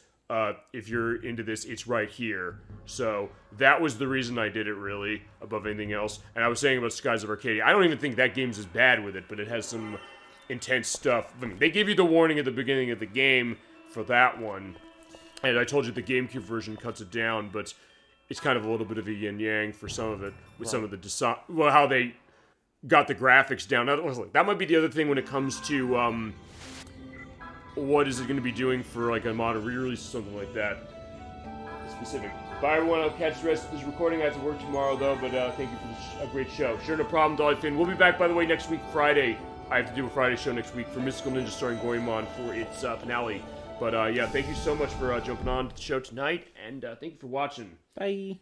And okay, so yeah, go back to what I was saying on that with flashing light thing quick, because I want to indicate this. I know you and I said one of the games we're going to do going forward. Actually, technically, now I'm thinking about it, I think we have like at least 5 games that I know we're sort of on hook for specific, and one of those is going to be Kirby Superstar for Super Nintendo, which is said we're going to use the Switch Online version, because that had a flashing light thing. They actually cut some of those down for that version. But I've noticed with certain games, and then I mentioned the thing with Skies of Arcadia, because what they do with Skies of Arcadia for GameCube is they basically cut the brightness of the game down, but it washes the graphics out compared to on the Dreamcast. So I don't know, maybe when it comes to like a remaster or something like this, or a remake, do they necessarily think they want to do something with this? Look at how much damage he's doing. That's pretty good. I love it. But it's also, as I said, it's a question then, like, for this, like, if they're gonna redo this again. I don't know if they don't have the source code of this or not. They might, they may not. I'm gonna assume not. It seems like a lot of stuff that Air didn't. But I don't know if maybe the way I have to code that, if they're gonna cut some of that stuff down, if that's what they're gonna do, if they ever come back to this. I mean, we're open, because I'd love to get another option for this. Especially with Pennyblood coming out. I mean, hey, if nothing else, I have something excited for when that comes out. But still, I don't know what the development perspective of kind of indicating that, because I mean, Kirby Superstar is a 2D game, and it was on a 16-bit system, whereas this is PlayStation 2 running this, so... And we were talking about that off-screen with the Tales of Symphonia remaster that came out yesterday, because that was a weird case where it's a port of the PS3 version that came out in 2011, 12, 13, one of those three. And it's not the same as it was on GameCube, because they didn't have the source code of it on GameCube, and it runs at worse frame rate than it did on GameCube. It doesn't run at 60 FPS on PS3, shockingly, when they remade it. And this version is based on that PS3 edition, because they can't pull from GameCube. But it's 60 on GameCube. Oh, fine. It's 60. No, it is 60 on GameCube. It's mostly running 60 on GameCube. So it's a question of how is that development, where are they pulling from for certain tech things. I know also with the PS3 version, they changed stuff with the cel-shaded graphics, so it's not as cel-shaded anymore, and I think the new one runs that way. Everyone understood the Switch does not handle it well. Which is kind of a shock. Like, yeah, it's a PS3 port. And you said you had Ni no Kuni on Switch, is that right? I have it on Switch, I have it on PS3, I have it on PS4. Hey, I loved what I played of that game, no question, but Switch ran it fine. Yeah, I had no problems. And that's Namco, fine, Bandai Namco, who published that. So you think that with Tales of Symphonia, which is an older game, that they would be able to manage that. Actually, and I would say Tales of Symphonia is not as good looking a game as Ni no Kuni, because It looks muddy on the Switch. What does? Tales of Symphonia. Oh, I was gonna say, I don't think Tales of Symphonia itself is as good looking as Ni no Kuni, but then fine, it's a GameCube game against a PS3 native game. But fine, to be expected, sure. Yeah, no, Tales of Symphonia on the Switch, I feel like it just looks muddy. I've heard it runs really badly too. I'm so upset. I wanted to get it for the Switch so badly. Yeah. Maybe I still might. I don't know. Yeah, I mean, if you're gonna, I would say stick on a GameCube. Nocturne would say, fuck that game, pretty much, because she hates it. Although, the reason she hates it is something that I'm not 100% on. Everyone is entitled to like what they like. No, I know, but I mean, the other element is, like, the other games are better. Like, yeah, the other games are better. It depends which games. Well, I mean, she likes Vesperia, which when we run to that franchise, that's the one we're gonna do. Okay, but a lot of people like Vesperia. I personally like it because it plays like Symphonia. Yeah, well, it's enhanced on Symphonia, and that's her take as well, specific. But I mean, it's also maybe that thought that, hey, there's a lot of games that franchise that did not come out here. Maybe the thought that those getting more attention for its specific. Which is a fair point, I mean, because I know we've sometimes said, I'm trying to remember, well, wasn't there a franchise that you were big into that there's a lot of games in it that didn't come out here? Or no, okay, maybe I'm thinking the Gambari Goemon franchise. We only got 5 of those. They're like almost 30 in Japan. I mean, I know that like Dragon Quest, there were some installments that only came out in Japan that I was a little bummed about. Yeah, 5 and 6 didn't come out here for a while. 10 didn't. Oh, well, people are still saying, was it 12? Oh, no, 12 is coming. Yeah, 10. I was gonna say 12 doesn't exist yet, I didn't think. No, 10. Oh, right, 10. That's the big one. 10 was the online one, I thought. Yeah, and I think they did an offline version that was only on. Okay. It was only in Japan, so yeah, we And it never looks got that. Beautiful. I know. But hey, there's the hope for that. Actually, fine. It goes to something I should have mentioned probably about almost a month ago, but I can finally mention it now. Remember I told you that the Printing Presents Nipponichi Classics Volume 3, the one that had Rhapsody Musical Adventure and Lobster Tactics in it. I bought that collector's edition that was $100. Yep. I said I'm doing that because they'll release the other sequels to Rhapsody over here. Maybe they are. They announced that about a month ago. The Rhapsody Moral Kingdom Chronicles. You bet your ass I pre-ordered that for $90. It's like, yeah, I want to have that, and they never brought those over here, so I'm absolutely looking forward to that. See, I'm doing it for the newer stuff because I missed out on the Trails of the Sky. Yeah, series. you told me of that franchise. Well, my friend told me about it, and I'm upset that I missed out on all of it. Which, you know, if I can find ROMs for certain things, then yeah, I'll run it that way. Well, also because they cost a lot of money. There was on PSP, yes. Yeah. I was shocked when I looked at those and said, like, they're Though like, I might be able to on find them 50 cheap on something. Steam, to be honest. They ported them to PC. Yeah, on Steam, I think. So if I can find them in some capacity, then yeah, I'll get them. But I'm not making the same mistake with the Trails Into series that's coming out. I got Trails Into Zero. I paid the $90 for the collector's edition because it looks gorgeous. I got all of the Trails of Cold Steel 1 through 4. Mind you, I've never played a single one of these games. You're curious, though. Yeah, they look good, and everything I've heard is positive. So I'm like, screw it, I'm not missing out on this boat. Right. Trails into Azure is actually releasing in March, and they just sent me an email because I pre-ordered it back in June or July of last year. and I forgot about it. It's been a while. Yeah, so they contacted me for like payment info. They're like, oh, you know, just making sure that your payment's good to go. If anything needs to be updated, let us know now. But it's nice that they send out those little reminders, because otherwise I wouldn't have any idea what I ordered. Well, I mean, sometimes it goes to the idea when it's been in development for a long time, too. Yeah. I mean, I was telling Edwack the story about how you're familiar with Duke Nukem Forever, I guess, right? Yeah. The idea that that was in development since 1996. There's somebody who had his pre-order from a Babbage's back in 1996. When it came out in 2011, they were still in business. So, like, I have the pre-order, and he's like, and they honored it. I think they said, yeah, you pre-ordered this thing all these years ago. Yeah, here you go. The fact that they were running pre-orders that long ago. Yeah, I mean, because I think it was mentioned, I think that's a good question. What's the first... Yeah, to chat as well, I can also pose this, but to you, remember the first game that either you or a family or however it was pre-ordered? It's most likely me. Uh-huh. Oh boy. Well, see, I feel like pre-orders weren't necessarily as big of a thing as they are now. They weren't. I know. So, if I'm being totally honest, I don't remember the first game I necessarily pre-ordered. I do, however, remember the game that I first did a midnight release for. That was Super Smash Bros. Brawl. okay. And I remember going and waiting online with my friend, and I got that, and I got the strategy guide for it, because I was real big into collecting strategy guides at the time. You know, strategy guide for a fighting game, that makes a whole lot of fucking sense. For that game, yeah, I can get it. No, I'm being totally sarcastic. Mortal Kombat, that's a game back in the day, the way you didn't know anything with the fatalities, having a strategy guide for that game is a big deal. Yeah. Well, yeah, that was before the internet actually. That's had true. everything, too. Well, but you're right, fine, Super Smash Bros. Brawl is a 2008 game, so fair enough compared to something from like the early 90s. Yeah.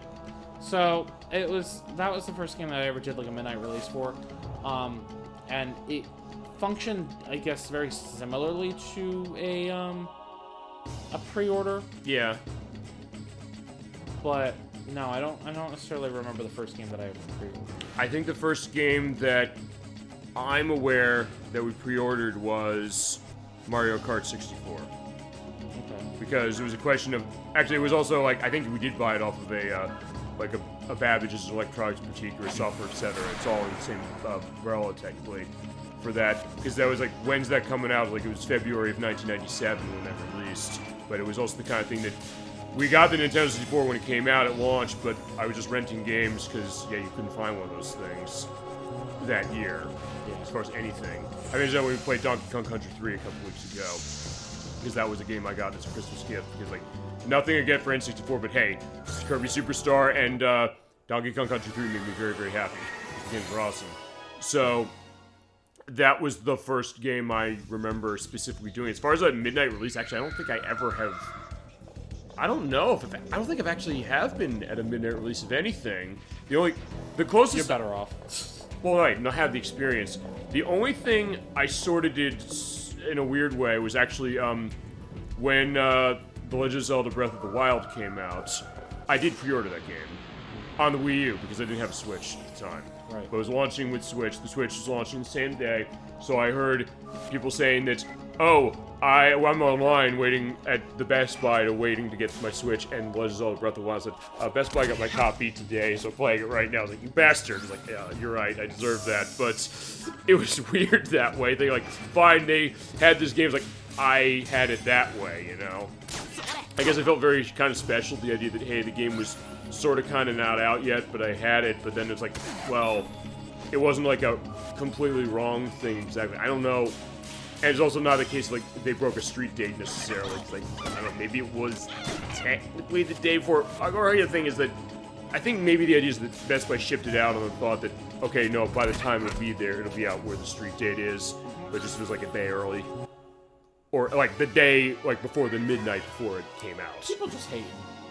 I don't know. Well, fine. They don't need to be hating on you. Just because you got something before they did, they're just jealous. Well, they're fine. They were waiting on the case of it. If it wasn't like a big deal to that, but it was also just an interesting case of the fact that, well, remember, it's like, fine, I'm running last gen in the case of that, because, like, fine, I didn't get it on Switch because, like, I didn't have Switch. At that point, it's like, I have the Wii U, I'll play it on that. And also, by the way, since the Wii U shop closure is, not too long now, like a month. Yeah. But the good news is that's probably why all those Game Boy things came out on Switch Online for it. But anyway, I made sure I bought the DLC for Breath of the Wild on Wii U for that. So, yeah, whenever we get to doing that game, that's going to be an interesting one when we do that. I do have the DLC for that, so we can indicate it. I haven't even finished the DLC on that because there's a lot to it. I haven't either. Although, as I said, the next Zelda we're going to play probably is going to be Link's Awakening. And now with that Game Boy... Switch Online thing, I can show both versions. I can show the exclusive stuff in the Game Boy Color version. Sure.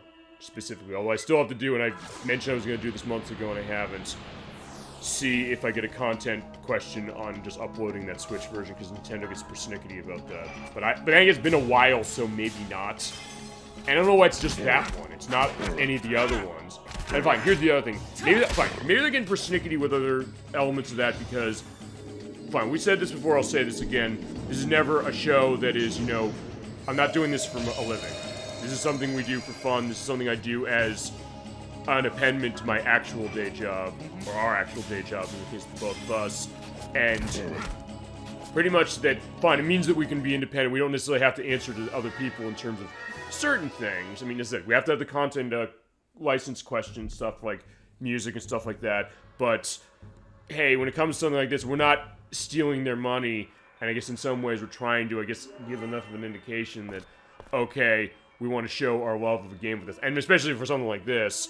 I mean, this is, I think, maybe a helpful thing, because I'm going to assume, I think people like this when it's come to the show, whether people have been on this or come in the chat on this, saying that we're going to do stuff that think like, does anybody really know this? Is there a whole lot of tensions? I mean, even you said, with this game, you said, I've seen Let's Plays of this thing all over online for, like, certain things, not massively, but I also said, something felt like was missing from something where they just kind of rubbed me the wrong way, and also as your case saying, like, I want to tell my story with this game. So in that way, it's unique. I mean, I'll tell you, I mean, or even the fact that, like, Chad's saying, like, did you ever play this game? I don't get the sense people remember this, and it's like, we're gonna do this. I mean, I know I've got a couple I still have to try and figure. I mean, I'm trying to think of maybe some of the most obscure stuff we've done. I mean, sort of with this one, Mad Maestro on PlayStation 2 being another one. Guitar Man. I mean, I think maybe that's a case of, do people ever think we're gonna do Guitar Man on this? And I don't even own Guitar Man. That's EdWack's jurisdiction with how he's owning it.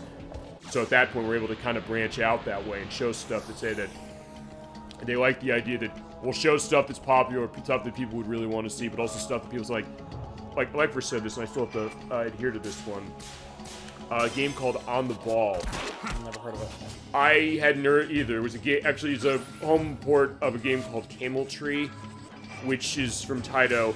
It's a puzzle game of sorts. You're basically tilting a maze and moving the ball around a little bit. On the Ball is the name of the Super Nintendo version.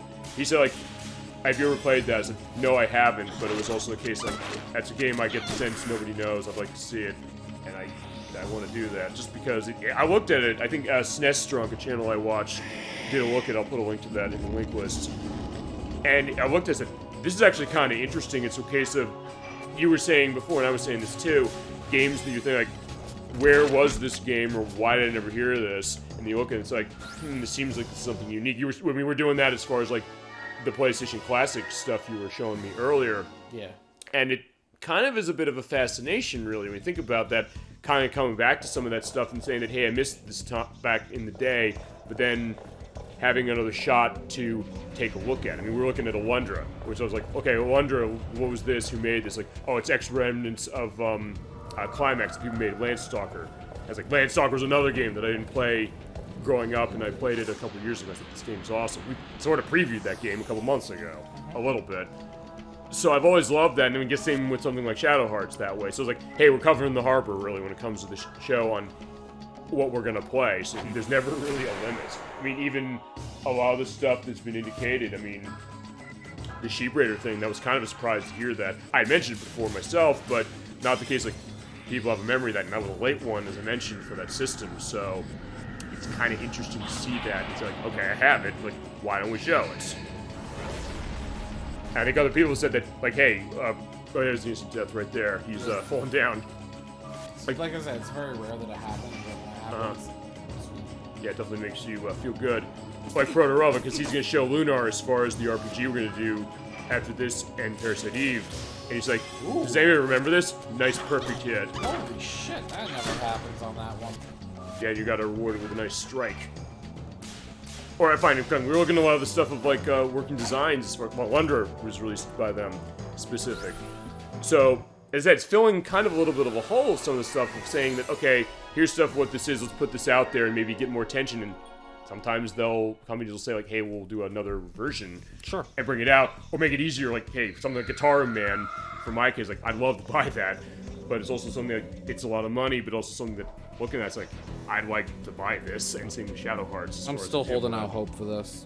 I'm still pushing this one, not least of which because we have a spiritual successor coming out, and a spiritual predecessor that already exists. That's another one. So, but I think looking at this, I think this would be something that would absolutely have an audience or find an audience now. Not just people saying, "Oh my God, I'm glad to see this back," but also the thought that, and look, I guess I'm speaking this way too. Just looking at this and saying, like, yeah, this game looks really awesome, and you're telling this really well yourself, but just looking at this on its own merits, even taking you out of the picture, just like, fine, let's just look at the game that way, just for the purpose of saying, like, would I buy this? And the answer is, yeah, absolutely.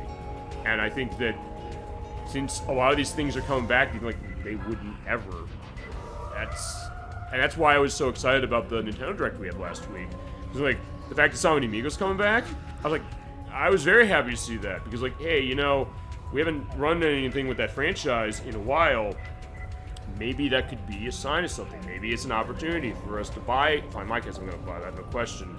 To show them, like, hey, I'd like to see stuff with that. And those Game Boy Advance things. Or Wheel of Katamari. The Wheel of Katamari thing, that was amazing how that happened. The fact that as soon as I said, no, we have to change our plans for how that stream is going to go for this game we're already doing anyway. Here's the remake. Like, oh, I don't know how that happens. Magic. As I said, it's bizarre. It's like, I always have to joke, sort of, but also be honest in saying that I don't work for the video game industry and saying that I'm calling them up and saying that, oh yeah, we want this back, it's gonna happen. It sometimes just happens. I mean, I could try and call his name, like, what the fuck are you talking about? Or something. I don't know. Like, I don't have those connections, so I'm not doing that. They're focused on other things right now. Yeah, that's true. As we're indicating their bankruptcy considerations. But fine, I've said certain things. I've actually gone back in some of the videos saying I gotta like some of this stuff back. That a lot of stuff that does come back, but other stuff that hasn't yet. I'm still waiting on the Castlevania: The Adventure Rebirth pre-release. That was a download-only game. I was like, that's awesome, but Konami's been doing a lot of stuff, so maybe, but still holding out hope. So it's like, okay, fine, it's not 100%, but there are times when it happens, and it's happened more than once. I said, okay, this is a little weird that way, but I've liked that it's happened that way. So we Have another door. I did a lot of running around and a lot of chests and a lot of seals and a lot of stuff while you were going through all that. And you got a punk jacket. I got a punk jacket. Before that, I also got a valuable item called the Destruction Stone. Destruction Stone is an oddly shaped stone and emits a strange power, the likes of which cannot be felt anywhere else on Earth or above. This is super important. So this is why I said it's such a good idea to go through and do those puzzles, because this gets you a new fusion. Cool. This is the key to it. Now, we will get it after the next battle. I would say you can easily miss that, so it's like, well, yeah, good thing we did You this. can miss it. I do have a punk jacket, which I believe is for your Hallie. I was like, wait, I'm surprised it's not for Yuri, but Yeah, no, it's for Hallie. yeah, Yuri wouldn't maybe be caught dead running that. He would probably say, like, what the hell is this? Yeah, so we'll equip the punk jacket on Hallie. This is actually one of the first pieces of, like, character-specific armor. Okay. That I believe we've had. So, we have... Steel Strength, Willpower Accessories, Leonardo's Bears, or a Crucifix. Okay, so, I need to put on... Take that off of him. I need to put on a Willpower... and a Leonardo's Bear. I just, it'd be weird, I just remembered the pedometer. If we had it on anything. The pedometer. It's been on Alice this entire time. Good, thank gosh. Like, I just remembered that, like, we're almost 4 hours in for this part. Like, hey, this pedometer. But like, all right, fine.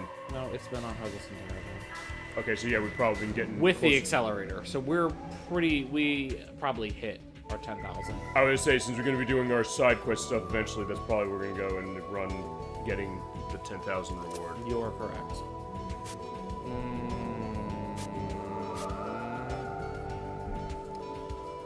Oh, I hate this. I need a... Wait, 1 second. Wait a second. Wait a second. What do you need? I feel like I was supposed to get another... No, that's where I read it. Okay, never mind. I misread something. Okay. Okay, so willpower is super important for Yuri. Oh, do I take off? I don't want to. I want to put the Leonardo's Bear on him because instant death is a bitch. You probably, I don't know, for this battle, probably in particular. Yeah, it's just not a battle I need him to die in.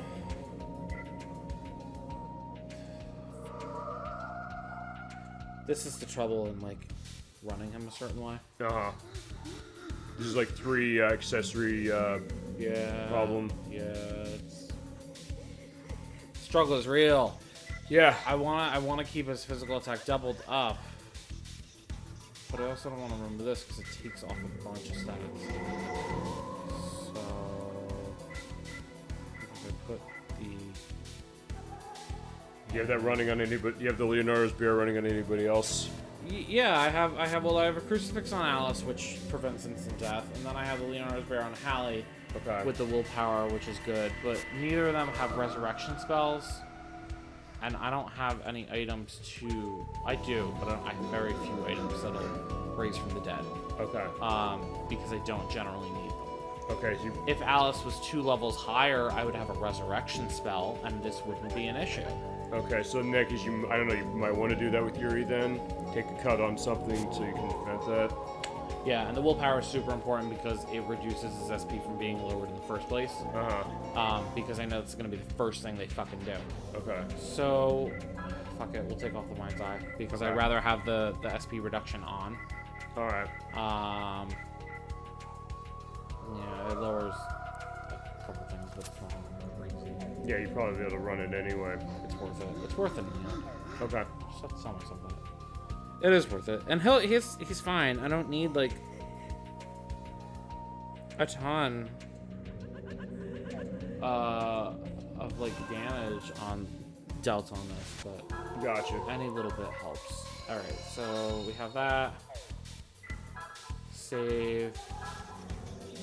Yeah, because this is gonna be a big case of this boss, probably. Yes. This is a big boss, and then there is a cutscene that follows this. Okay.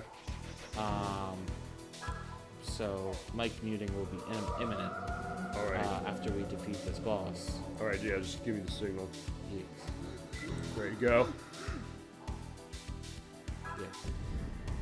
I was like, wait, you're hesitating. Are we? I had to make ready? sure I had everything ready. I'm like, yeah, I'm pretty sure. I think we're in pretty good shape, though. Oh yeah, I like that the camera's sort of shifting to the walk up. I mean, it's not Alundra, as we saw earlier today, but Oof, that made me feel very sick. I'll have a video showing the intro of Alundra, like on YouTube or something, to indicate what we're talking about. It's like the ship is rocking and things, and yeah, they shake it massively. Yeah, it's caught in a storm, so like the camera is like very disorienting. Points for realism, but not necessarily points for being able to play without taking a Dramamine. For real. Maybe. Alright, so yeah, there's some pain, they don't feel like happiness or pain, just nothingness that floats around, so spirits that she's getting a sense of, yes. Huh. What's up? It just occurred to me that those are just all graves. Yeah, right. Just occurred to me. Well, the crosses, I guess. Yeah. Maybe Oh, well, he says it too. I don't know. Never really paid much attention, I guess. Okay. If you think, like, fine, there's a lot of things down in the tomb, like maybe just graves somewhere. Bacon! Alright, yeah, we're finding a way. It was like, no, it's not Bacon. It's like, Albert, old buddy, where are you hiding these days? Uh-huh. So he just wants to have it both ways. I'm right above you. Please, come on up. Actually, What? yeah, we'll be there before we know it. I was looking at, like, in the middle of the stairs there. Did I, like, see a movement? No, he's not visible. You would think. Alright. And you would think it would take so much longer to climb these steps. Thankfully, it's not realistic. Yeah, thankfully, Yuri is like, yeah, I'm just gonna Takes start stairs running. 4 at a time. It's fine.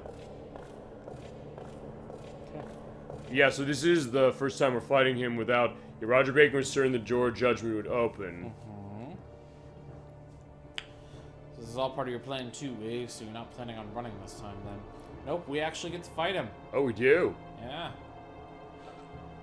If that's the case, wait a second. Well, what we'll have left? Well, we'll see. You'll see. This is a big finale for me. Don't Everything will be answered. rush. Yeah, everything will be answered. Uh-huh. But we wanted... Or is he gonna have another Demons Gate Invocation case going? We'll see. Broke the seal inside the Vatican and stole the 3 secret books. Okay. First is the pulse tract. With it, one can command the earth beings in order to awaken ancient God. Dehua went far with this. He woke this terrific radiance, but somehow it remained sealed within that boy. Yep. Next is the Emigre document. Manuscripts. It creates life from nothing and can be used to summon a god of death. Thank you. But both Patrick and Jack failed. They only succeeded in making a soulless puppet. And finally, the Codex of Lurie.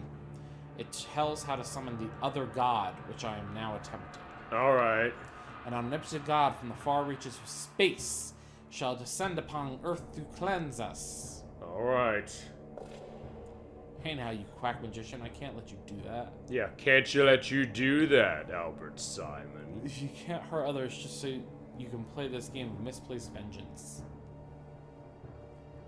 Yuri, you still haven't figured it out. That in order to begin anew, we must first wipe the slate clean. Yeah, I'm shaking. Shut up. I'm shaking my fists. Who do you think you are, some god? Yes, he does. Don't flatter yourself, you're no different than me, an ordinary, pathetic human. Talk about self-deprecating his case. With magical powers. That's true. You've got plenty of excuses, but I think you're just after revenge for what happened in the past. Yeah, you go talk about this exactly. The fact that, yeah, Ben worked hard to protect this world. Not letting a deluded scheme take it all away. Fool! What value is there in a rotten world such as this? Do you really believe that your power alone is enough to right all the injustices of the world? I can see, not perfectly, but I can see the future in store for this world. A few foolish elite will soon bring about a tragedy which will inflict great misery upon us all. Again, he's not wrong. But also remember, he also is not one of the elite. He brought about one that leveled Shanghai. He's just a little misplaced. No, I get that as well. None That's will escape, interesting. and earth will overflow with the screaming of the dead who know not yet their fate. An iron behemoth shall rise, and in a flash, countless lives will be snuffed out. A hopeless future. We mustn't bring this future upon the world, but this terrible vision is drawing nearer as we speak.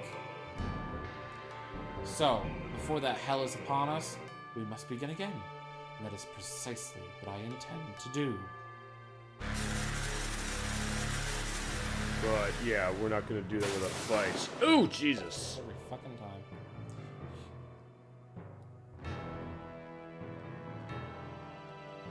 Cages of every age, we called that. Yeah, Again, he's not wrong. right. We saw that.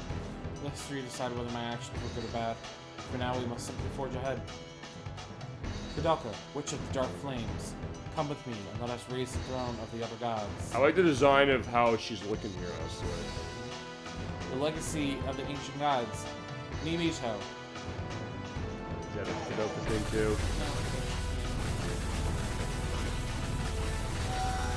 I like. None of this stuff, I don't think it's ever mentioned. Okay. I said we'll figure that because I know technically you're on the hook for another RPG. You're finding another one you called Paper Mario. So we're going to figure that. I think it's going to be we'll figure to next year case for some of that stuff. After Earthbound, we'll have elements. And I think in between, I'll do Rhapsody Musical Adventure myself because it's going to be a short one. And to do Chain of Memories for Kingdom Hearts. That's going to be an all-me case. Have fun. It's only going to be probably a whole year thing. Have fun. I still need to do Shenmue, which I don't think we can do this year because of how everything's set. Yeah, we'll figure that eventually too. But why? The power flow is stopped. The float cannot be raised. Said every parade manager ever. Kudelka, is it you? I think so. Stop now. You can't defeat me with your power. You're going to disappear into the darkness with me, to a world of nothingness. Which actually creates an interesting thing, I'm thinking, which is going back to the intermission case. That's what Yuri did. Kinda, yeah. No, it cannot be. Are you saying that you intend to kill us both? You wouldn't understand. I'd give my life to save that child's future without a second thought. Talk about a good mother that way, as far as her to Hallie. Which is so funny. I think she's referring to Yuri. I don't know. I can't really tell sometimes. You think? I don't know. Well, because she says the same thing regardless of whether Hallie's in your party or not. Okay. So that's kind of what makes me think she's talking about Yuri. Okay, so perfect setup the way you had it then. Yeah. Because I've run a party down here where Hallie wasn't in the party. Okay. So that's why I'm like, well, she says the same thing regardless. So that's why I always thought it was Yuri. Alright. It's funny though, because this is so different from her character in Kudelka. Okay. To be fair, she's also 19 in Kudelka. So. I was going to say, talk about playing the seeds to that play of Kudelka, which I'm definitely looking forward to for sure. Now.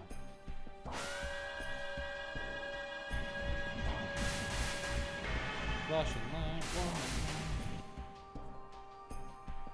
but, oh, you cannot. I do like how you gave the singing perspective of that. Just this whole section. Just fleshing. Yeah, so that will indicate that, like we did before we did the intermission case. Kudoka! No. Didn't work, did it? The soul contract. That sounds familiar. Exactly.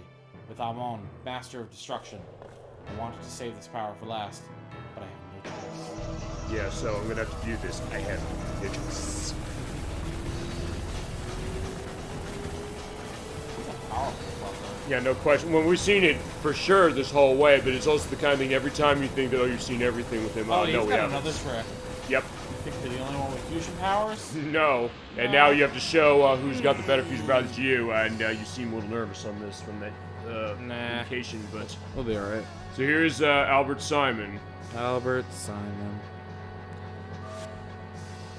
Alright, so what is the plan here? What do you want to do to take him down? Transform into my strongest thing. Okay. Turn Bob at this point. And as you mentioned, also make sure you're avoiding or having instant death prevention, because he has that, yes. Yeah, which I have. So we're good. Yep. It's weird to see Yuri's rank. I haven't seen it in so long. So we're gonna... I mean, at least Hallie still has his mind's eye on. If I can hit it. Well, he did kind of hit him in the crotch. That seems like it would be very painful. So we're gonna at least counteract the fact that I don't have mind's eye on Yuri and only edge on him. Alrighty. Because that'll be useful. I guess I'm gonna assume that Albert Simon is his affinity type is dark. Albert Simon says yes. Okay. So this is SP lowering, which with the willpowers equipped, we won't have to worry about. Okay, so he's opening the Holy Grail from Raise the Lost Ark. Pretty much. So it still hurts a little bit, but it's not anything crazy. Actually, hey, looks like even the guy from Raise the Lost Ark, so I don't know if they meant that. Except it didn't, find how that movie ends. Don't know. Yeah, all their faces are moving. I know, I love that so much. Well, I have that Indiana Jones Greatest Adventures game on Super Nintendo I'd like to show, and if I can avoid a content question, I want to show that Emperor's Tomb on Xbox, because I love that game. And that, talk about an underrated game, I'd love to give that some more attention. If it didn't, given we got that next Indiana Jones film, I think is out next year, I think. Maybe this year. There you go, there is our arc. Yeah, nice to have that.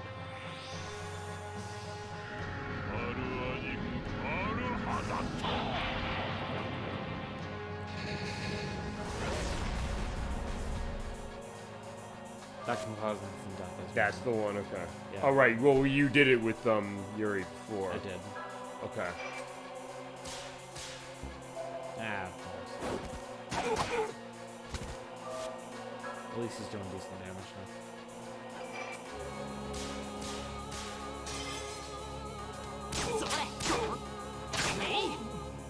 Hallie, coming in clutch, man. Yeah, he's definitely got her backs that way.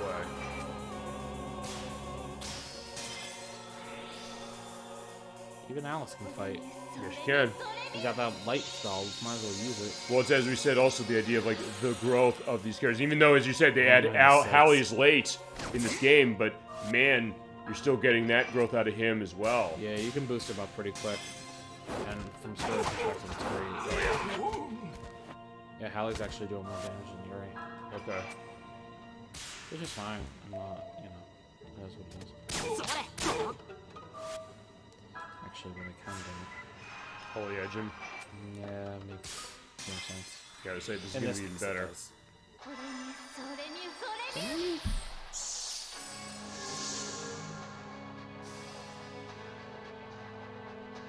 Oh, never mind. So, oh, he fuses too. Yep, this is Amon. Oh. Which, I'm not sure how familiar you are with Solomon's. What the hell is it? Solomon's Key? The game? No. Solomon's Key is like an actual document in history. Okay, yeah, I'm familiar with the game, not the document. Okay.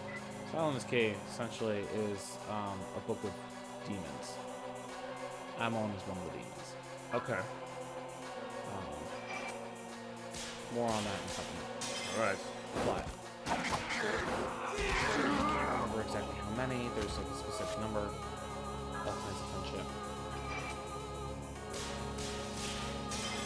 So, Amon does not have a ninja class, so having Holy Hedge, I cast it a little too late because now it makes no difference. But I guess it's also, like we've seen with some of these summons, it's based on how much damage you do to him when he does it. Yeah, it's fine. I mean, I'm gonna... Excuse me. I'm gonna deal a good amount of damage to him regardless. And I have Arc to back me up in case of, you know, his heavy damaging attacks, which is one of them. Okay, that's a bad one. It's not terrible. I would say just looking at that, the idea, like, yeah, just the dust and the wind that way. It's like, uh-oh. Yeah, he has 3 attacks. He has Demon Rays, Atomic Dust, and then he has, like, a combo attack, which, if anything builds up, then it will hurt. Demon Rays, if he does that to somebody, that's gonna hurt. Because it's a single attack to a single person. So I'm just gonna kind of use Arc and keep up my health to max as much as I can. Okay. Playing it a little safe, but it's worth it. Well, he also playing smart that way, I guess. Yeah. I'm trying. Doing really well with that, so. Just his battle's huge, so it's like...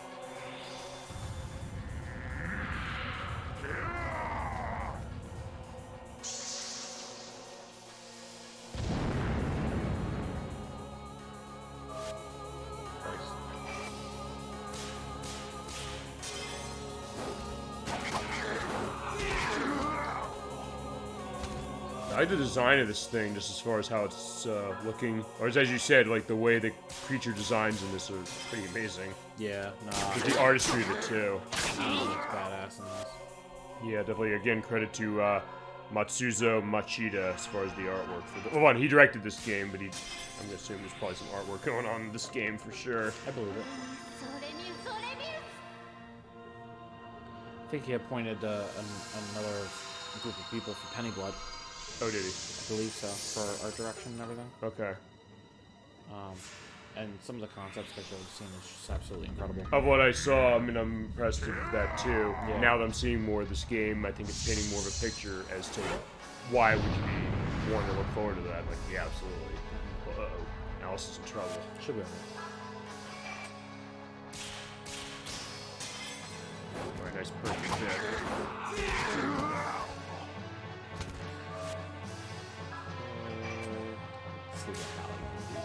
You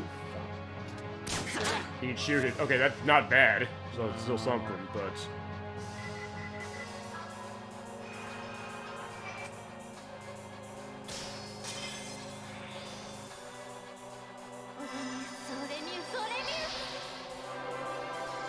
gonna heal more than she was before, so...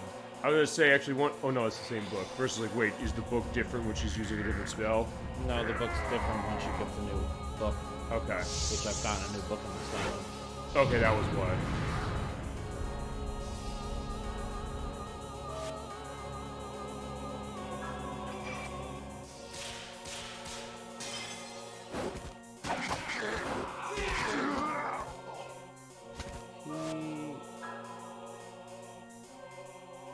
think he's faltering. I can't really tell with him. His animation's a little weird. His head's spinning. Yeah.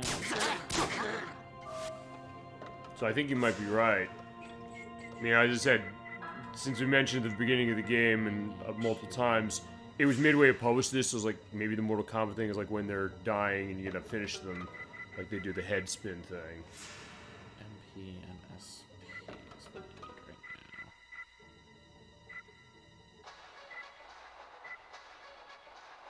That'd be the witch's breath, I guess, yes. Yeah, it doesn't that priest does. wine. I don't want to lose the eyebrows. Guess it is a priest wine. Okay. You're not, I mean, if you fail that, you just not use the item, you lose it. Just don't use it. Okay. I just need enough magic and SP to get her over the finish line without going berserk. Just trying to avoid everything I can. Okay. Oh, Shit. Dickhead. Ugh! Okay. Well, that was a risk I was willing to take. Okay. Doesn't mean we're gonna lose health out of him, or not get experience for him this battle. Oh, can you revive him? Yeah, I can revive him. It just depended on whether that took him out or not. Like I said, if Alice had her move that resurrected, this wouldn't be an issue. Okay.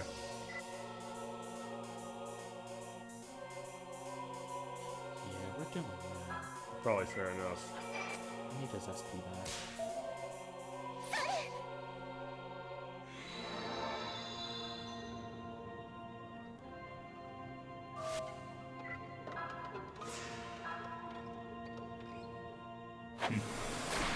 Actually, question: since he fell dead, does that mean that his holy edge is off? Yeah. Okay. I mean, if that matters at this point. It doesn't matter because Hallie was dealing more damage anyway. And honestly, like I said, Amon doesn't have a class, so it doesn't make a difference. He looks like he's stumbling as far as some He is. hits and ways. Now that... he's faltering. You see it on his animation. A lot better than before. Okay. I was like, okay, yeah, it's like- I fucking get it. Well, fine. Given what Twice. Simon's been doing, that makes sense that he would do that. But Jesus. I do like going back to that, the fact that you can do that tell and That's that got him. Good okay. job. Okay. Die, you motherfucker. Yeah, definitely so. Good job. That's the power of the slingshot.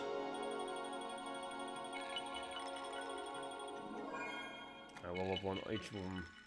Yeah. One more level, Alice gets that resurrection move. Okay. So. And she's actually pretty close of all of them for the next level, it looks like. Yeah. Alright, Alright, that's that's the soul of Amon. Amon. So now I can now transform into that. Awesome. Do we have a cutscene now? Not right now. It's, there's dialogue. Okay. It's a soul contract. I cannot lose. It's over. It's all over now. You're overconfident. It is I who will end it. Haven't you noticed? All of the power generated by our battle has been transferred to the float. Back on the parade route. What? Soon the float will appear. You cannot stop it now. I have won. I've won. There's no high winds to stop this float. Okay, now.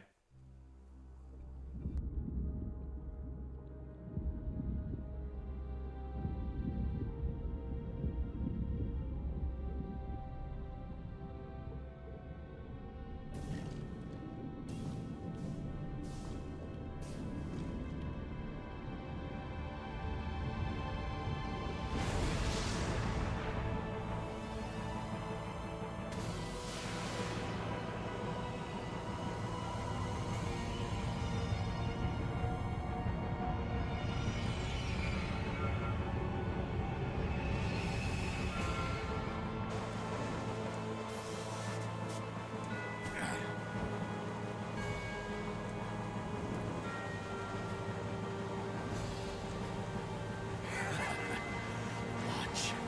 My ultimate dream. Now I shall achieve it. Behold! Worms who convicted me in Nuremberg 400 years ago. Behold the fruits of your folly. This light, this storm. Now is the end of the world! Oh, glorious throne of the Lord on high, Yamato. This is indeed the signpost to a new tomorrow. The medium by which God shall bestow a new future on a world despoiled by human corruption. Oh God, at last the time has come. From the distant reaches of the universe and time, descend now upon this earth. Thousands upon thousands before me have tried, but failed. But I am the one who will finally achieve it!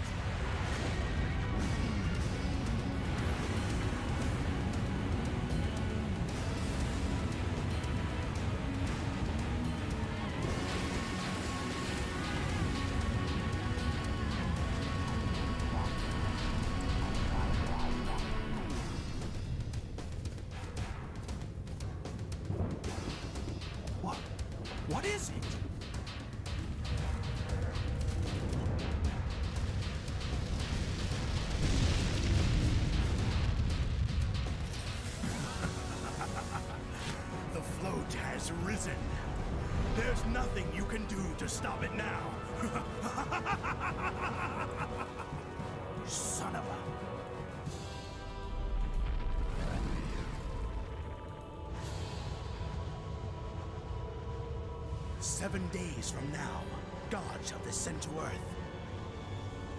You can wave your fists all you want. It will change absolutely nothing!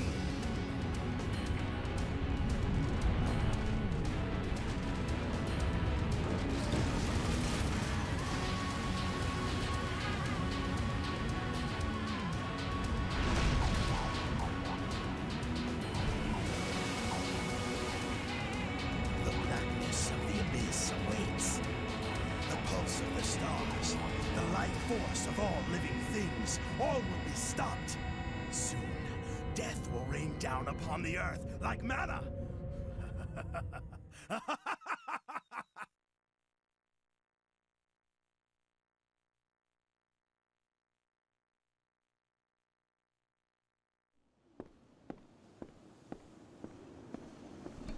Wow, that's all I'm gonna say about that.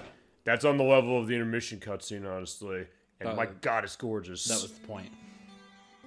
What? It was supposed to be on the level in the intermission cutscene. It also looks absolutely beautiful. I mean, the perspective, like, what's the PlayStation 2 capable of? Looking at that and saying, like, it might be one of the most beautiful sights I've ever seen on this console. In terms of how they set it up, in terms of how the quality of the visuals there are. Yeah, impressed. Very much so on just that. Alright, that is probably going to be our last destination, I'm going to assume. That is the final dungeon. Alrighty. But Roger Bacon's explaining it now. It's one of the legacies left behind by beings who visited this planet long ago. It's Neem.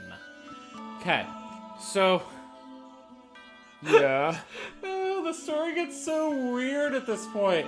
It's one of the legacies left behind by beings who visited this planet long ago. So aliens? Fucking aliens! So you were saying Fucking aliens! we were joking about the space concepts. Oh my god, it's ridiculous. What? Yeah, see?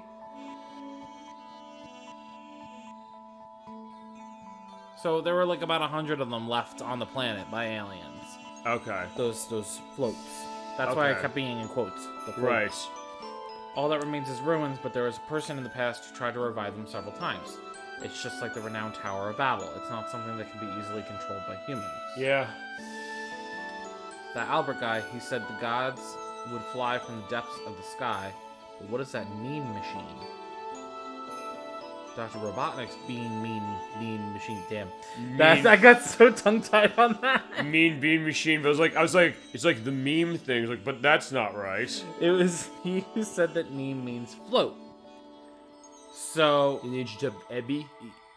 Ebby, Eba, I don't fucking know. Pronunciation here. It's I don't know if there is one, but good luck if you could find it. It might be made up. Do you know what a float is? It's that thing that bobs when a fish bites. It's that thing that bobs when a fish bites when you're fishing. Okay. Once the float goes up, God will home in on it from the M72 Nebula, some 4.8 million light years away. So is that where the coordinates of heaven are? I don't fucking know. This, like I said, the story gets real weird now. I kind of am liking it though. I'm not gonna it's great. lie. It's great. I love it. You mean God lives that far away? Okay, to be fair, like Yuri wouldn't think, like, but even he's saying, like, wait, that's not what I know. Oh my god.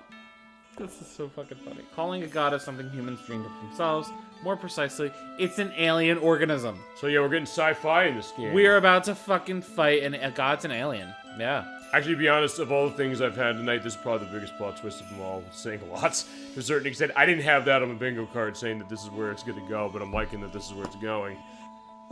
Bingo card. I love it. Well, I don't know I love it. You had a bingo card that was Kadalka, and that this was actually Roger Bacon, but not that an alien is the fucking final enemy. I knew they were going to tie to El Kodoka somewhere, but I wasn't fine. Oh my I didn't god. I didn't have the Bacon Simon thing there either. That was fucking fun. This wasn't on my bingo card. That's the best quote of the night. So God is an alien, eh? I always thought he sits on this leaf with his hands like this. Did you show That's us? Buddha. I was gonna say yeah. He's referring to an image of Buddha. Okay, fine. You're saying it right there. Yeah. If you saw a human with the eyes of an ant, they would seem overwhelmingly huge, right? You wouldn't want to fight them, would you? Ants may not understand it, but humans could almost be their god figure for them. Okay. So are you saying that to this organism from space we're the same, just like ants? That's correct. So I'm an ant, huh? Yeah, hence why he wants to stomp him. He's like, why are you depressed? Something too overwhelmingly powerful for humans to deal with is coming to this planet. I suppose if that happens, Earth and everything on it will be wiped out. Yeah, not if Yuri and the gang have anything to say about it. What's wrong? Well, that's what we gotta fight. Right? Hmm. What? You really intend to fight? You're questioning Yuri on that now? Alright. Isn't there any way to stop it? Is Albert really going to bring about the destruction of the world? There is a way. We've got to destroy the float inside Neem before God homes in on it. Okay. Can it really be done? But it's floating in space. And that's when the instantaneous matter transporter will come into play. Yeah, his invention he's working on. Oh my god, it just keeps getting funnier. Oh, go and start that generator for me. Oh boy. Huh? This is a generator? How do I start it? Judgment ring, I'm gonna assume. Yeah, but what's it look like? It's a fucking treadmill. Oh. It's a treadmill. Oh, that, right. It's a treadmill. Run, I said run. I'm not getting enough power. I like that sight too. It's like, yeah, keep going. Why do I have to do this? Whoa! Yeah, Jane, stop this crazy thing. Alright, so it's a spin ring 3. Okay. So this isn't too terrible. 1, 2, 3. What happens if you fail? He falls off.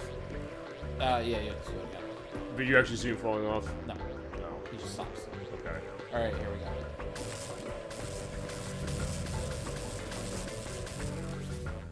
It's giving me some Secret of Evermore vibes.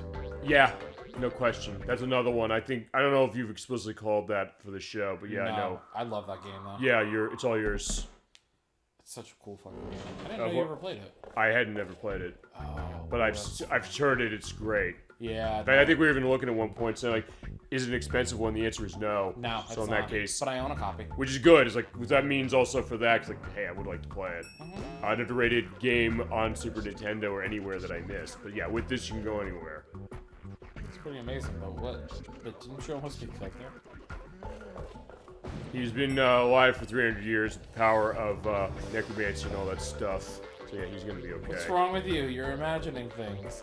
It may still need a slight adjustment, but pretty great, huh? If you set the target to Neem specific coordinates, it flies right in. There must be another way. He's like, I don't want to have my matter transported. There is none! Well, okay then. I like how Alice is quickly saying like, fine, well, I'm out of ideas. It sounds like fun. If we're gonna die either way, might as well go out with a bang. That's something for a young kid to say, I guess. So That let's he's try done it that. out. Who knows? It might all work out. Ever the optimist, Hallie. Okay, there you go. You really don't trust me, huh? I can't believe it. You speak that way about my greatest invention. No, I didn't mean anything. Or it's going back to the line Nikki loves from Sonic Adventure, as do I. No way! I can't believe this! Yeah, that's right, Raj. We love your machine, so take us to the stars. Neem, here we come. Later. Trust me. I'll make sure to get you there safely. I promise, promise, promise! Okay, I'm sold. Since we made our decision, I'll get ready. Please get everyone ready for departure 2. Please get ready for departure 2, everyone. Oh my god. That's not a typo, that's so much like a more just being too wordy, I guess. Yeah, it was just very strange. We're gonna Oh. be back at the hideout. Bye! Yeah, so I'll see him later. So, alright, I'm gonna assume that you can go in there and go there now, but we're not doing that. No. Well, okay, so if... Oh, Marguerite. Oh, right, because they're all there. All of a sudden in that cutscene, they all appeared. So what do I want to do first? So... Oh, I put him on. Yep. You see, he actually takes more than a third level summon. He's 56. Scoundlefon's 48. So this is what Amon looks like when Yuri transforms into him. Okay. So you can see it looks a little bit different than Simon's. Simon's one. Yeah, you said right there he has an unconscious help. Yeah, he's got a third level that needs to get unlocked. So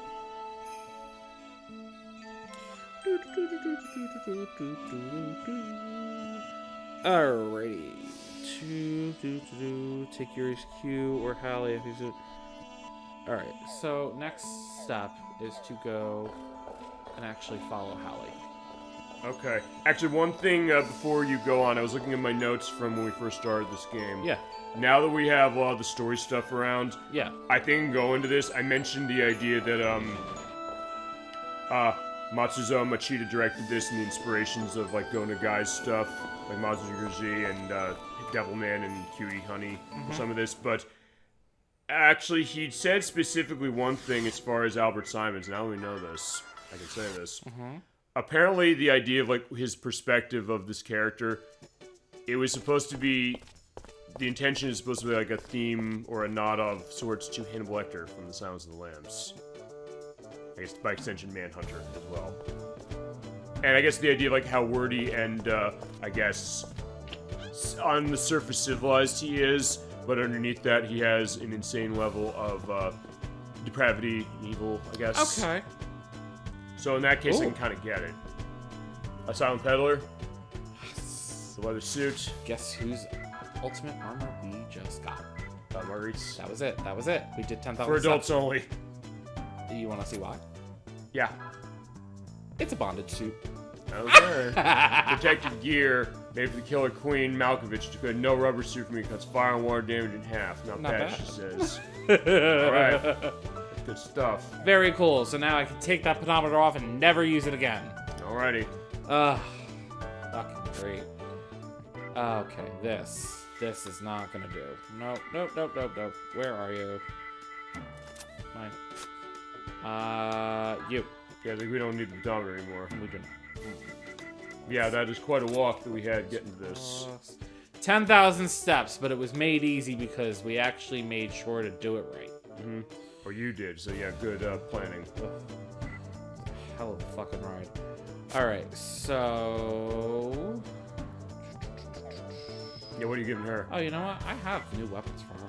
You chose as a slot she can go on accessory if you're gonna have to run her now. I don't have to, like, fully run her. That's the funny thing. Okay. So...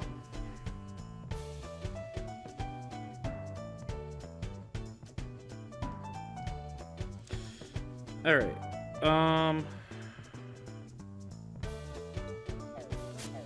Let's go to the one rat's hideout. Alright, so what is our next plan? That's where we have to go for the end of the game, but... That's where we have to go for the end of the game. So next up is just going to be finishing up a couple little things here. Because I don't know if you like were reading everything exactly what they were saying, but Kudelka's still alive. Okay.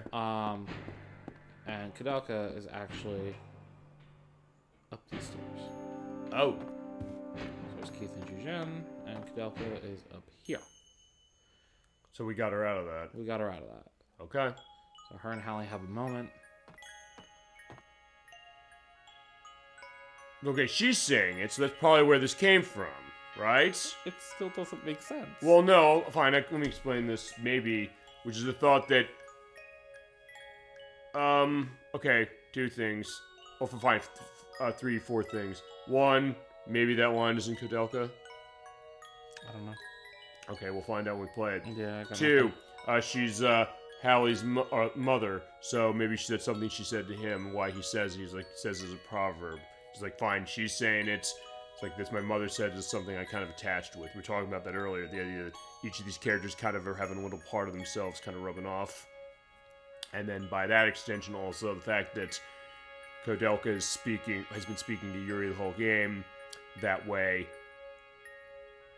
I don't know if maybe the spaces in some of those dialogues we've had where they're kind of fuzzy, if maybe there's like some kind of a look sort of to that.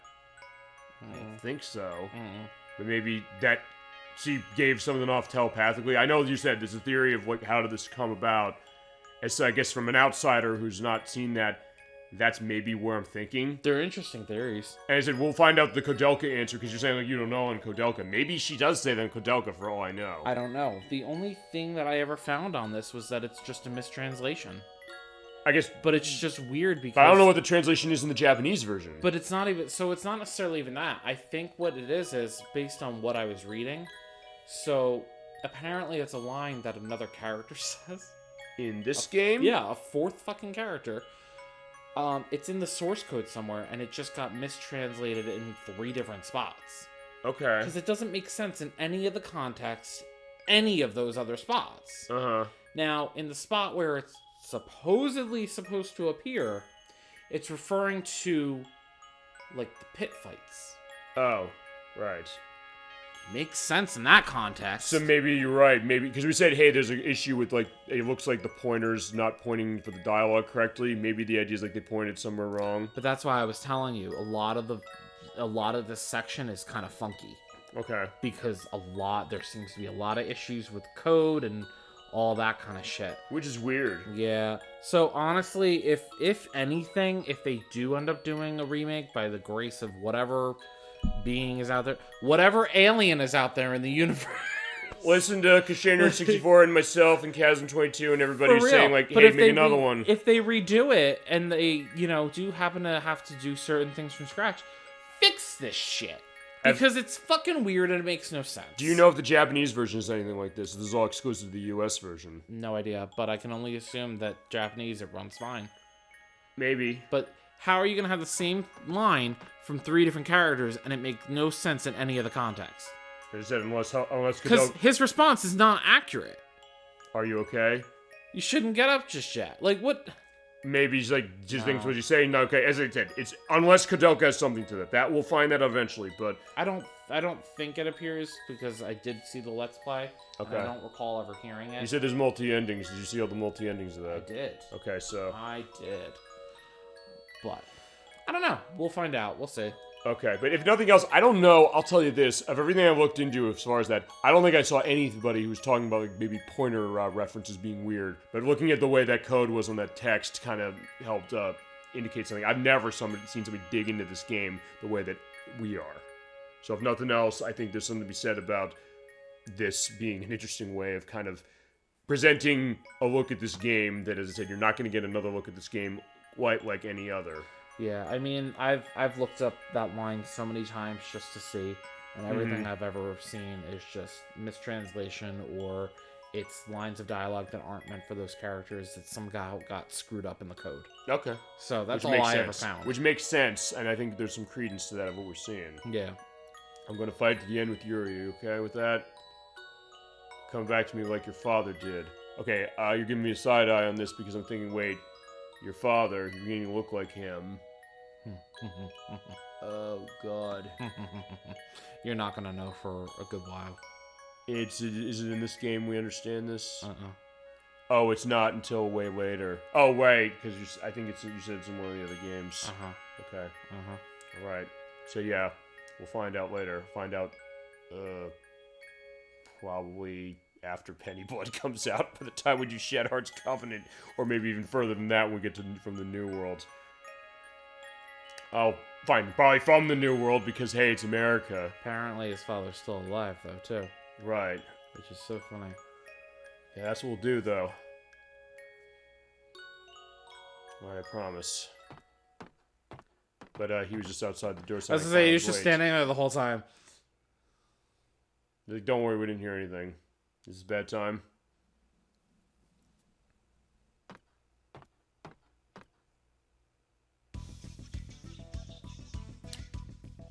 Yeah, I don't know. Thank you, Yuri.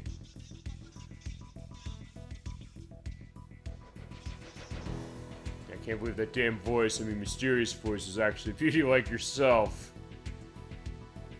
Also, thank you. Her son is right there. That's true, but he's like quickly going off saying like, no, thank you for saving her at the tower. But also, why is it only me whose head hurt when I heard the voice? All the monsters fuse inside you become terrified. Okay, we actually... I love that they explain it. I do too. I love it. So I was always asking, like, wait a second, what that's about. I see. Nothing to worry about. You're protected by a greater spirit. Indeed he Spirit is. so strong that even Albert fears. But deep inside yourself, you only who that soul belongs to. I know, Kudelka. Alice. You've grown strong. You've carried on your father's spirit and traveled the difficult road bravely. Indeed she has. No, it's just because of all the help I got from everyone. Oh no, that's not true. No, she's strong as fuck. No question. We've seen that. I love seeing that growth of her throughout the entire game. Yeah, she's scared for sure, but she's never given up hope. She has Yuri. She has everybody around. Yuri will protect her. That's true. Also, she'll protect him.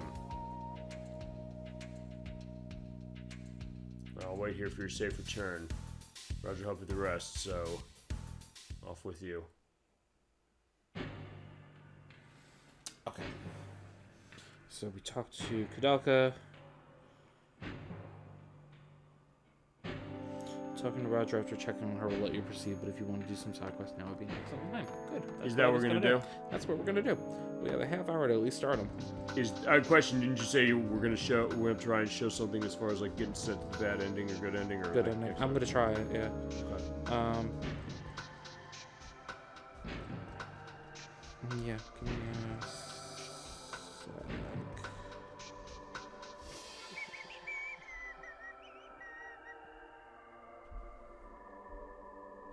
Just have to skip down to that section. Yeah, sure, take your time. Okay, good ending. So.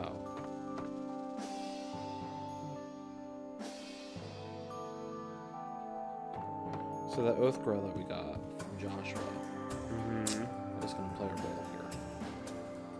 And this is what I was telling you about before. Alrighty. So Hallie's back in our party. Which it worked out really well that Marguerite was in there for the split second that she was. Alright. We're going to go...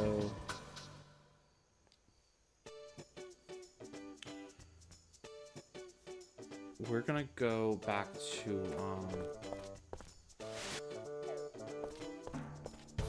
the Nemeton ruins.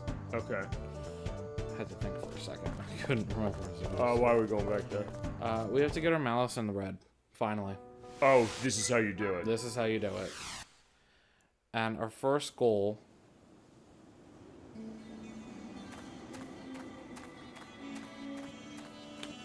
after getting the malice in the red is to find the Grail mask. Okay. And if you recall, that is the fish-looking one with the cup on his head. Okay. Question, can you not do this at all in any way? If you don't do this, you get the bad ending. Okay, so you just pretty much ignored this. Okay.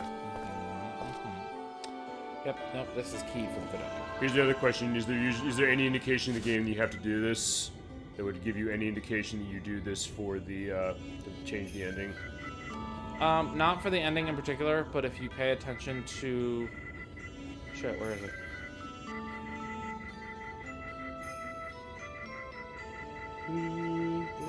The Grail. If you pay attention to this, if you pay attention to this and you figure out the puzzle, then yeah, okay. Okay. It gives you a hint there. But otherwise, no. It's no indication whatsoever that it's tied to the ending in any way. Okay. Because I was going to say that, okay, fine, I know that based on what you're saying about that, but coming into this, I guess when you first played this, you probably just got the bend ending because you didn't know, or not? I'm trying to think how much I relied on the internet. I'm not going to even lie. Well, when did you fully, actually, when did you complete this game? Oh. First time you played it. Well, first time you played it, when beat it, I should say. So, I'm trying to think, because I don't think I even got this. I know we've been talking about it, and, like, I make it seem like I did get this when it first came out. I did not. It was a little after, but I mean... It was a few years after, actually. Like, it wasn't even in 2001. Mm-hmm. You said it was 2002 you got the console, so it would have been after that at least. Yeah. So it had to have been either... It was 2002 or later, honestly. And do you know how far after that was when you beat it? I don't. I really and truly don't. It's just... but I do feel like I used a walkthrough on the internet when I did it, just because I wanted to make sure I got everything. Do you remember if you knew about the bad ending or the good ending differences? I don't remember. I want to say I had heard about it. And I'm trying to think. It's very well that I got the bad ending when I first played. I would think that way. Very well. I mean, if I were to just have come to this game without knowing any of this, I probably would have just played it through. I wouldn't have thought much, because, hey, as I said, this game has so much, you've indicated this too, is so much world building, so much lore behind it. You think, oh, that's just part of the background. That's something that goes with that. So you'd say, you wouldn't necessarily think that, oh, that's a puzzle I have to solve to change something like that. Yeah, well, not only that, but if you recall, you know, I told you that the band ending is canon. Right. So with the band ending being canon, it's not the worst thing that's the ending you get because it plays right into Covenant. Did they necessarily, since you're saying that's the canon ending, Band ending's canon for this entire series. and I know you mentioned that too, but question, is there, how do they consider the way I guess we'll answer this in the finale. Is there an indication that there's been thought about where the plot would potentially go if it was going to take the good ending as accounts? Not that I'm aware now. Okay. Or if like anybody who made this game said like, okay, fine, good ending we get, but the thought like where this would go, or it'd be the kind of thing, I guess we'll see this as well, which is that where the next couple games go would not make sense if it ran the good ending. Or just the idea that, hey, fine, the one is canon. So okay, so I'm gonna pose it to you this way. Okay. In terms of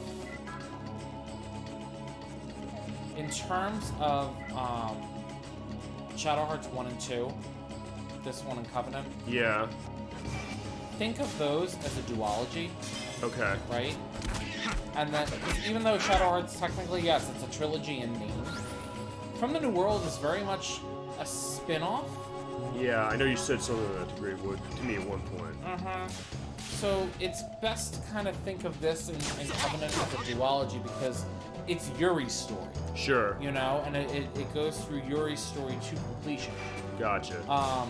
Whereas that third game, the protagonist, you know, it's not Yuri. Well, I mean, I tell you, fine. I've seen it. He's shown me all four of these games to some degree or another. Limited in terms of the other ones, but that being said, I was like, fine. Actually, even in Covenant of what I saw, I only saw the opening, so I didn't even see Yuri as far as that. At least I don't think I did. But I think it's also been a long time since I saw it. Yeah, you saw a very little bit of it. But it was the opening. In fact, that was why when we went up to the monastery there, first I was like, is that tying into Covenant? Because I was like, no, it's not. No, that's all right. Everything will make sense when we get through all of it. No, yeah. It's not that. Here's the thing. It's also that not necessarily that it's not making sense. It's me just trying to put I love the together what it is. conjecture. I really do. Because I'm loving like the thought process behind everything, and it's making me think about things in a different way that I really hadn't entertained before. Sure. I mean, sometimes that can go to it because how many times have we said this? The idea that I played games with people, or had people on who never played them before, or had limited exposure, but then they'll see something that seems like you think, okay, just come. Well, the idea of looking at a game like this without having played it and then knowing everything about it, it's two different perspectives. So that I might ask something about this game that would be different than what you would ask, as far as how it's where your perspective is coming from. But then that's also the kind of thing that maybe something I say, or other people have said when I've shown them the game or something. They thought like, hey, what about this? Like, yeah, you know, I never really thought that, but it kind of enhanced my element of it as well as, Yuri's fine. Hallie's getting, paralyzed with the hand thing. Like, he broke his wrist, basically, as far as how the picture is. It's like...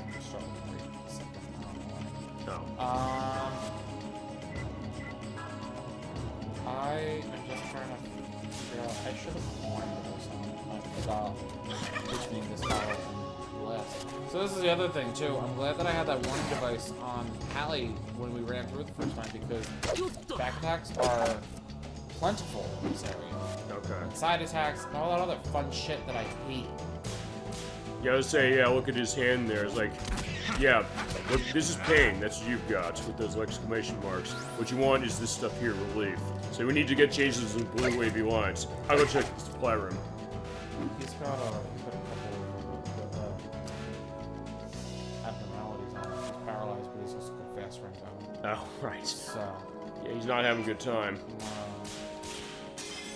because he didn't follow the rules. What rules? If you don't follow the rules, you're gonna have a bad time. What rules did he break? He went in here, he just got hit in the back. Was that his fault? Yes. Okay. Don't follow the rules. If you don't follow the rules on the mountain, you're gonna have a bad time. Guess so. Yay! Resurrection. There you go. Which is good, because that means Alice only has one more move to learn. Okay. She learns at level 48, I think. We're getting there. We're close to red. Okay, real close. I need to fix this shit. Fuck it. Take that shit off. It's good to have in one way, but not in another case. Keep the willpower on everyone. Alright, let's do it. A couple more battles, we'll be right. Alright. But either way, it's good to see this, and I guess it's also good to kind of, lay your hair down as far as, Listen, you asked me what happens when the red happens. You're about to find out. Okay. You've been asking me.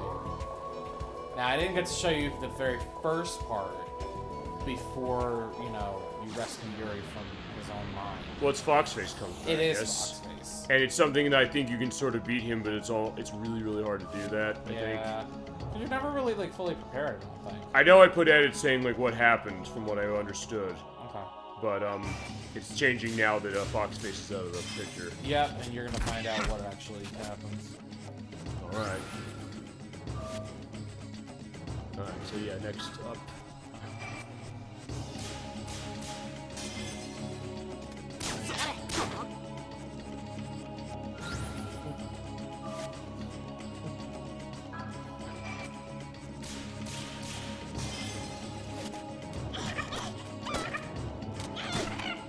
Yeah, Die, birdie, die. yeah, sometimes you have to say it like that where the bird's getting beaten with the Bible. All you have to do is laugh. Or strafe, I guess is what they call it. Yeah, only here where you can see No, that site as far as doing that. the bird getting beat with the Bible. Yeah, I think so. Not your everyday. That's true. Another reason why this game is interesting and unique.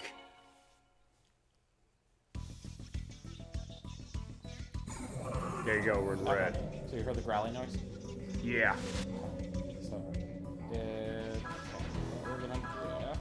So, okay, what's happening? You have to keep going to make it happen? We have to keep going. Now, based on the Oath Grail description, we have to find the Grail mask first. Okay. So, keep an eye out for fish face. Usually what, a random... He's a random battle.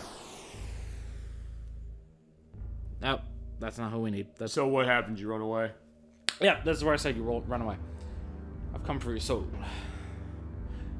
Steal your soul.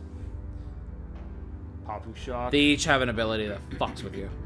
But you can still run away. Shrinking Judgment Ring Admiralty, and you can't restore with items. Mm-hmm. Okay. Yeah, they're a pain in the ass. Oh, so they basically put a thing on you. You gotta run, right? Yeah, I forgot how to do it. How do you run? Hold the shoulder button. Which one? R1 works fine, but you can also do L1. It doesn't matter. Okay. Hold the shoulder button, and then just click the button. Okay. And run! So basically just waiting for the random hit of that one hit. And this is why I said it does take a little bit, because it's literally just praying to RN Jesus. I mean, but then again, we're running into battles more in this dungeon. So Which is maybe why it I come helps. here. It's honestly why I come here and do this. You Sure. can go anywhere, but I choose to go here because it's recent. I was just here, and there's a lot of space to run around. Sure. So much room for activities. Indeed. And you can still get regular random battles too, Oh. mixed in. So it's not all sunshine and peaches. Here's a question, I guess, also, is that can the mouse go further if you're finding enemies here? No. It goes Once to it's red, it stays red. Okay. Yeah. He got a tummy ache. Yeah, I guess so. And a gun, I guess, still. I still get over that. I was like, yeah, that's that idea. Okay, fine. Now he has a heartburn, I guess, but it's a good case of it.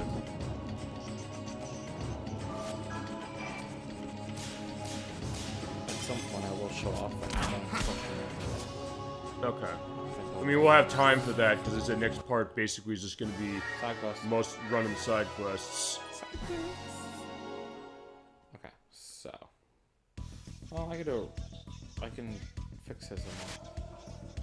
Yeah, now it's like red. Oh, so it does go a little deeper, but it's like... Nah, I will have a comparison when I edit this, just to take a look at the picture when it first went red against that one, just because I'm curious. Yeah, I don't think it changes. I could be wrong. I doubt it. I mean, because you look, you're knowing this, but if you're saying, hey, it went a little deeper, it looked like, I don't know. But we'll get an answer. Yeah, I think once I hit red, it's just red. Okay. But I know it pulses, so it makes it look like sometimes it's a little darker. Okay.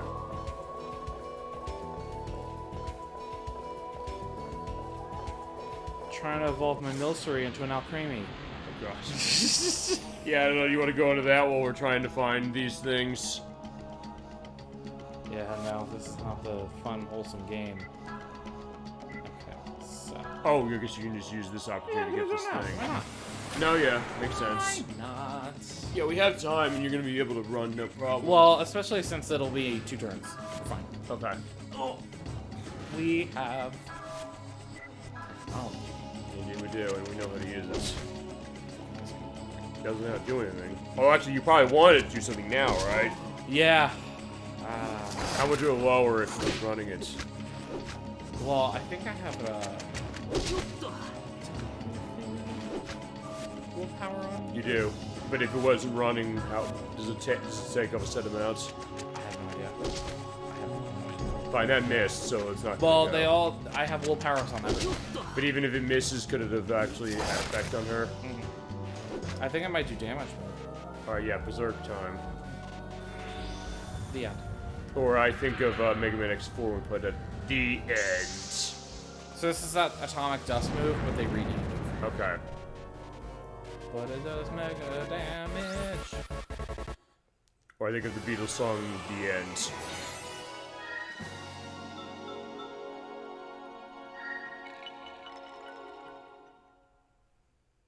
So close to getting Earth maxed out. I know. Let's switch that back.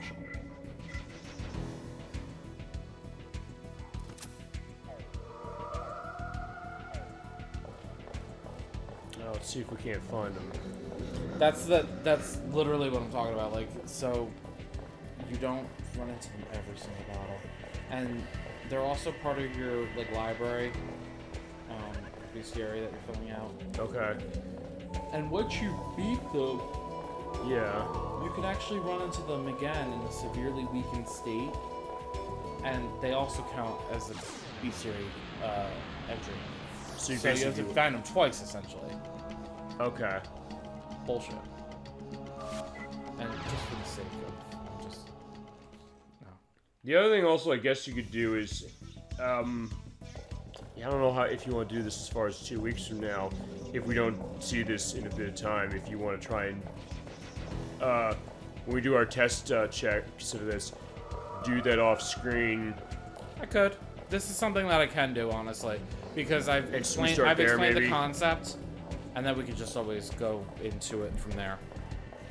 Or start the show on that, like, hey, wait a second, here it is. Because that dialogue doesn't do anything until you hit the button. Except, yeah, Die, you motherfucker. that's not him. No, that's the gold mask. Oh yeah, because the dialogue will still be on screen, so if we do have to do it that way, we can do it that way. It's either or. It's like, we'll see how it happens. I mean, watch, I'm going to mention that, or one of us will mention that, or you mention that, and then it's like, oh, it's the next one. Maybe. We'll see. I just would like to start taking them out, like, tonight. Okay. If the RNG will, cooperate with me. Okay. But if not, cool. I'll have to do it off screen. I will not complete the good ending, like, tasks until we're broadcasting, obviously. But I can at least defeat the monsters. Okay, well, here's the other thing. Is like, wait a second, you can see all 4 of them here, yes? Yeah. So... They just pop up randomly. Okay, here's the other thing. Is like, I don't know, do we want to show them all popping up randomly? There's not much more. I guess show what pretty they... much, to just go into it a little bit further, that Oath Grail that I have, so the reason why you have to do it in order, not only just what was written in the description, but what happens is, when I finally run into the Grail Mask, that Oath Grail is then going to weaken him. Okay. So he doesn't have these crazy abnormalities that he imposes on me. He doesn't have any of that shit. I guess you have an element of like what abnormalities they usually all impose. They all do something different, and you can't cure that. So pretty much, you need to just weaken them in order. Okay, because I'm saying Otherwise, fine. they're impossible to fucking. Because the other thing is, I'm saying, yeah, fine. If you're gonna do that off screen to get that one you need. Well, oh, an item we missed. No, it's another hint to the puzzle. Okay. Okay. Well, fine. I was Oh, just... actually, I do need to come down here anyway for to get an item. So I actually have a purpose to be here, which is good. Yeah, because we didn't go down this way. Not, we couldn't have not done. after we fought the battle. No. We couldn't have done this back then. Well, no, this is where we fought that battle with. Oh right. So now we can come back down here. I love it when I want to run the battle. I get them. No, we got. Oh, it's like wait. I guess when you don't hear music, that's a tell that's gonna be A mask. Yeah. a mask. Yeah. So I don't want to hear like the normal music. Okay. Well, fine. What I was going to say is that it was either fine if you want to do that off screen, or the other thing I was saying that when we do our test check, try and find the one, and then we start the show next time on that. Okay. It's your choice. We'll try. We'll. I know that this can like eat a lot of time, Okay. so it might be easier if I just do it off screen. We could also, the other thing feasibly is that for our tech check, we could just try and make it happen off screen, just record that way, and we could stitch them in if you want to do it that way. Okay. Codex Award. Okay. I got one of the books. Okay.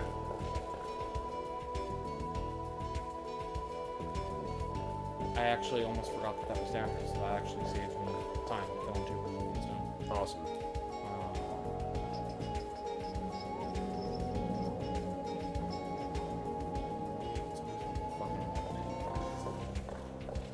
I'm all probably on the walk plug. Actually, it was up. Do we go up those stairs over there? Yeah, just look for the green one. Okay.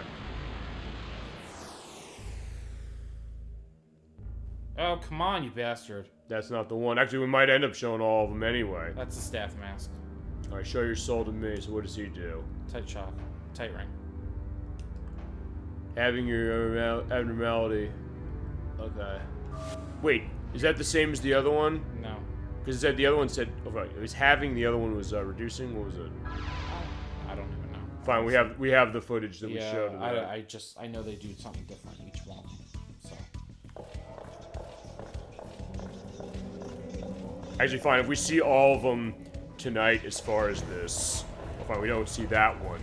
We can just get ready, queue that one up if you want to do it. Put that up. The only one we need. Well, the only two we haven't seen yet are sword mask. All right.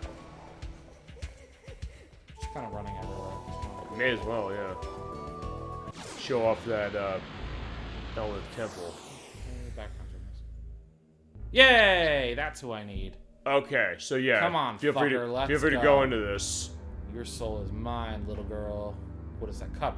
My strength is hit area is doubled in size. So you get that helping. Yeah. Alrighty. Okay. So much damage. This is gonna be interesting. Yeah, look at that, kick him in the face, which is kind of a cathartic thing when you think about how they've been. Antagonistic the whole time. Yeah, absolutely. Yep. Look, 277, 138. Want to see how much damage Alice does? Yeah, let's. Look at those nice big hit rings. I like that. She does some nice damage. Yeah, she does. Oh, that's a ring. It missed, so yeah, it's not gonna do anything. Try it again. Oh, you can attack twice in the same turn, shit. They can all do that. Or if they 3 want. times the same Yeah, turn. they can do whatever they want. And he missed every time, so yeah, talk about that. He whiffed I have the every single- willpowers on. No, wait, he doesn't. He just misses on that because I think it hit for damage on one, didn't it? I thought it did, but no, he's dead. Okay. All right, bye bye. Next. So who's next in the order? Gold. Okay, Which, that's the one we've been fucking running into. the one we've seen the most. Yeah. Okay. And nice level Now up. the There's nice, Reviver. yeah. So the nice thing with this, right? They give a ton of money, they give a ton of experience, and soul energy for everyone. Awesome. Yeah, it's great. All right. So... Yeah, Grail Gold Staff Sword. Actually, I have a question. If you build up one of the other souls over there, after you've killed one, you go back there. Is the other one gonna not be there anymore? The masks? Yeah. You'll see. All right, we'll find out. Well, like I said, you can still run into them now. So, like, I could run into the Grail Mask again, but it's not going to be the same Grail Mask that just appeared. Okay. A little, yeah. Is it how it handled? Just All right. You'll see exactly what it is. Yeah, it's just they turn up in, like, a weakened state. All right. So it's kind of cool the way that they changed them all. Of course, like I said, it's always when I want to battle. Well, here we Thank go. you. Wait, Except it's an actual battle. I would say, yeah, as soon as I heard the music, like, that's when you're getting a sense of it. God damn it. Ugh.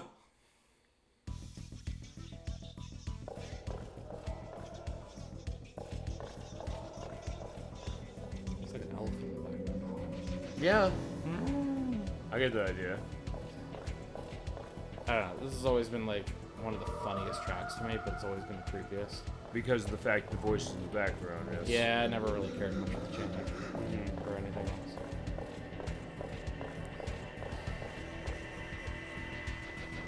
Come on, come on. There you go. No. It's one of those cases you don't want to hear music. No. Actually, no, I was gonna say the battle music, it changed for Europe when we got here. It did. Yeah, because we didn't hear the other one we really like. But you are still hearing like the chanting sort of on it, so there's that a little bit. Yeah. Not the same. No, they definitely changed it up, which I like that they changed it between the areas. Oh yeah. It keeps it fresh.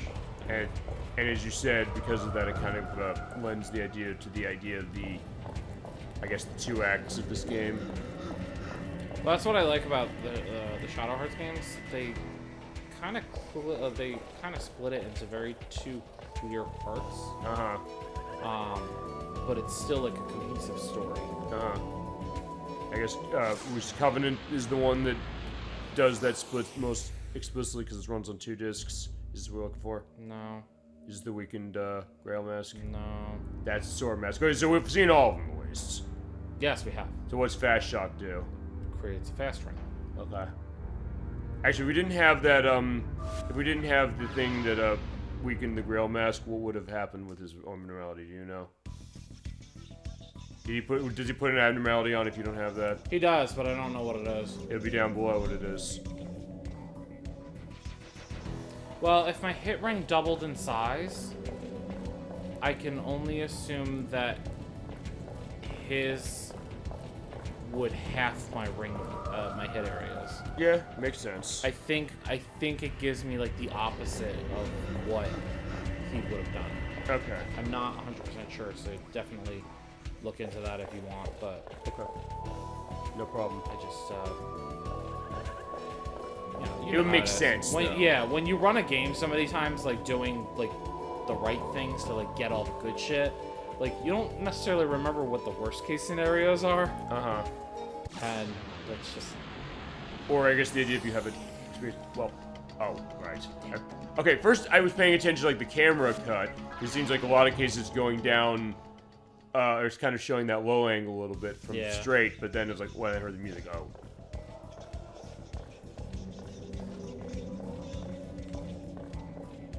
But honestly, not bad. I don't know what's easier, like running in circles or running through different areas. I mean, does it make a difference? I don't know.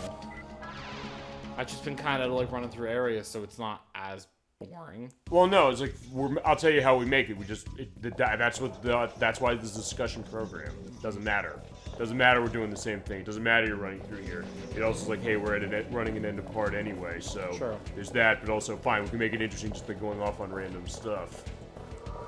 Yeah, this is I mean, listen. It's worth doing this. In terms of what I wanted to achieve tonight, I got damn close. What were you thinking? I was looking to finish this particular side quest with a good ending. Well, if you want to do that or try to do that for a little more time, go ahead. Yeah, I think we can get there. Yeah, he's not going to let us right now, but... If I get lucky with, who I run into, I think we can get it. But again, like I said, it's all based on RNG. There's no guarantee. Okay. If it really ends up being a problem, then yeah, definitely we can pick this back up. It's your pick. It's your choice. Because, because we can go to schedule now. Why not? You can talk about whatever. If you want to do the schedule now, by all means. May as well. The one thing I was going to say is our next part of this is going to be in 2 weeks. Yes. That's going to be March 4th. It is going to be a Saturday 7 p.m. show as far as how it's operating, because next week's show is not going to be on Saturday. It's going to be Friday. It's actually for the finale of the game that is actually right next to what we're playing. He sees it over there on my Nintendo 64. Mystical Ninja starring Goemon from Konami. We restarted that game last month. Well, actually, it's been almost 2 months based on how the time is indicated so far. But what we're going to do is, we're going to finish that game. I watched the entirety of the Legend of the Mystical Ninja anime, which has, like first mentioned, has Vic Mignogna? Is that how it's pronounced? I'm not pronouncing. So. I put an edit on I think on the part of, I think of the last part of that actually, saying the pronunciation was, who was Edward Elric in Fullmetal Alchemist voicing Goemon. I quite like that series, I gotta be honest with you. It's a 23 episode run, and I binged that the same way I'm gonna be binging Ted Lasso when that comes back next month. Because my family got me into that, and season 3 starts, and for something that was sold so much, I thought, was this something that everybody was just kind of, isn't one of those overhyped cases? No, believe the hype on that one, as we are getting not the mask we're looking for. No. So if you go by color, it goes blue, green, red, yellow. Okay. That's the order we need to beat them in. So we beat blue. Blue, so red. Now we're looking for green. Okay. Then we need him. Okay. Which, when we need him to show up, he's going to be a pain in the ass. Well, we'll see. I feel like I always run into the sword mask the most every time I play this. Yeah, so far I think it's been about equal, almost between that and the green one. Yeah, which is so funny. Well, maybe a little more with the green one, maybe one more with the green one. Yeah. I don't know. Like I said, it's all luck-based. Okay. There's no way to, force it. But I'm just going to kind of see what happens. If we get lucky, we get lucky. Yeah, but it's fine either way. So either or. But yeah, just to go back then, schedules. I realize next month every show is having guests on. Yeah, you starting with Shadow Hearts on March 4th. Then Medics is coming back on March 11th. We're gonna finish the other RPG we have running, Parasite Eve for PlayStation. We have finished the 27 floors of the Chrysler Building, and there you go. There is always when I don't you fucking again for Staff Mask. Fine, we're doing Chrysler Building with 27 floors left, and then that final boss. Pretty sure we finish that next month, or 3 weeks, I should say. Fine, we did 40 floors last time we played that. It's no easy feat. It was no easy feat, number one, but it also took longer. I overestimated, or underestimated, so that was my case. Actually, the first time I've lowballed an RPG of all the ones I've done. Every other one, it's been cases where I thought it was going to run longer than it did. With Super Mario RPG, I thought it was going to be 5 parts. It was 4. Kingdom Hearts, I thought 8 months. Man, that was off. It was 5 months. I did that one. This, we said 6. I mean, 7. It's either or. It's close enough as far as that. It's going to be 7. Sailor Moon of the Story, I thought I lowballed that, and then I highballed it a little bit, saying, like, oh, we're going to need 5 parts. We then just needed 4. And the Parasite Eve, and then this. Yeah, but we finished Parasite Eve March 11th.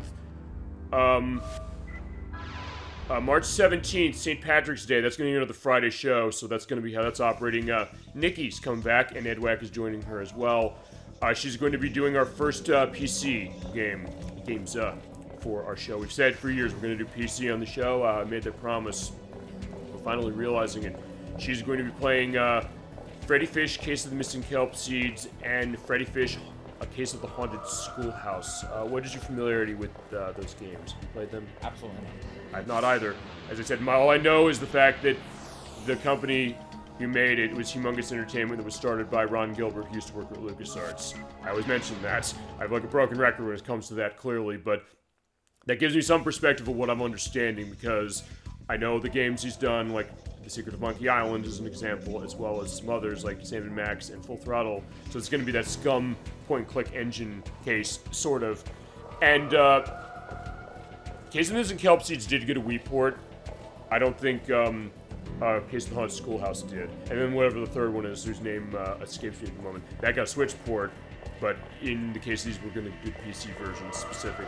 That's going to be Friday night, 7 p.m. Eastern Standard Time for St. Patrick's Day. And then March 25th is going to be the full play of the game we did the practice run of actually last night, or technically 2 nights ago after midnight now for this. Was Game Dev Tycoon. We're running the Switch version. Protorova is going to be involved in that like he was in the practice play, but also Blood Spice Moon. She's making her debut on the program for that one. That's going to be Saturday afternoon, a little earlier for this show, 3 p.m. Eastern Standard Time, and when we do the stuff is in April, starting in April, that might also be a case of that too. But that'll be indication. Hey. Here we go. Here's our next mask. Fucking finally. Alrighty. Oh yeah, also when they're weakened, they don't have the glowing around them. Okay. Alright, so yeah, we'll then take them out. Imagine if I accidentally ran. Just because I was so used to pressing it. Oh, okay. What happened here? He's weak to magic. Only. Okay, so yeah, we gotta hit him. What's does he have? Oh, he has a There's no particular weakness. He's just weak to magic. Gotcha. I just forgot. Okay, and after you fight this, I can go into what April's looking like. Okay. Since I seem to have run into them issues. This is actually an interesting case. This is a unique case too, where I've actually never done schedule whilst we're still doing something with game. But fine. We're running the show down. I've also, here's the other thing, I'm going into the schedule for the next few months. 3 months, about almost. I mean, you got it booked out, so. I do, and then I have to figure like what's the book outs as far as other stuff. We got to figure stuff out of like when we're doing Super Mario Sunshine, which I'm thinking June. I have open slot in June for that, but we'll have to figure that. That's going to come later. We'll talk with you specific because you'll be back here for the show then. Mm-hmm. And then after you kill him, I'll go into April. But yeah. Okay. So yeah, take this boy out. Ah, balls.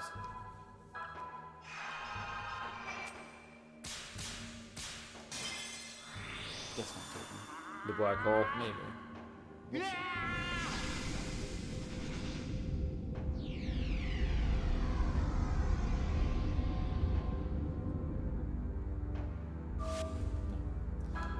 Maybe blessed thing? Yeah, I forgot they're all kind of weak to different things, so I know there's one that's only weak to physical attacks and magic doesn't do anything. I think it's Okay. stat mask. I'm glad we got to show that though, if nothing else. Yeah, I forgot. The first like, wait, is he that strong? No. Yeah, let's try this again. Okay.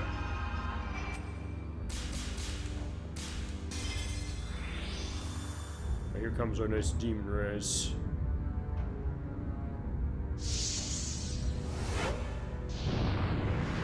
That's a disgusting one. Yeah, look at that, Jesus Christ. Nice. I was just saying, yeah, how do you live through that? He's got some high resistance, I think, to that kind of stuff. Alright. So, Maybe another black hole.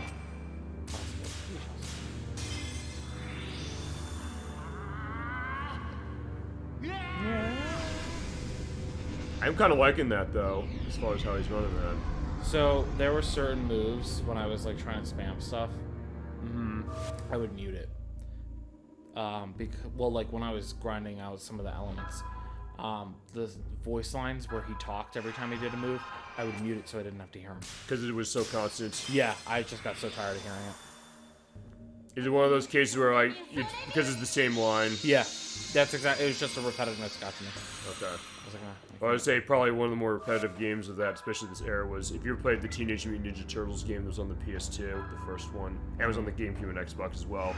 Like with Donatello, actually all the Turtles have their one quote they do every time you finish a combo. With Donatello, you do it, and he always has, dumb goon, corner pocket. He keeps saying that every time you do it. it's a lot when they repeat lines like that. Well, especially like it's that one case, or actually one case of a game I hate. I was like, honestly. is he really still Not alive? that one.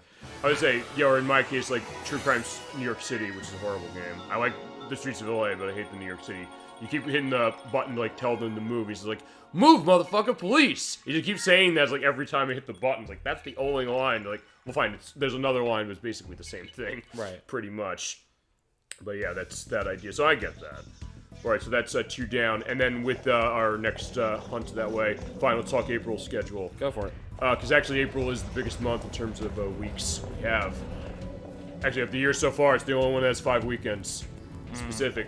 So, April Fool's Day is the Pokemon Violet patch-free showcase. They did announce the patch for it that's coming out next week, I think. Is it end of April or end of February, I should say. So late February, they're upping it to version 1.2.0. I'm not applying that patch or even the other one. I have it unopened in the other room. We're going to be taking a look and seeing what that's going to run like, running offline, and then I can start playing it specific just to get a sense of, as we mentioned, what are they fixing. And they did give patch notes, so yeah, Nintendo is doing what I suggested they should be doing. But it's also a case of looking at those patch notes as cases that it is reminding me, yeah, to some degree the damage is done. And yeah, if Generation 10 is like that, yeah, that there's gonna be people gonna have to be blamed for that. And they're gonna be like the 20 million people who bought that game, with all due respect. But also the other thing is, like, this is also why I'm not buying Tears of the Kingdom right away. I do not trust Nintendo's QA department on an open world game anymore until they prove to me otherwise. But that being said, we're gonna have our perspective. There's not gonna be a full play of that. It's just gonna be us going through like 4 or 5 hours, just seeing what happens for the first 4 or 5 hours of that game, which is gonna be unique because, as I said to you, not only is this gonna be a blind play, it's also gonna be a case where I can't actually do audio checks on this because I'm not gonna open the game. Is this what we're looking for next? Nope. Okay, no, we'll open the other one. Nope, this is the last one online. Okay. Ugh. But also, so what I'm going to do with audio checks, I'm just going to have to guess. I'm going to put in Pokemon Legends Arceus and Pokemon Sword and see that what am I going to get for an audio sound on that. And hey, so chat, when we play that game, which is probably going to be the Pokemon Violet, which is probably going to be the most watched thing I do. Maybe. I don't know, we'll see. Actually, so far, I think of the stuff that's most watched on Twitch's side was Guitar Man. Well, on the YouTube site, actually, it was the last part of this game. Yeah. Of what we've had of this year so far. That makes me happy. I know, me too. So I was like, there you go. Yeah, but either way, that's going to be where we're going to run, and we'll have that for the April Fool's Day program. The week after that, Nocturne is going to be back on the program for reals this time, because she was only in chat for Wheel of Katamari last week. She was starting Mega Man Legends 2 for the PlayStation. You ever play that game? I haven't played on either Mega Man Legends. Maybe a case of getting re-released outside of PlayStation 3, but because that's the only place they're re-releasing. Given how much some of those games cost, yeah, you want to drop money on PlayStation 3 compared to spending like what, $700 on the Misadventures of Tron Bon. I mean, ROMs are a thing. For those games, I mean, yeah, we've always emulate well. We've talked. Yes, yeah, I think it does. We've talked on this program the idea of like the risks of some of that stuff, like what's the legality of it. Like, look, it's a $700 game. Look, I bought it because like I want to indicate that hey, I have something to buy it on, but also because I want to indicate to Capcom that hey, worth re-releasing that. And yeah, I don't think. But we'll see what happens after the Mega Man Battle Network Legacy Collection comes out. And then also, if they do that, and also if Capcom's nervous to release a game with a convicted child pornography guy in it who is now dead. But we found that out when we played the first one, as far as that. But fine, he's dead, and fine, that he wasn't even going to be recast probably, or he would have been recast if Mega Man Legends 3 had happened. But anyway, playing that second one, I have it. It's something I've not played much. She really likes that one. She's going to control that game entirely for us. That's going to be one of our long-form plays we get running, because we're going to have like 3 of these running concurrently eventually when we start Super Mario Sunshine, I would think, depending on how schedule's going to work on that. And April 15th is the finale of this game, from what I'm gathering, and looking forward to seeing where that goes, and closing the book on what's going to be actually the longest long-form game we've done for the show so far. I'm proud to hold that title for now. Actually, technically, I was gonna say, as far as the longest plays we had on the show have been all 5 parts. Actually, I think the longest in terms of time probably has been the last one we did, which was Majora's Mask, by a tad. But that being said, yeah, this is gonna be our longest running. And so yeah, we're at part 5 on this one, so we're gonna have a part 6 and then a 7. That's April 15th, the Saturday at 7 p.m. Eastern Standard Time. Way after that, we start the next RPG. That's going to be Lunar Silver Star Story Complete for the PlayStation, which is a remake of a game from Sega CD specific. But Protorov is a big one on that. That might be on that Saturday, April 22nd at 3 p.m. Eastern Standard Time. I will announce that probably more concretely when we do the Game Dev Tycoon play at the end of next month, I think. But I'm looking forward to that. And he's going to be controlling that one for us because he loves that game. It is a good one. I know you have ROM loaded up on that game. Yeah, you're in for a treat. It's a fun one. And I also have, actually, I bought it on the PSP. I bought the remake that was available on that. Because this game has been remade like 4 times. We're pointing that out. Oh, wow. It was on, the PlayStation game was actually the first remake. It was on Sega CD initially. They remade it on PlayStation 1. It was on Saturn in Japan, actually, that remake. Then they sort of remade it on the Game Boy Advance as Lunar Legends. And then remade the PSP game, the PSP one, which is Lunar Silver Star Harmony, which is by far, if you're like, hey, you want to buy this thing, it's by far the cheapest way to get it. It's on the PlayStation Store on PS3 for $15. You have to do the transfer over for PSP. But in my case, like, yeah, I wanted to do it that way, so I have frame reference, and also it has extra stuff, which we will show off as an appendage to our play at some point. Actually, we have our first time showing off PSP on the show, because I had the stuff to show off PSP, and we had to look at that, but the play of that game is going to be the PlayStation edition. And then end of April, Tekken 3. It's going to be on April 29th, which is going to be the 25th anniversary of the game for the PlayStation. You played Tekken 3? I played one of the Tekken. I can only assume it was 3. And PlayStation Classic, you did have Tekken 3 loaded on it as far as when it came on, when it came released. Yep. It's a fun one. It's one that I kind of took for granted a little bit when I bought it, and I was always one of like, yeah, I don't know if this felt clunky a bit, but the more I played it, the more I've gotten into it. I've got unlocks to do on that game pretty significantly. You made my phone wrong. Yeah, little fine. From the D-pad, it's just... Oh, yeah. I mean, yeah, but I have the PS1 edition. I just have to do the unlocks for that. So I'll be doing... Actually, after we finish Mystical Ninja Star and Goemon, I won't actually have any games to practice until Game Dev Tycoon and then Tekken 3. So actually... that's going to be my element of how I'm going to run that, really. So I'll have time to do that. And then we get into May, which is going to be the next parts of Mega Man Legends 2, which I think that's going to be the first weekend of May. The week after that, Chasm 22, I'll talk to him about this. We're doing this in May. I'm going to see if he's okay doing this the second weekend of May, as far as scheduling for him. He's going to come on the show fully for this. We're going to be playing Guardian Heroes for the Sega Saturn. Are you familiar with that? It came out from Treasure back in 1996. They've since ported it on Xbox 360 and PlayStation 3. He has it on the Sega Saturn specifically. So we're going to run it that way to it. And I'm also going to help him out with some stuff. He's like, I don't know if my Sega Saturn's working. Mine is working, so I'm going to try and detect what the situation of that is so we can play it. It's kind of a 2D beat-em-up a little bit, which has a little bit of a system where you're jumping between planes.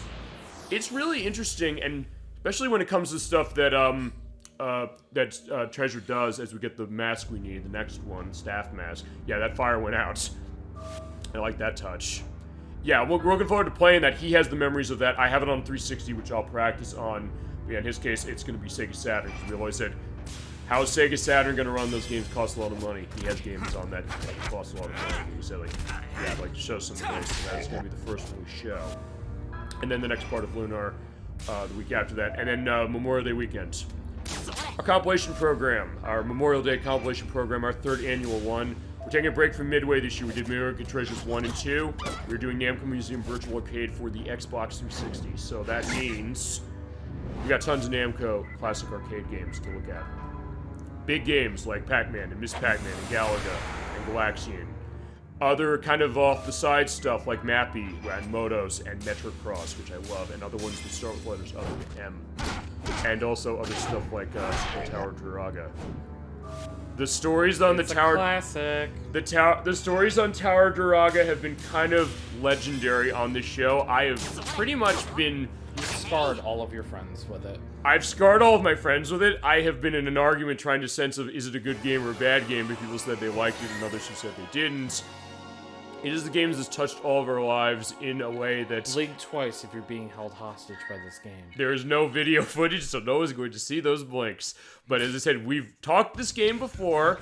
I mentioned it first actually going back 2 years ago when we did the Final Fight 1 and Magic Sword play. So it's been a while since that came up. Trying to tell the story of the legend of the Tower Duraga. But because what we do with the compilation programs, just in case you don't know, is we play through, actually, because you came on the week after we did the last one. So what we do is we pick a classic game compilation, or if Chad asks for some, or you ask for one, or anybody for that asks. We will look at it, we'll play each game in it for a little bit, as a little bit of a preview, sort of everything, as kind of a smorgasbord. I see it as kind of like an in-between of the, we got the last mask. Fuck yeah! First shot! Holy shit! I was gonna say, we didn't hear the, what was it? Oh, that's exciting. We didn't hear the music, so like, I knew he was there at that point. I didn't know if it was him or not. Yeah, but as I said, we've had the discussions on that, but for the compilation stuff, we pick a compilation game, we show everything off in a showcase. I kind of see there a middle ground when we do the Thanksgiving showcase. And I know I thank you for this already, but again, to extend that out for the racing showcase we did with Rush 2049. I love being able to show that game off, and the game is awesome, and yeah, Alice is not having a good time. But yeah, but that's kind of how we do the compilation stuff. And hey, if you have suggested compilation games you want to show or have shown for that weekend of the year, say the word. We'll make I'm glad you figured, because I know you were up in the air as to what kind of compilation you wanted to do for that for Memorial Day. So I'm glad you settled on something that you like. Well, it was one of two things, because we did the two Midway Arc Treasures games. I said we're going to do the third one. The way we're going to do that is that I'm doing them each on a different system. They all came out on PS2, GameCube, and Xbox, but I said for each of them we're going to show off a different console's version. So we showed Midway Arc Treasures on the PS2, we showed Midway Arc Treasures 2 on the Xbox, and we're going to show Midway Arc Treasures 3 on the GameCube, which is the best version. It's also the version talking about another game I scarred you with, Race Driving. What was that one? That was the one where you're the 3D polygonal car driving on the... Oh, where you try to do the loop-de-loop and you crash and clip through it? I clipped through it, and also No, the that's one... funny. Also the one where when I showed it to you as far as our Bad Game Thursday, said, why are you having screeching tires going when you're on the grass? I was like, I don't know if I have an answer that way. Yeah, that was pretty bad. Well, That was we showed its predecessor, Hard Driving, which is mostly the same. Race Driving is kind of an enhanced, but that was how that operated. So I was between that, but I said, you know what, chat said to me, we love our Namco stuff, we want a Namco night. I said, you know, we gotta have a Namco night, you're right. It's been something in the works for too long. But yeah. And then, yeah, I guess as far as other stuff on schedule, really, if we can figure Super Mario Sunshine as far as June, we can get a weekend going for that specific, because we'll still have the parts of Mega Man Legends 2 and Lunar. And I thought, you know, I'm gonna look at one thing quick. Yeah.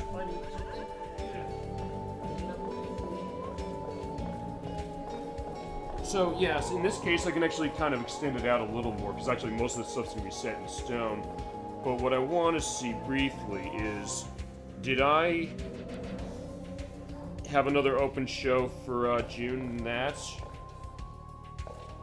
Well, fine, I have 2 open slots, so Mario Sunshine, can we start one of those if you want to start that, if you and Surrender Antonio are in good case of that, and I guess the question, what are we trying to look for now?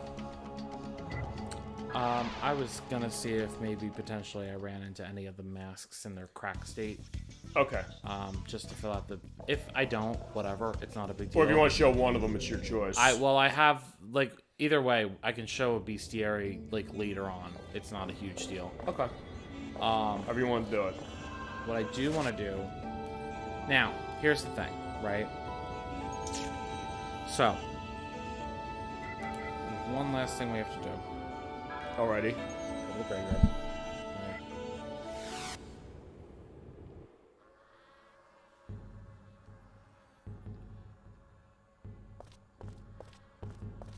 I'm not gonna go up there, but you see how they're all gray? Yeah, they're petrified, it looks like. They're, yeah, they're, like, destroyed.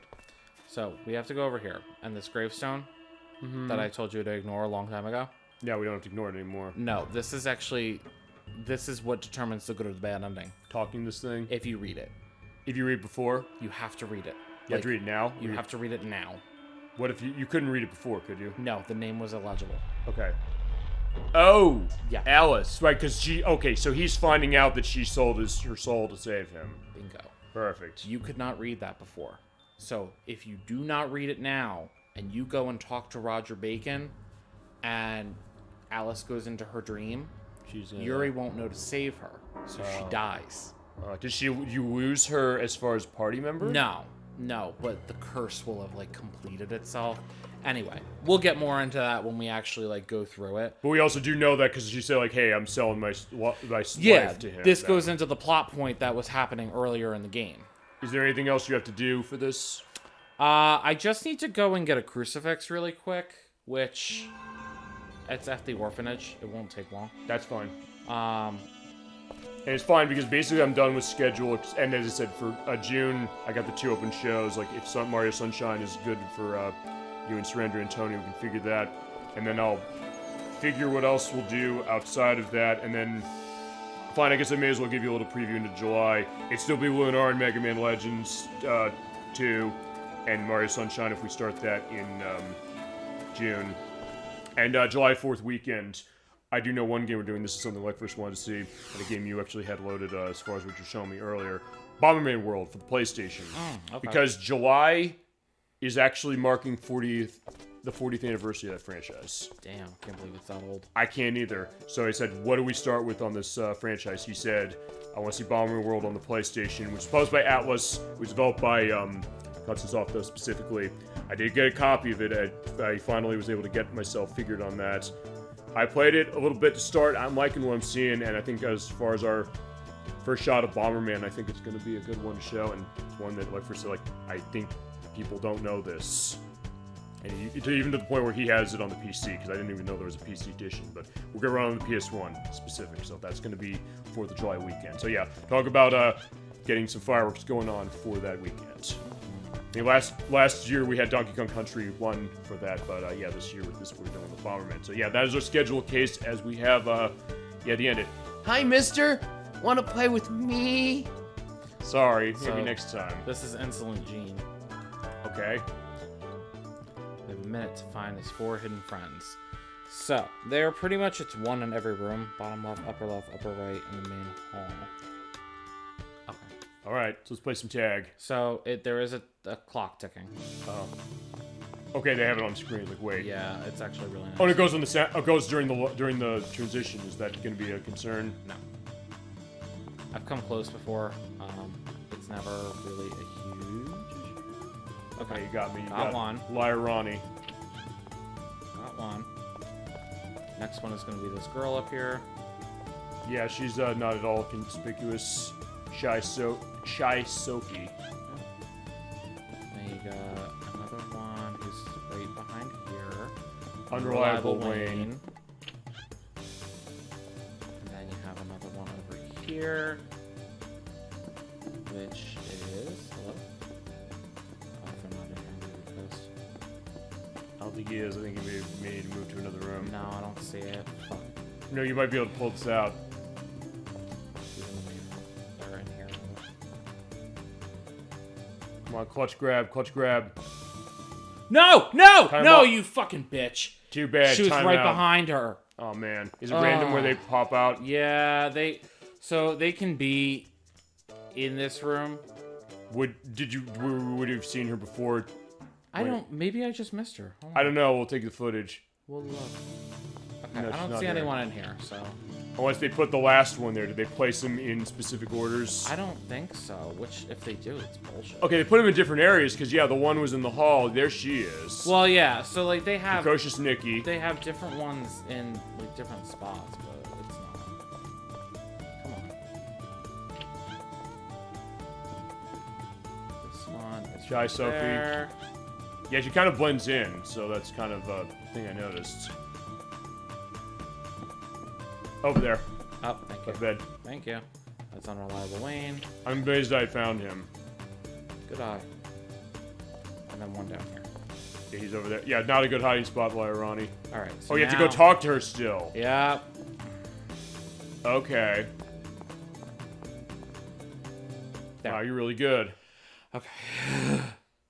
Son of a bitch. Oh, you're really good for a grown-up. Okay, now there's a reason why we have to go here. Pot Lover Mackin. It's the What? fucking weirdest thing. Yeah, that's what he's saying. He just pops up out of the fucking pot. Oh God, are you mad? You're mad calling me mad. Yeah. Okay. Fair enough. Little crap. No, Don't get so exasperated over a mere child. You're not a child, knowing that we're Here, you can have exasperated this. is your crucifix. Nope.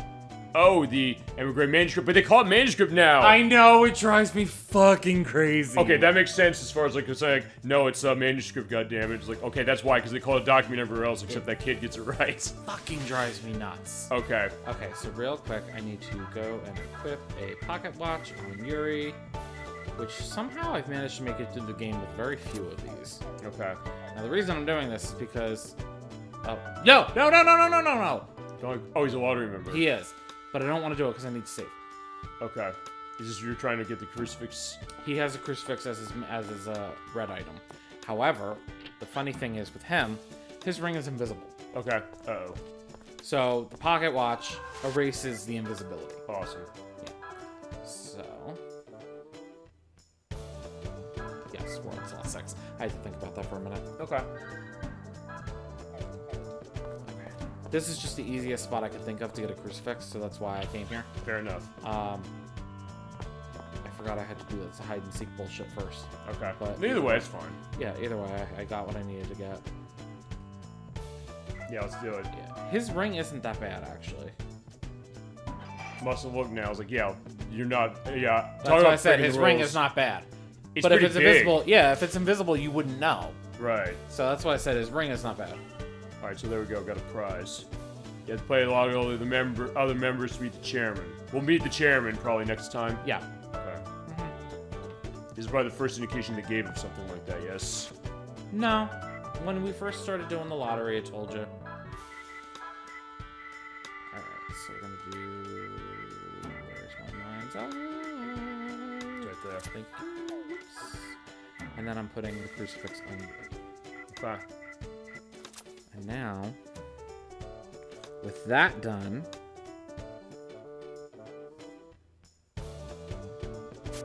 Alice has a willpower on, Alice has a willpower on. Perfect.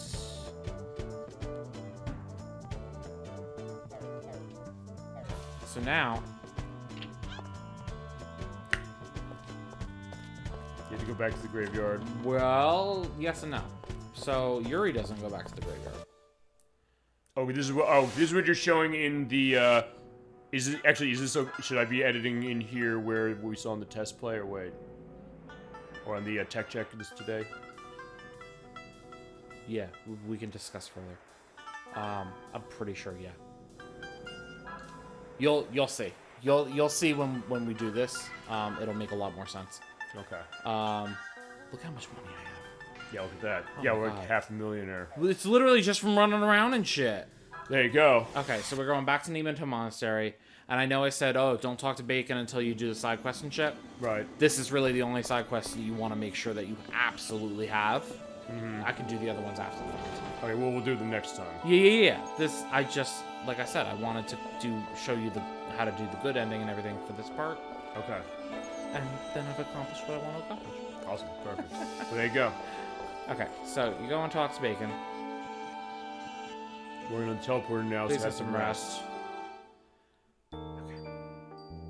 Sleepy music. Wait, this is the scene we're getting. Oh, okay, I get This it is now. what happened before. That I looked away at. Right. So Alice wakes up in the graveyard. Where are we? It's that graveyard again. Okay, we walk through. I'm sick of this same dream. It's almost as if this entire world was waiting for me. Pretty much, yeah. Oh. Ugh, the air is so heavy. It feels like it's crushing my heart. Oh boy. Did she have to talk this too? No. My own I just grave. like doing that as part of the story because it makes a lot of sense. Oh yeah, no, I get it. Alright, so you go in here. Go up to these guys. Now, they're all cracked and grayed out and whatever. At long last we meet again. I was growing tired of waiting, little girl. It seems our spell has finally taken you. What's wrong, little girl? You struggle, but your soul's fate lies here. Yeah, if you could, you would die for your love. Yeah, she's kind of speechless. Go now to the depths of the evil dimension. Okay. And the door finally opens. All right. As per the contract of your divine soul, you offered your life to us in return for your request. Which, for anyone who doesn't remember, was to save Yuri from the darkness within his own heart. Which was the last part. Ooh, darkness was in his heart. That's some Kingdom Hearts shit. Oh, hey. It was like, this is a year before Kingdom Hearts came out. Voice actually. of the Executioner.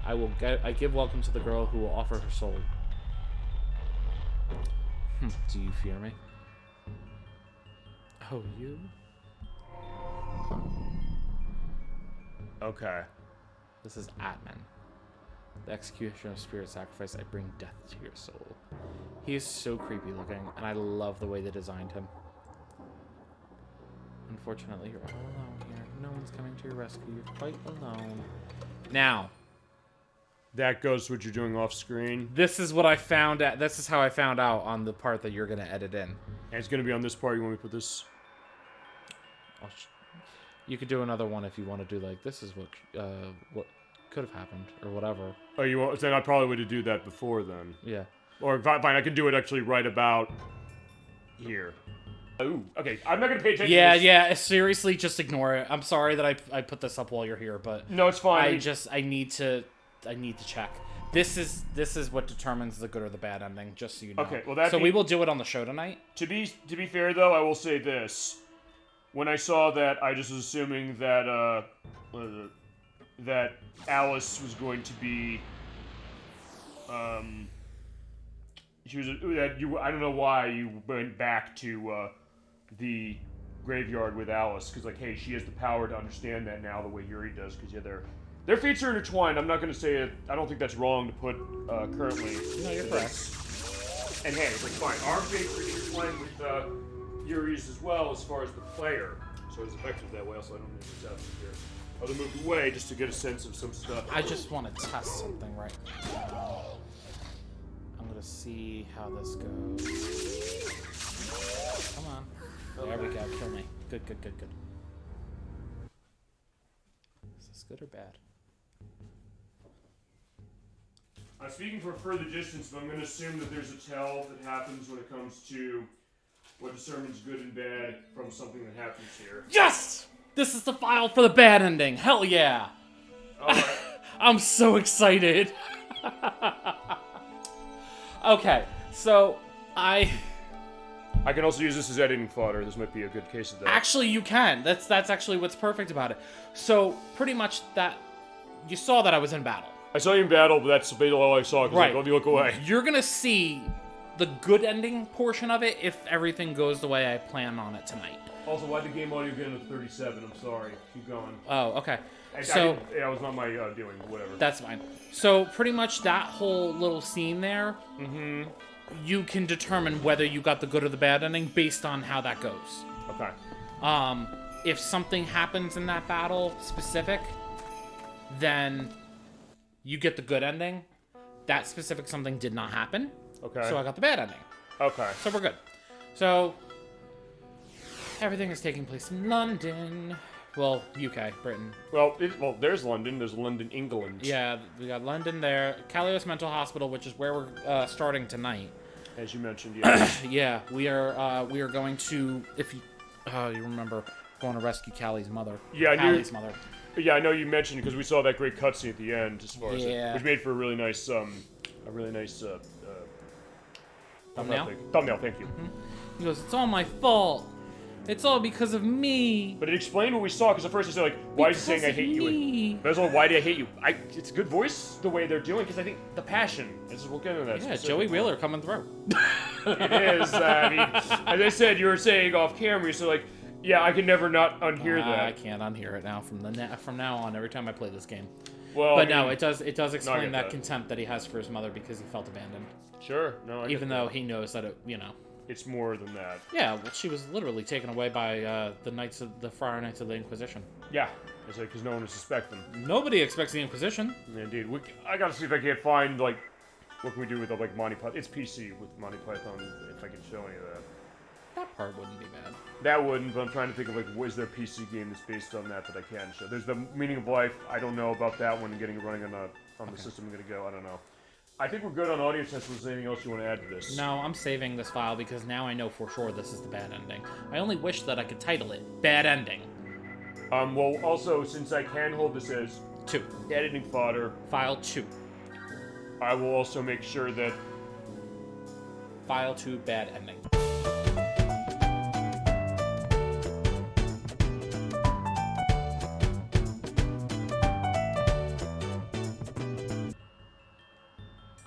Darkness.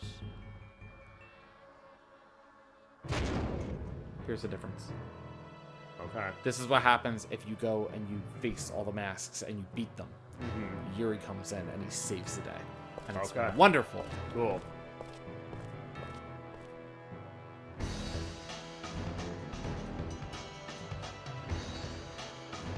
Alright, so those masks I slip it down a bit. Pause and force the door of the dark side open and enter the curse of death yourself. Yeah, she's my woman. You're not taking her. Never. Bring a contract for her soul, disordination, holy ceremony. Yeah, that's something Yuri would do. That's all he's been doing this entire game. Pretty Have much. you lost your mind? You're throwing your own precious life away. Yeah, I don't think it's precious, but Yuri Yeah, does. so you better watch it, dumbass. That is a Yuri thing. Like, you want to applaud for Yuri right I'm there. taking the dog, dumbass. And that's the second case we went into that with. You break the contract for the soul, give it your best shot. Okay, so He's really not that bad. yeah, I think as I'll show when I edit in, you're fighting him with Alice. Yes. So yeah, if Yuri does not come in, Alice is all alone. She doesn't do really any damage, and she's just kind of doomed to death. So you can't win that battle. You cannot win that battle, no matter how hard you try. Now with Yuri, he steps in, a little bit of fusion, a little bit of bang bang boom. Question to this is, Alice is still here. Is she still off in the periphery for being able to like heal and stuff? Yeah, oh yeah, she can fight. Okay. She can fight. So we're gonna just start off with some magic. Does she do no damage when you do a hit on them with him here? Say that again? If you hit him with the hit him with the Bible as her now, since he's here and broke this, will she cause damage to him? Yes. I don't know much. But Okay. yes. All right, so I got you. So it's just he- her, so that's the idea. He will kind of, I feel like, focus his spells on Alice. Yeah, looks it. Oh Jesus Christ! Yeah, it's a lot. I'm glad we pushed forward to show this. Honestly, just It's looking a at it. lot. Oh God, her entire life is flashing before her That's eyes. why he focuses on Alice. Jesus. Yeah, it's fucked. Here's another question: if she falls in battle, does that mean you get that ending then?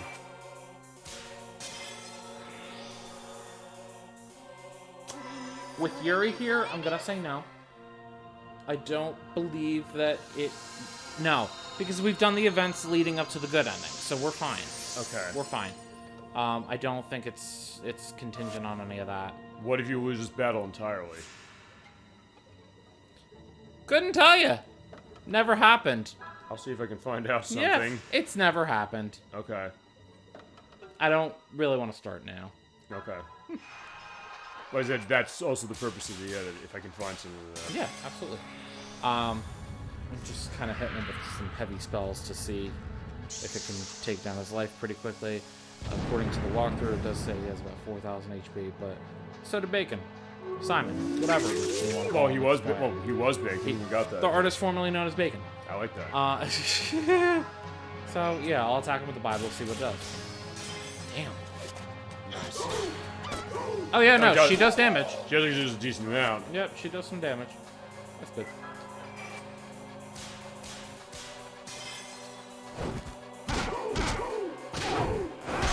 Yuri kicking ass.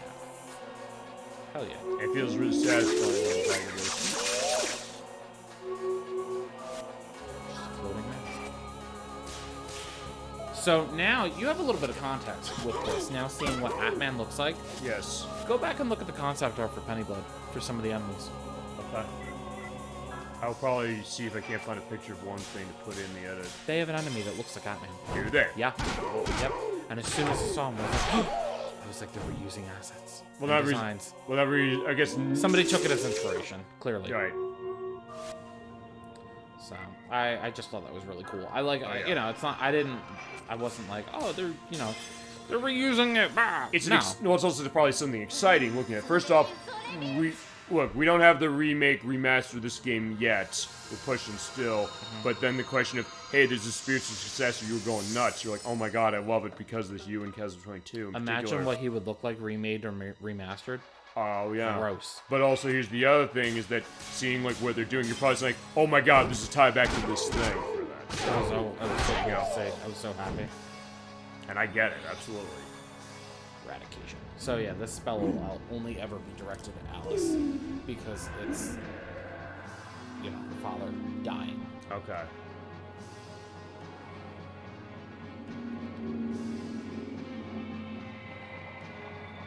Which actually looks like one of the specials out of you play. No, yeah, you did play this Castlevania Judgments. I mentioned that when we did Castlevania Adventure Rebirth. I mentioned to you when we played that because I said, hey, you had somebody who was a friend of yours who. She bought it without owning a Wii. Yeah. Yeah. She's like, can I borrow your Wii to play? We can play it together. And that's fine. No, but because those specials that way, and that's a game as I mentioned we played that Castlevania Rebirth. I owe that another shot. Yeah, I only ever played Judgment once, and that was with her. So I don't remember. I know there's a lot of grinding to unlock everything. I'll try and see. I if don't can think do she this. ever did that because she only ever played it once too. Also, I don't know if there's some linkage it has with Castlevania Order of Ecclesia, but I don't know if you need that in order to unlock characters. I think you can get extra characters, not extra characters. You can get extra costumes for Shinoa, I believe. Because I know Shinoa from that game is in there. Yeah, Order of Ecclesia is expensive now. They all are. It's like that's another one. That's the next step as far as the Castlevania. We got those advanced collection. I can't wait. Fucking give us the DS versions. I want Rebirth to come back, the Adventure Rebirth, because it's a remake of a bad game, which is the Castlevania. Actually, because you have all of them, yes. No. You don't have the Castlevania Anniversary Collection? No. Oh yeah, in terms of that, I do. Yeah. Did you play the Castlevania The Adventure on that, the Game Boy game, the first one? It's awful. They then remade it on the Wii, where it was great, and He's gone. it's yeah. He's gone. Beep! Surprise! And they're bye bye with I your mask. forgot he pops up like that. Oh, that's great. There you go.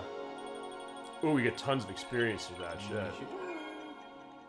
There you go, and a lot of money and a Moonstone ring, and you got a max up for your Earth. I don't know. Do you want to do that now? I don't have the gravestone. Okay, fine. Next time. That's the only gravestone I'm missing. All right, we'll get that next time. Yeah. But it got me that much closer for Fire and Water, which I'm stoked about. Fantastic. Okay, so that is the events leading up to the good and or bad ending, depending on the events that you do prior. Yes. So, Given this, we're in line for good ending to show, but we Yes. also show bad.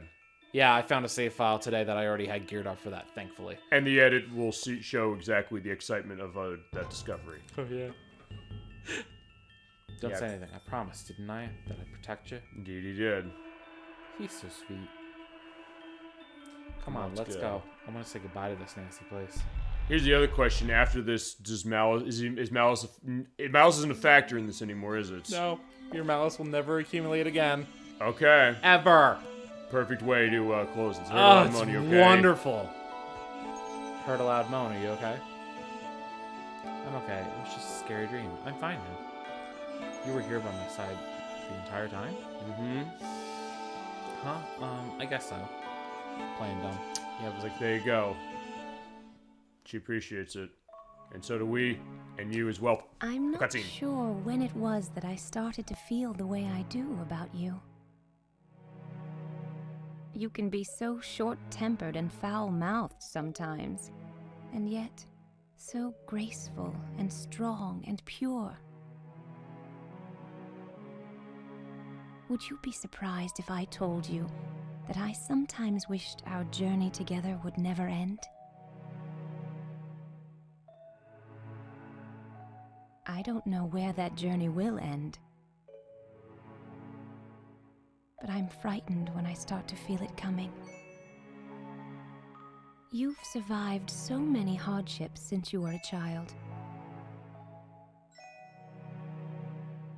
Overcome such pain. I'm certain it was because your mother and father gave you so much love when you were small. And that's why, even if you don't put it in words.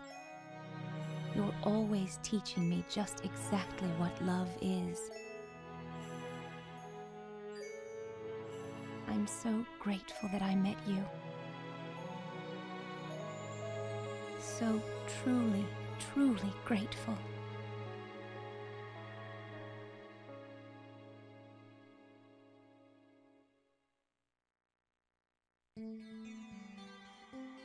And we're grateful that we met Yuri too, Alice, for sure. That was beautiful scene right there. Yeah, I completely forgot that happened. That's fine, though, and honestly, I'll tell you, talk about a great close to Part 5. Yeah, there is one last thing.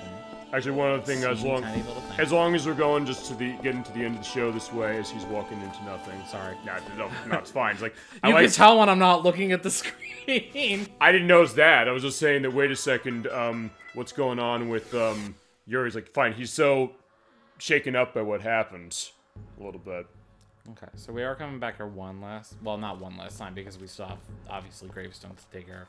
Sure, But we are going to go talk to these bastards one more time. Alright, let's rub it in their faces. That's exactly what we're coming to do. Okay. See, I'm learning. You have no more business with us, not until later. Don't come back again. We're coming You back. defeated Atman, our protector. You cheat. That's why they were so fucking douchey before. Pretty much. They had a protector. You guys really got wiped out in there. Feeling a little sorry now? Oh, look. They're all scared and looking away. Hey, you! I have nothing to gain from speaking with the likes of you. Leave at once. That's right. Please don't come back again. We can't make that promise, and you know it. It's your own fault. Putting a curse on my woman like that. Damn right. You get it now? If so, I want to hear an apology. Like Yuri's just straight to the point. Curse you. No, you tried that already, you bitch. It didn't work. He's not working now after this. Yeah, Huh? what was that you What's just said? that? Didn't hear you say sorry, did I? Okay, this is why you love Yuri. He's like the best fucking protagonist. I was love he's just cracking nose like, yeah, you wanna try me now? Yeah, he's like, try it No. again? Sorry. Okay. Good. Got Seven-Eyed Mask. What's Number this? 4 mask. Alright, so Seven-Eyed Mask. See ya. Seven-Eyed Mask is a piece of equipment. It's an accessory.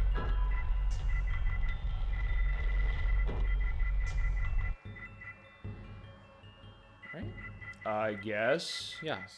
No, it is. There It it is. is. There it is. A mystical mask of the Aztecs. That's what it looks like. Just like the Comet Mask, a mask excavated in Aztecan lands. However, this one was sealed up deep in the basements of the temple. It raises defense power. Okay. So, that's all. It's just, And then the other thing I want to show you. So, we just read this. We saw that it said Alice's name on it. Not anymore, it's not. Atman. Okay, awesome. Exactly was carved on the tombstone. Alright, so fine. Atman is buried there. Atman is gone for good. Awesome. And with that, I think we have ourselves a part 5. I think we do. The only other thing I'm going to ask, is what are we doing with thumbnail, if you have any ideas? We can talk more. It's probably going to be something from that beautiful cutscene. The one we saw. Yeah. It's always a cutscene. Or, Take your thought. You don't have to tell me now. I I got to think on it a little bit. Because I'll- there were a few good things in this one. Yeah, and feel free also to, again, do the save over there and then on my backup card. Just in case. So we have 6. Also going good. Look at that right there. You're at level 46 and in good shape. That's just what that was too, yeah. No, it's funny. When we get to level 50, I want to point out something in the next part. Okay. Because level 50, something interesting happens with Yuri. Is that? Yeah, it's that one. I only have the one save on the other card. Why did we go all the way down to 5 Because I don't know why. Maybe we're on 5. It's either way. That's weird. Okay. That being... No, I think we had that because of the thought, like, hey, that was one... the backup. We had that backup because we had to figure out, like, wait, did you lose the opportunity for that one thing, which we did not. Yeah. Alright, so we'll be back to this game in 2 weeks, March 4th, and then the finale will be on April 15th, and I already did the schedule like a half an hour ago, which is kind of a new thing. But, no, it's good. I like that change. Bought your time. It bought me time. Is like, hey, this is a weekend of new stuff. Preview play for Game Dev Tycoon, which I'll figure I'm going to do as far as uploading that to the YouTube site. I don't know if I'll do it this week. I'll do it closer to when we do that game. and the way this game's running as far as that. That's it. So yeah, finale of this, finale of this is going to be on April 15th. Next part is in 2 weeks. So that's how that's going to look. And with that, thank you so much for coming back in and for doing a great job with this game as you always have. Thank you. I'm loving what I'm seeing. I'm loving what we've had happening tonight. So many big things happened in this part. So many big things happened, but we got a couple more going for sure. So yeah, it's not over yet. It's so much story. Yeah, but stay tuned for those next parts, ladies and gentlemen. So good to have you joining us tonight for Super Bowl Game Saturday. Hope you have a great rest of your weekend, a great week coming forward. Next show is going to be next Friday at 7 p.m. Eastern Standard Time for the finale of Mystical Ninja Story Goemon. I will see you then, and I'll see you in 2 weeks for the show. Look forward to it. In a couple weeks. All right, with that, have a great rest of your night, and have a great thanks for everything from me. I appreciate it so much. Take care, everybody.